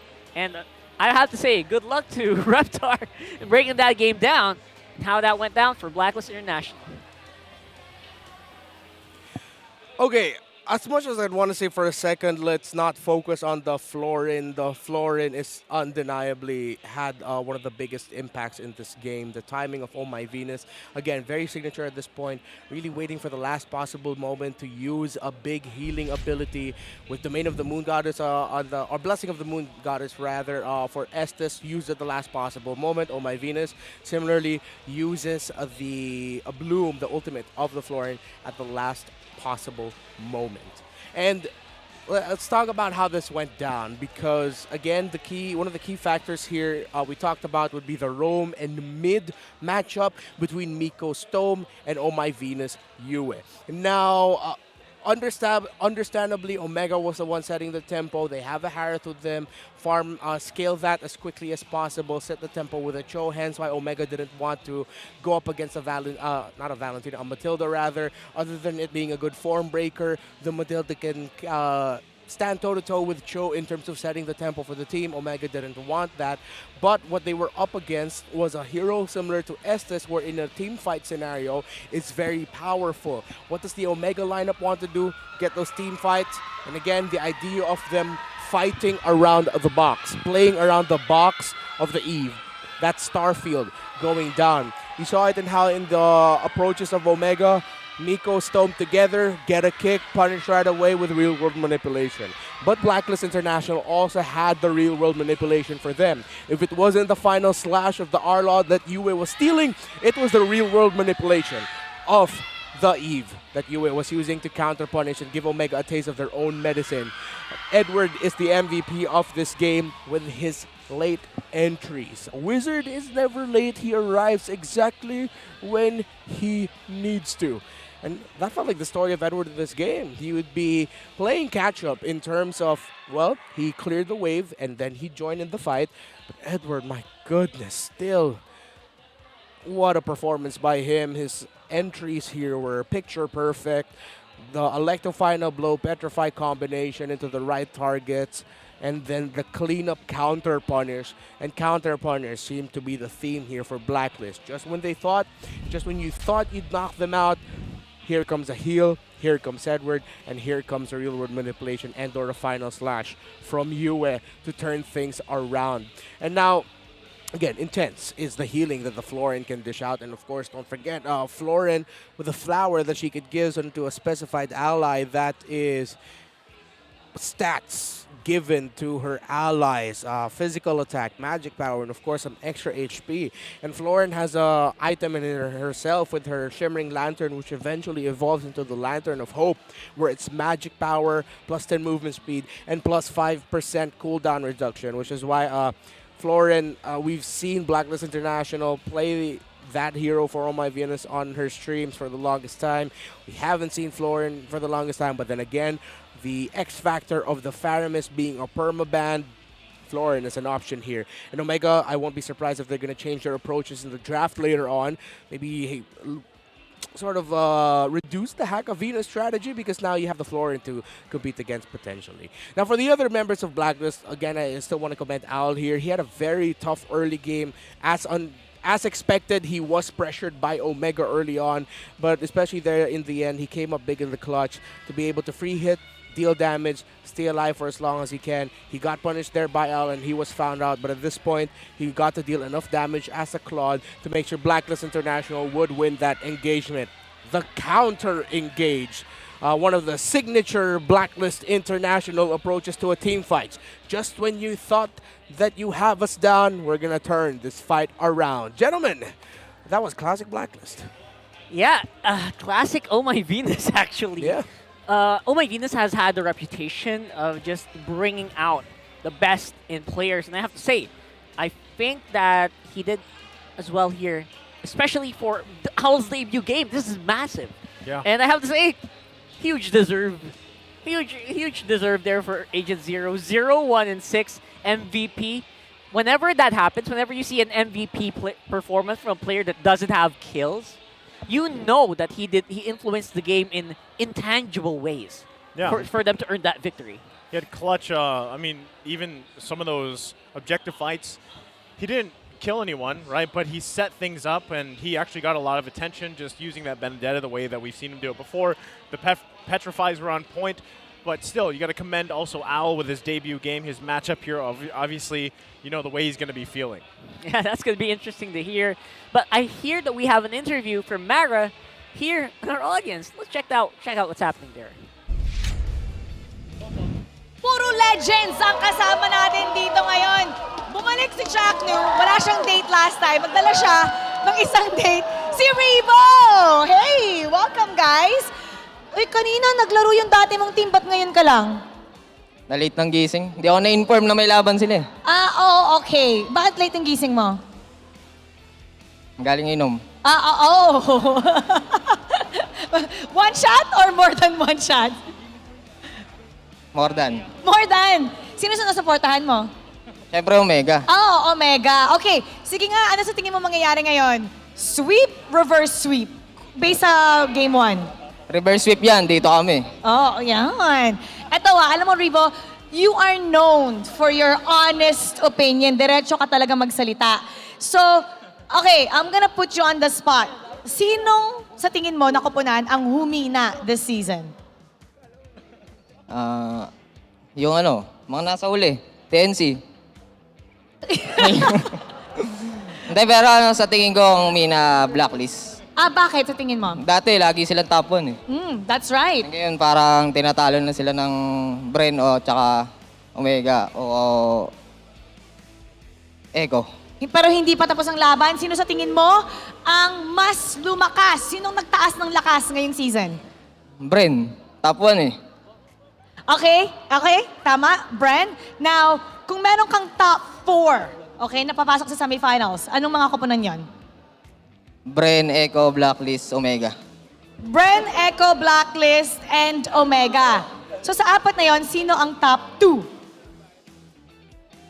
Sa Grand Finals? Hirap ba? Oh, di ba? Siguro Echo, Omega.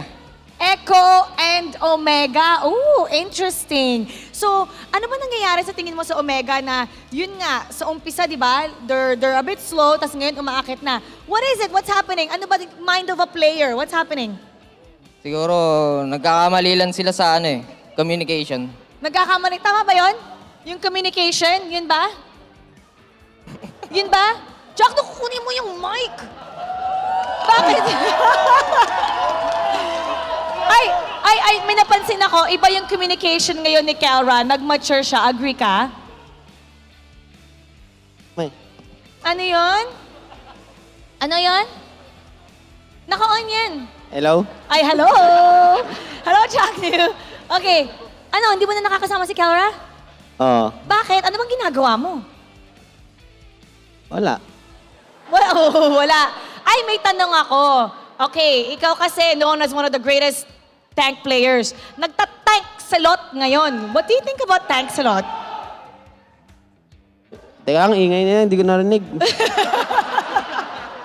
Ay, yung nagta-tank salot ngayon, hindi nakita yun before. Pero what do you think about it? Gagamitin mo ba yung tank salot kung ikaw pa yung naglalaro? Ginamit ko yun sa 1v1. Madaya yun.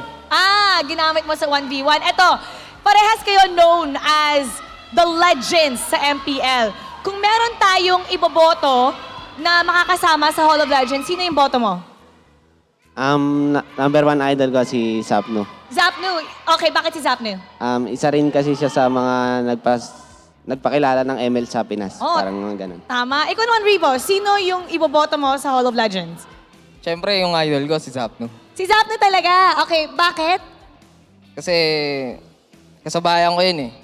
Dapat kasama ko rin siya sa Hall of Legends. Ay, pwede rin kayong bumoto sa ating Hall of Legends. Meron tayong isa na mananalo para sa Season 11. Ngayon, pupunta na tayo sa casters. Ikaw, bato mo sa casters ha. Yung parang ginagawa ko, okay? But Shaq New style. Shaq New, go ahead, bato sa casters. May sahod na to Fried chicken yan, fried chicken. Anong ali yan? Bato mo sa casters. Sa inyo na, casters.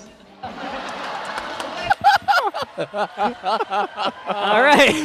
I don't know how much we're gonna pay if we can even afford Shakno, but welcome back. And yeah, two legends right next to Maracino. Obviously, you have had some pretty interesting opinions.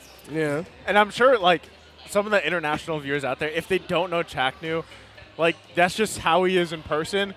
But man, when he's in game and he's one of the best roamers in the world that has ever played, the guy's a monster. He's a literal genius. He's a genius, and he's had some of the most epic moments in just MLBB history. So that's the dynamic of him in person and him in game. Yeah, and of course, Rebo there, the first GOAT in MPL Philippines and MLBB Philippines scene. And now we've just turned into a goat farm. We have multiple goats all over the Philippines. you got 2 goats playing there right now with Oh My Venus and Wise. We saw the current goat, the only 2-time world champion, playing right now earlier in the day. So just goats everywhere in the Philippines. Actually, before Carl TZ won the World Championship, Rebo was the most decorated. Yeah, that's why he's the first goat. MLB player in the world. And now, obviously, the new generation stepping in. And they are having their own nominations for the Hall of Legends. Yep. Well, stay tuned for that. And here we go. It's going to be draft for game number 2. So I'm wondering exactly if you're Smart Omega, how do you approach this? Especially with what happened the previous game. And also because, I don't know, watching Smart Omega play, sometimes you have to feel for Miko because sometimes it looks like he's forcing these situations to try to set the team up because if he doesn't do it, they're just going to get further and further behind. So I'm wondering exactly how do you do that this time for this game? Because we've seen him do it successfully before, but I feel like more now in recent games, he's kind of been struggling there in that department. Yeah, I feel like that was an off one. I mean, in the past 3 matches for Omega, I mean, they are on a streak going into this. Miko's done amazingly well for himself, and I feel like that last game was really just at that point, Blacklist International having adjusted their approach and knowing that okay, we can punish Miko here, and that just goes to show the respect the Blacklist has for the roamer and the matchup in terms of how they're going to set the tempo in terms of Omega. Is the joy going to be bad here for Omega is my question, and so far very targeted here at the bans of Blacklist. Yeah, speaking of Blacklist, their maximum respect target is going to be Ryzen, unspoken. We barely touched on Ryzen in this series, and they have to say that, according to Blacklist's bans, he's the guy to watch out for in Omega. Yeah, and I also like how Blacklist banned out here the Beatrix because I was thinking, maybe for this matchup because of the healing heroes that Oh My Venus will have, Omega might consider now putting Killer on a marksman instead. Although other than the Beatrix, he has the Moskov still available for him if ever. First pick to Fredfred. All right, Not too much change in here. Not that much change at all, but the big changes this time around, we got a few Oh My Venus heroes ripe for the taking, and it's not denied by Omega.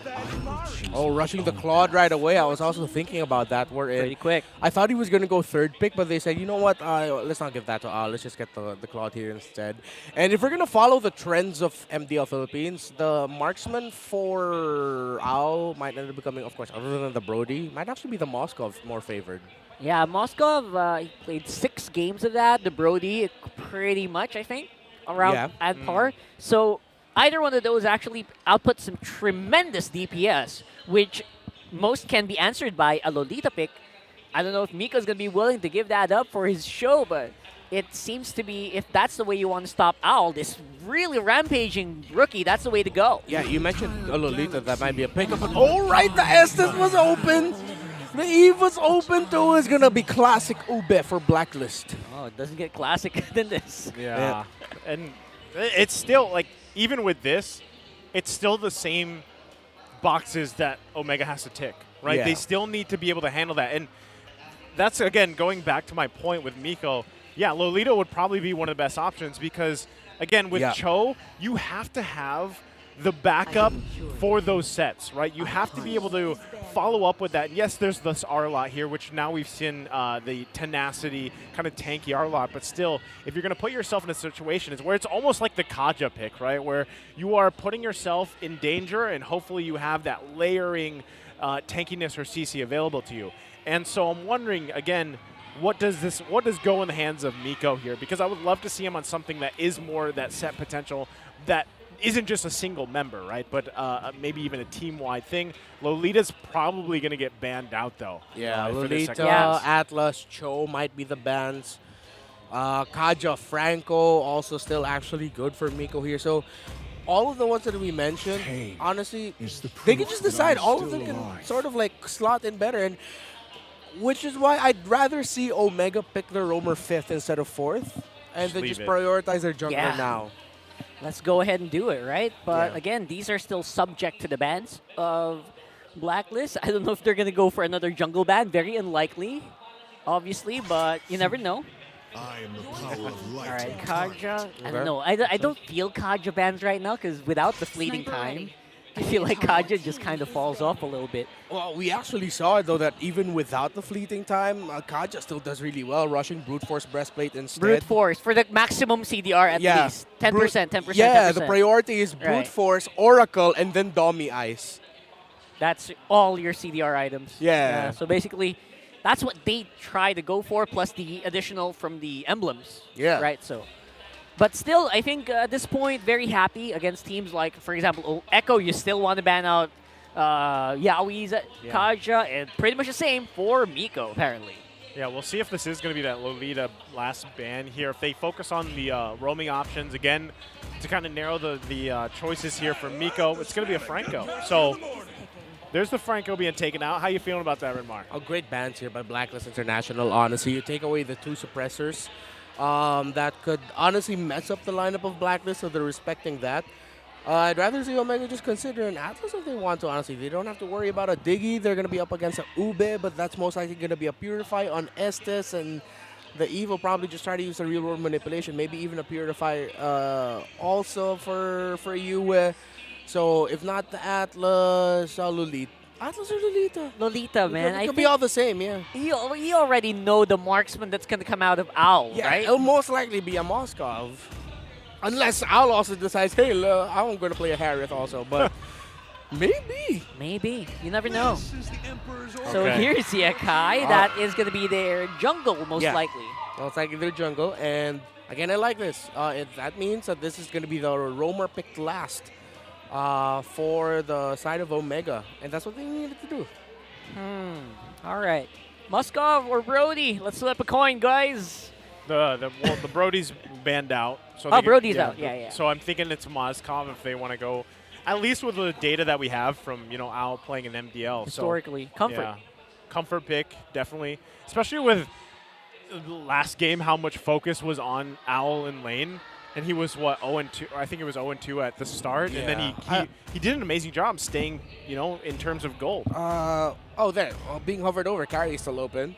So that is just going to be a simple carry lock. And yeah, this is a lineup. Carry's good against built Kai. for carry. And it's a Lapu Lapu. Classic Ube. Very obvious here what Blacklist International want to do. We'll fight as 4, as 5 around objectives. Caught me by surprise a little bit there. Me too. And then the carry. What happened? And the carry, again, great for any tanky heroes. Atlas is going to be a problem. There we go. There it is, the Lolita. I'm glad they didn't shy away from that. That makes the most sense, to be honest. Yeah, I like this because this is what I was talking about. The overlapping of CC and tankiness here. You've got great peel. You've got great setup. And especially if Ryzen can get the lockdowns or even just push Wise away, man. If he can just push him away from these objectives, secure those for Omega, they're going to be in a good position. And also, you already can rely that Kalra is going to be where he needs to be with this Claude. Yeah, it's going to be a Mika Stone game and then an Owl Kelra game. So similar to the story of game number 1. Let's see how things are going to go this time around. Game number 2. Yeah. Ryzen, this time around, on more supportive role on the jungle, but definitely it does fare well against the Fredrin. So that jungle matchup is going to be washed. It's going to be a little bit 50-50. Yeah. It's all going to be up to that mid lane. What's it going to be, ladies and gents? Do we have a game free? Let's find out as we load up into the match. Smart Omega versus Blacklist International, game number 2. Man, I hope for a game 3, considering that this is the last time for now for the regular season, that these two teams, the RL Classico, are going to see each other. Hopefully they get to a game 3, and the tools are there, especially for Omega. Again, it just comes down to the execution factor, especially when it comes to these objectives. Yeah, the actual El Clasico, cough. So we're going to get into this, but early in the game, I have to say, Renzio taking a beating here. And it is Oh My Venus on the bottom side of the map, contrary to what we usually see, which is Roams going with their gold laners. Lapu Lapu might be hitting 4 before the R-Lot, so slight advantage for them. And that is just them, Blacklist International, showing like, okay, we really want to win the objectives early on here. We don't want to extend this game any further. We have a good mid-game power spike. Let's rush this. So on Let's the win bottom lane, instead of a 50-50, it's now skewing to a little bit 55 or 60-40, right? Because of that just simple move. Yeah. Good adjustment, a good start here, but now just as quickly, my Venus makes the top side, and Kelra is going to have to back off here. Wise though, dangerous position for him. So already using that Praise's Wrath, going to force Renzio to get a little regen here. Still, you know, it's a while until that first turtle comes up, so yeah, it's just both teams kind of poking to see where they can possibly get an early play, an early advantage the best way they can before that first objective comes up. I gotta say, Kelra back on a very comfortable hero, that signature Claude, which I think is one of the heroes that really got him his savages, actually, in previous seasons. I would say that Omega looks better in that department, especially right now that it's not the focus of Blacklist International, man.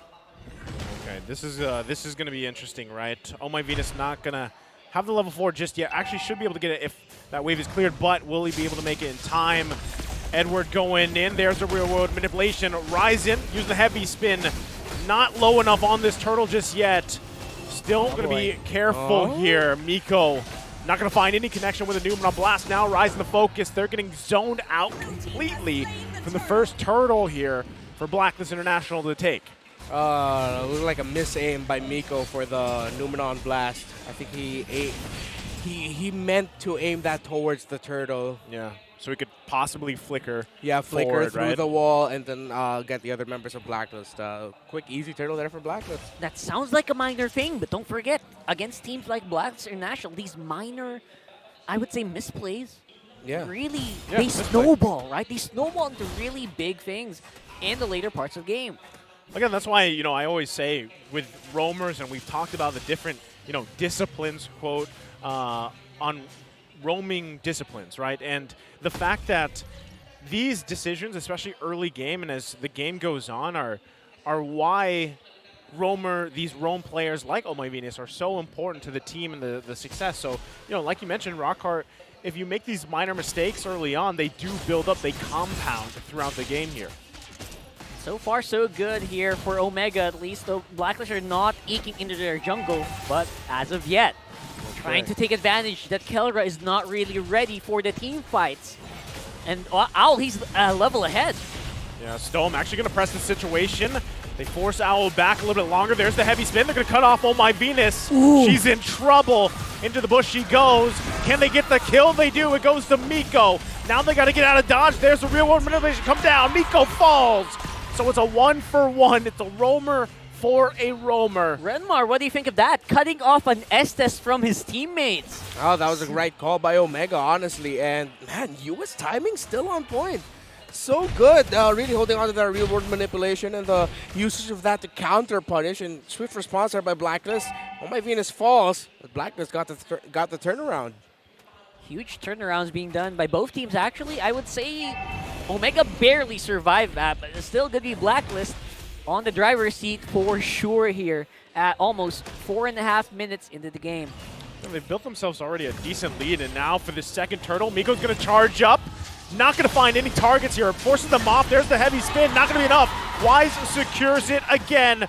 Renzio has to flicker out of there, and it's Omega running for a retreat after losing that turtle. Even with a heavy spin, Ryzen just not going to have enough to slow down the king of the jungle anytime soon.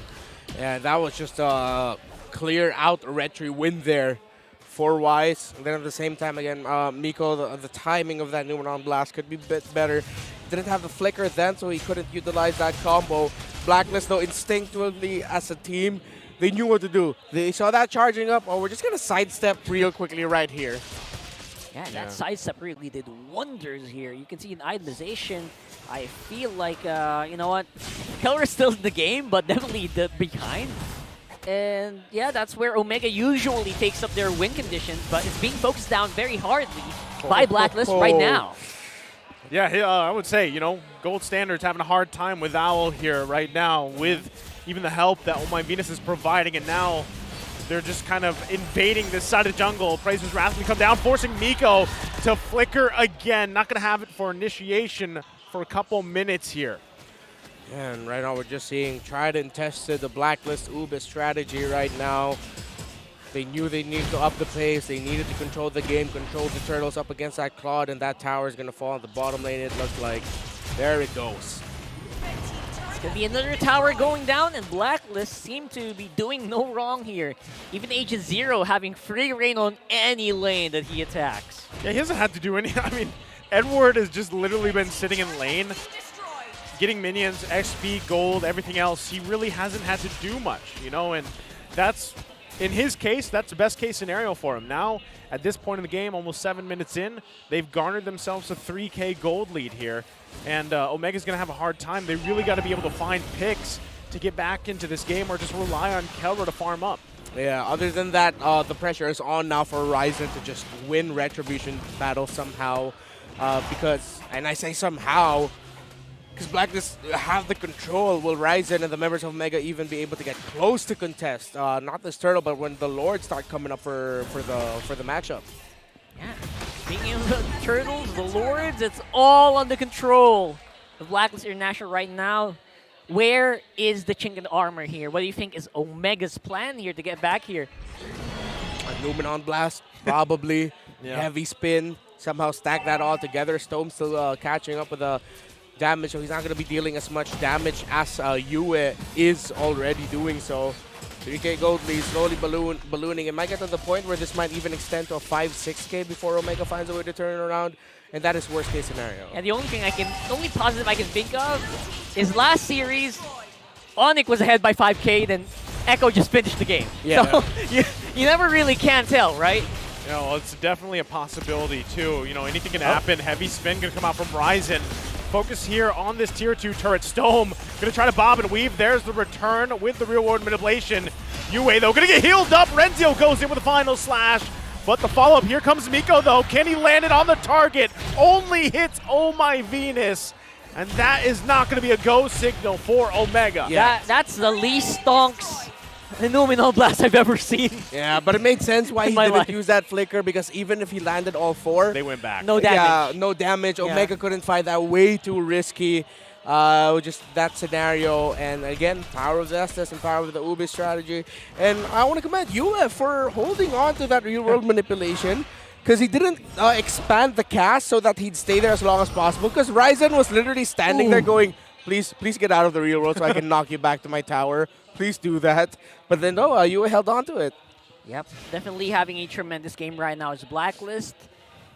In each and every fight, they seem to be juggling the damage output of Omega to its maximum potential. Of course, the healing always present.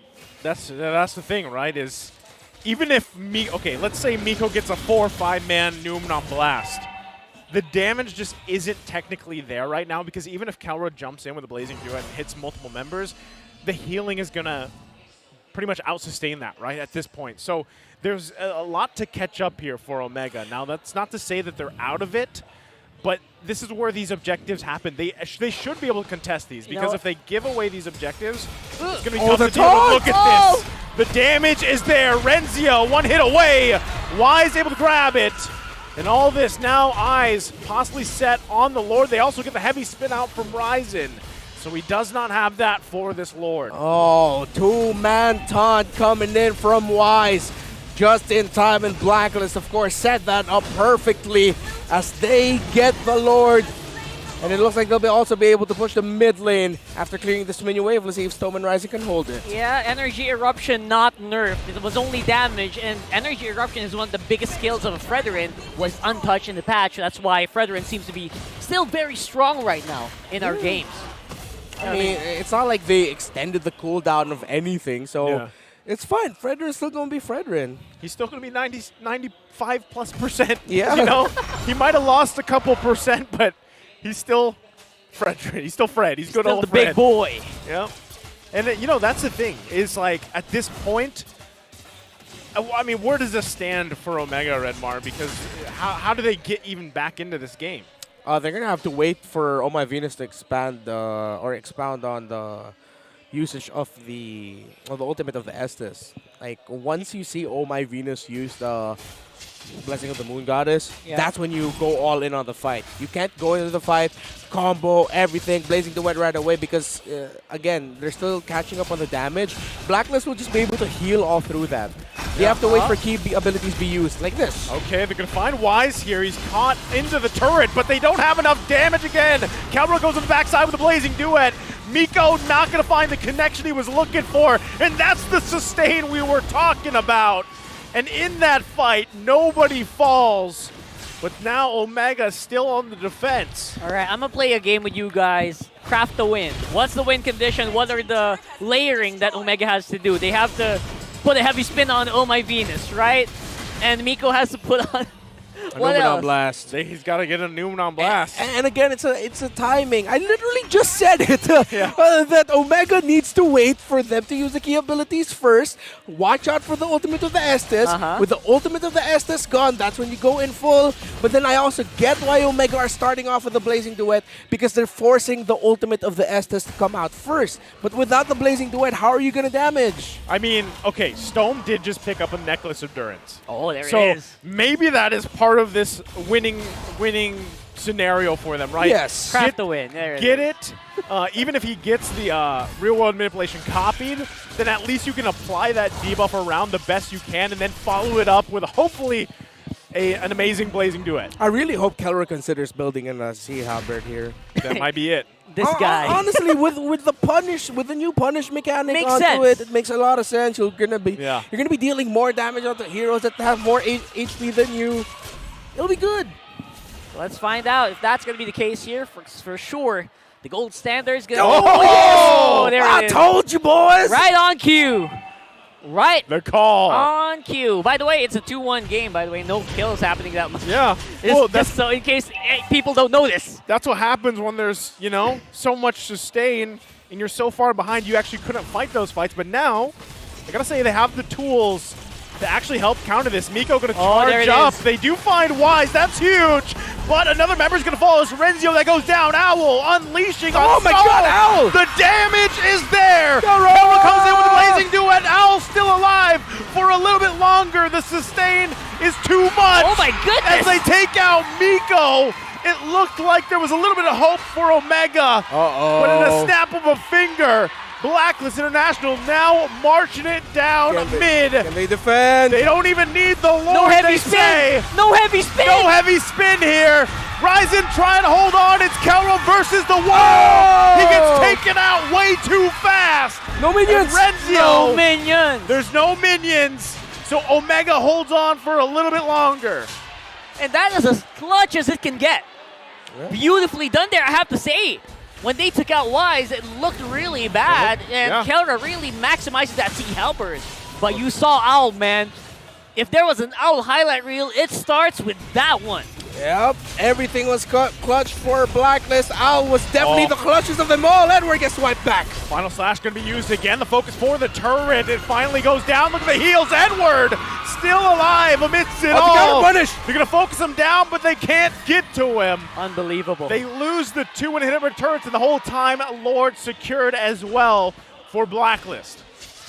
Omega, the barangay, they're really, really holding on to this as much as they can. It's just a seeming like every turn, Blacklist just takes something out of the pocket that they did not expect. 10K gold lead for the agents so far. Honestly, Omega have the tools to turn this game around. They're just going to have to out-execute Blacklist International. It is a 10K gold lead, but their Claw's already set. That is their condition. Claw's fine. They got DPS. Yeah, maybe Malefic Roar. It's just one more item that Kelra's waiting for. Maybe Wind of Nature, but nah, they have the tools that they need to turn this around. To somehow out-execute them, layer your abilities, time it well. Stone meets an ultimate as well. He did get you away. There's the real-world manipulation. They got to take care of the Lord, too. Why is Immortality going to be popped here? Renzio falls, though. Do they have enough firepower? They're caught in a bad position. The slam comes down from Edward. They're going to be zoned out here for now. Omega holds on a little bit longer. Minions are there. They got to clear them out. Blazing Duet. It's not enough. Blacklist sweeps Omega. In a classic fashion, our El Clasico returns with Blacklist on top once more. Tried and tested. The standard that was set by Blacklist. They still got it. And they still get the sweet victory over their age-old rival, Smart Omega. Poetic. Trial by fire succeeded by Al, and they did so with the signature Ube strategy. What a way for Al on his debut day. A 2-0 sweep against none other than the Venom themselves, who are itching and clawing their way back up on the leaderboards. You know, even at that last moment there, the 10K gold lead that Omega was working against, it looked like there was moments where it was going to work, but inevitably they just couldn't keep up. Again, with that sustain, with the way that things were overlapped really well, and even with the tools they had, man, I got to say, they didn't utilize the setup potential that they had, and they just got too far behind. So many Numenon blasts I wish or I hope were a lot better. Yeah. I mean, they were trying. You can tell the trajectory was in that direction, but the timings were just off. Yeah, and for me personally, Yue is an absolute unsung hero in this game. The timing of this man, not only in game number 1, but as an Eve or Valentina or as a real-world manipulation user. The trigger discipline, right? The trigger discipline, exactly. Using it to stop escapes, holding onto it for as long as possible to maximize the punishment that Omega will receive with the real-world manipulation. And of course, you pointed out there in one of the last sequences near the end of the game there where we thought Omega would turn things around when they took down Wise. First, Al surviving, holding on, and then being able to freely hit. Wow. And he took out Stone. He took out Stone. Massive. It's just like everything as it was put before with this lineup or with just this version or the code and everything else, it's plug and play, man. And this is very similar to what we've seen from Blacklist International before. Even though there might be different names on the board, on the field, it still works out for them. And yeah, now it's like, well, now we've seen the Ube, a couple different versions as well. You know, now with Florin introduced. So I can't wait to see, you know, even more of this and even more of what Al can bring to the table. You've even seen the lowest of the low of the Hack of Venus strat. Almost every prominent Oh My Venus hero being banned out still yielded pretty much the same result. I would say a bit more dominant than I thought it would be with a Florin debut, 100% win rate. Yeah. Come on, what is up? Yeah, and against a team like Blacklist International, you got to be super polished. I want to go back to that game number 1. Omega had a good tempo for themselves. It was like a similar story to their first game in their first meetup, where in game number 1, Omega controlled it, but with just good discipline, very refined team fighting approaches, Blacklist International completely turned it around. And that's exactly what happened this time around. And more refinement from Omega if they really want to prove that the poison is now potent. For now, though, Code Breakers get the W. Chakra buff not enough in this series, unfortunately. They had the Rebo buff too, man. They had the additional backup, right? How does this thing happen? I guess we'll find out. We'll hear from Blacklist International themselves on stage with Mara Aquino.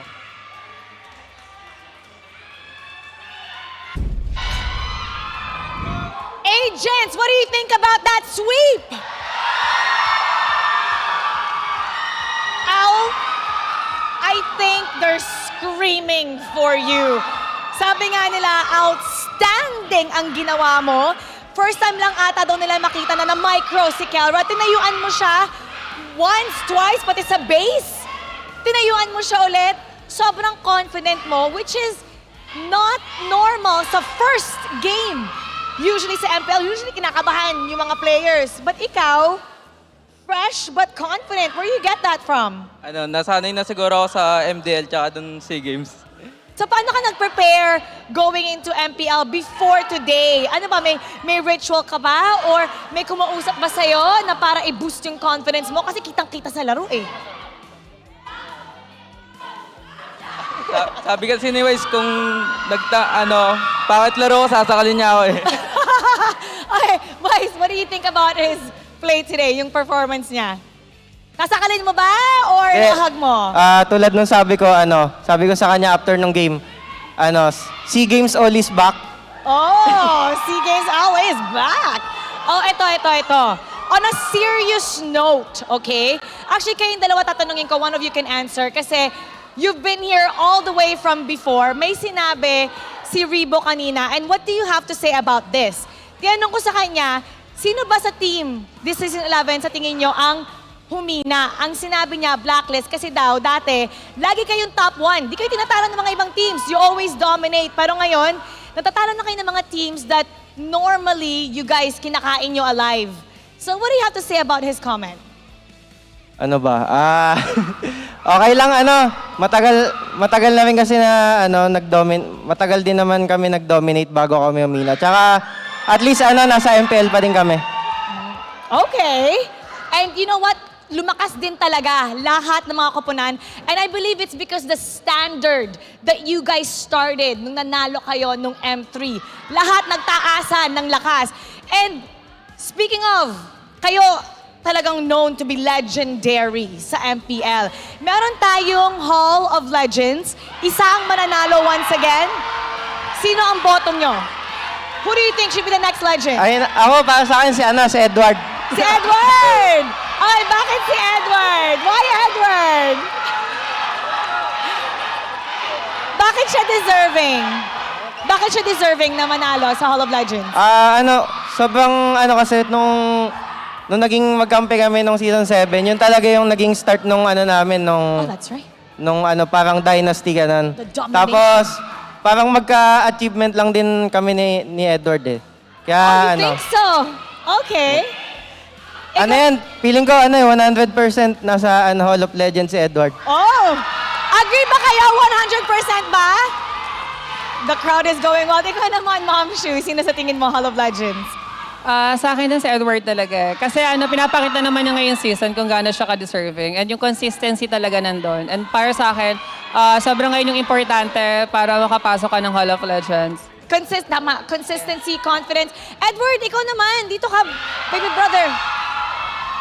Okay, from the two legends themselves, feeling nila ikaw ang deserving to be the next. What do you think about that? Nung sinabi na yung pangalan mo, what did you feel? Masaya. Masaya. Sa tingin mo ba, ikaw, personally, sa tingin mo, deserve mo mag-Hall of Legends? Totoo naman since you came in Season 7, nag-start na doon yung domination ng Blacklist International. What do you think? Deserve? Siguro. Anong gagawin mo kapag ikaw ay na-announce as the next legend?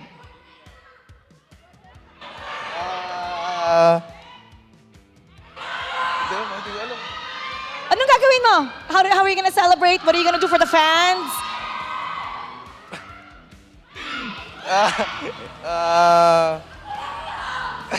Siyempre, mapasalamat kasi ako yung pinoto nila and sa mga teammates ko. Imbitahan natin sila na bumoto sa'yo sa Hall of Legends. Go ahead, everyone's watching. And guys, boto nyo ako sa Hall of Legends. If you guys agree na dapat si Edward ang susunod, mag-ingay! You heard them. Once again, agents cheering for Edward and Blacklist International. Congratulations. You may now take your bow and the walk of victory. Si Edward talaga. Very humble. Kahit sobrang angas sa laro, mahiyain pa din. At pwede rin kayong bumoto who you think deserves to be in the next Hall of Legends. Now, we're gonna take a look at that game. Paano nga ba na-sweep ng Blacklist ang kanilang kalaban? Here we go. Casters, pasok. Week 6, and we're already talking Hall of Legends here, and two legends on stage definitely agree. Let us find out soon enough. Welcome back here at the caster desk. Let's try to break down what happened in that beautiful 2-0 sweep from Blacklist International. I think one of the biggest things, and I know Renmar's going to talk to this in a little bit, is, they utilized their strengths, and even with a new person coming in, having their debut, he still has his strength. And you mentioned this earlier, Rockhart, you have the Filipino sniper, you have Oheb is the captain in Blacklist Academy. So, of course, Al's going to fit right in. Apparently, Al's bestie. Yeah, you know? And honestly, it's kind of what you expected, right? So all of that, again, going to result in a beautiful game. Going to be broken down by Reptar himself.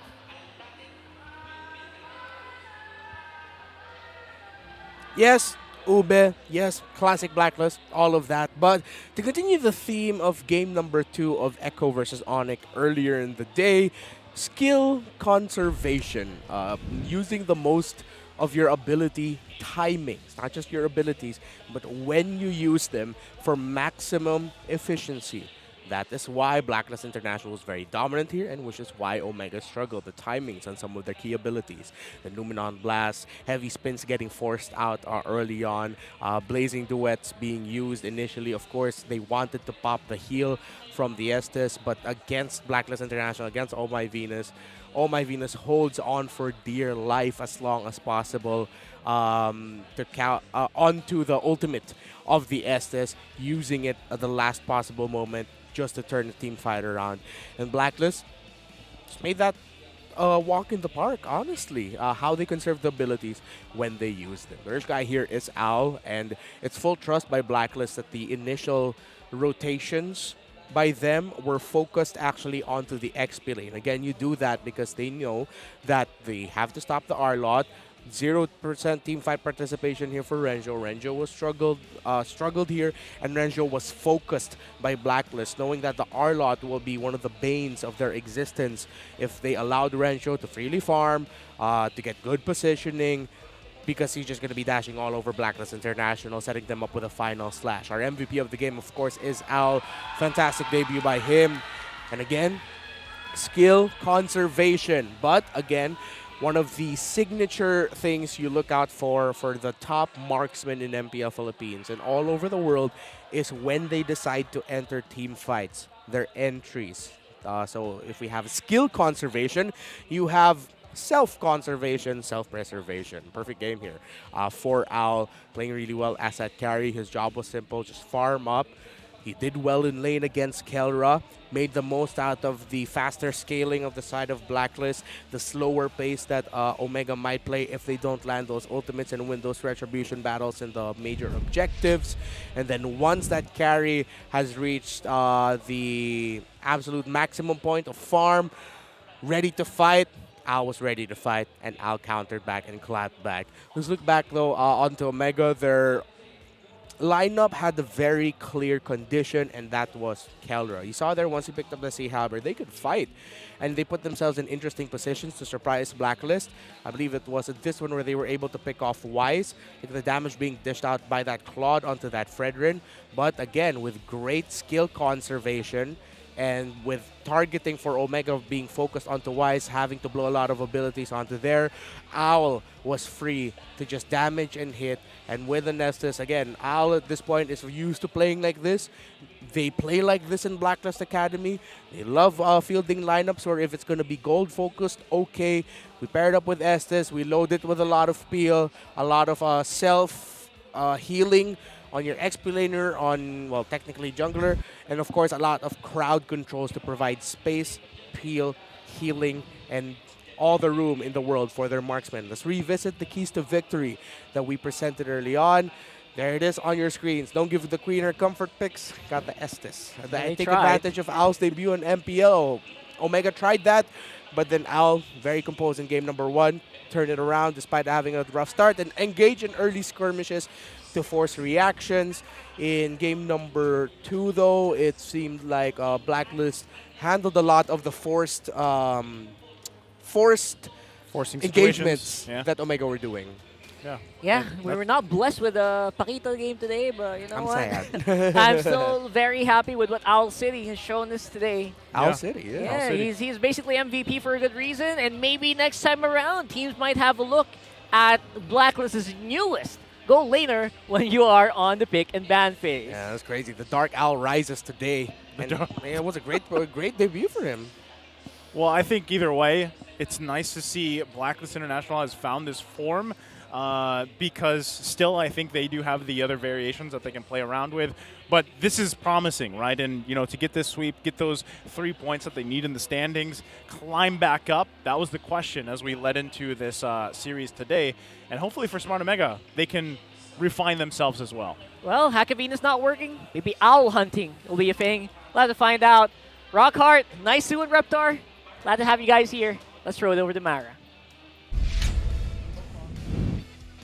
Sa sobrang gigil ng ating mga kapunang itaas ang lakas. Well, dalawang koponan na ang nakaselyo ng ating playoff spot. Up first, we saw RSG Slate Philippines persevere a hard-fought series, and they put a stop to their 2-game losing skid. After that, while Echo continues their winning ways and their victory led by Benny Cutie. At dahil doon, na-secure na nila ang playoff spot. Hindi lang sila, pati na rin ang Bren, who's at the top of the list when it comes to our standings. And finally, Blacklist International, sweeping victory against Smart Omega. I don't know if you guys noticed, but Al was just something else. Outstanding and very confident in his debut match here in the MPL. Meron pa tayong dalawang bakbakan na matutunghayan nyo bukas sa tahanan ng pinakamalakas na Mobile Legends Bang Bang players sa buong mundo. So don't you miss it. Muli ako po si Mara Aquino na laging nagpapaalala sa harap ng pagsubok o tagumpay. Huwag kalimutan, itaas ang lakas. Thank you, John Joseph Lara, for this beautiful outfit, and see you all tomorrow.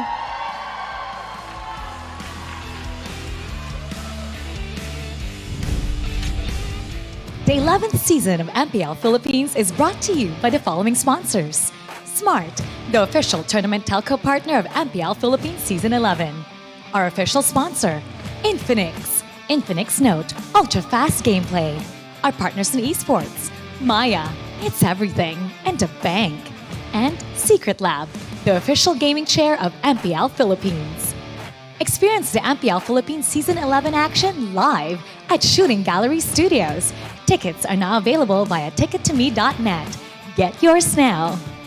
If you missed the matches and want to quickly recap what happened, visit our official website for post-match reports at ph-mpl.com/news. Don't forget to catch all of our official league content on TikTok, Facebook, Instagram, and Twitter. To ensure the quality and fairness of our games, MPL Philippines is also monitored and supervised by the Games and Amusement Board.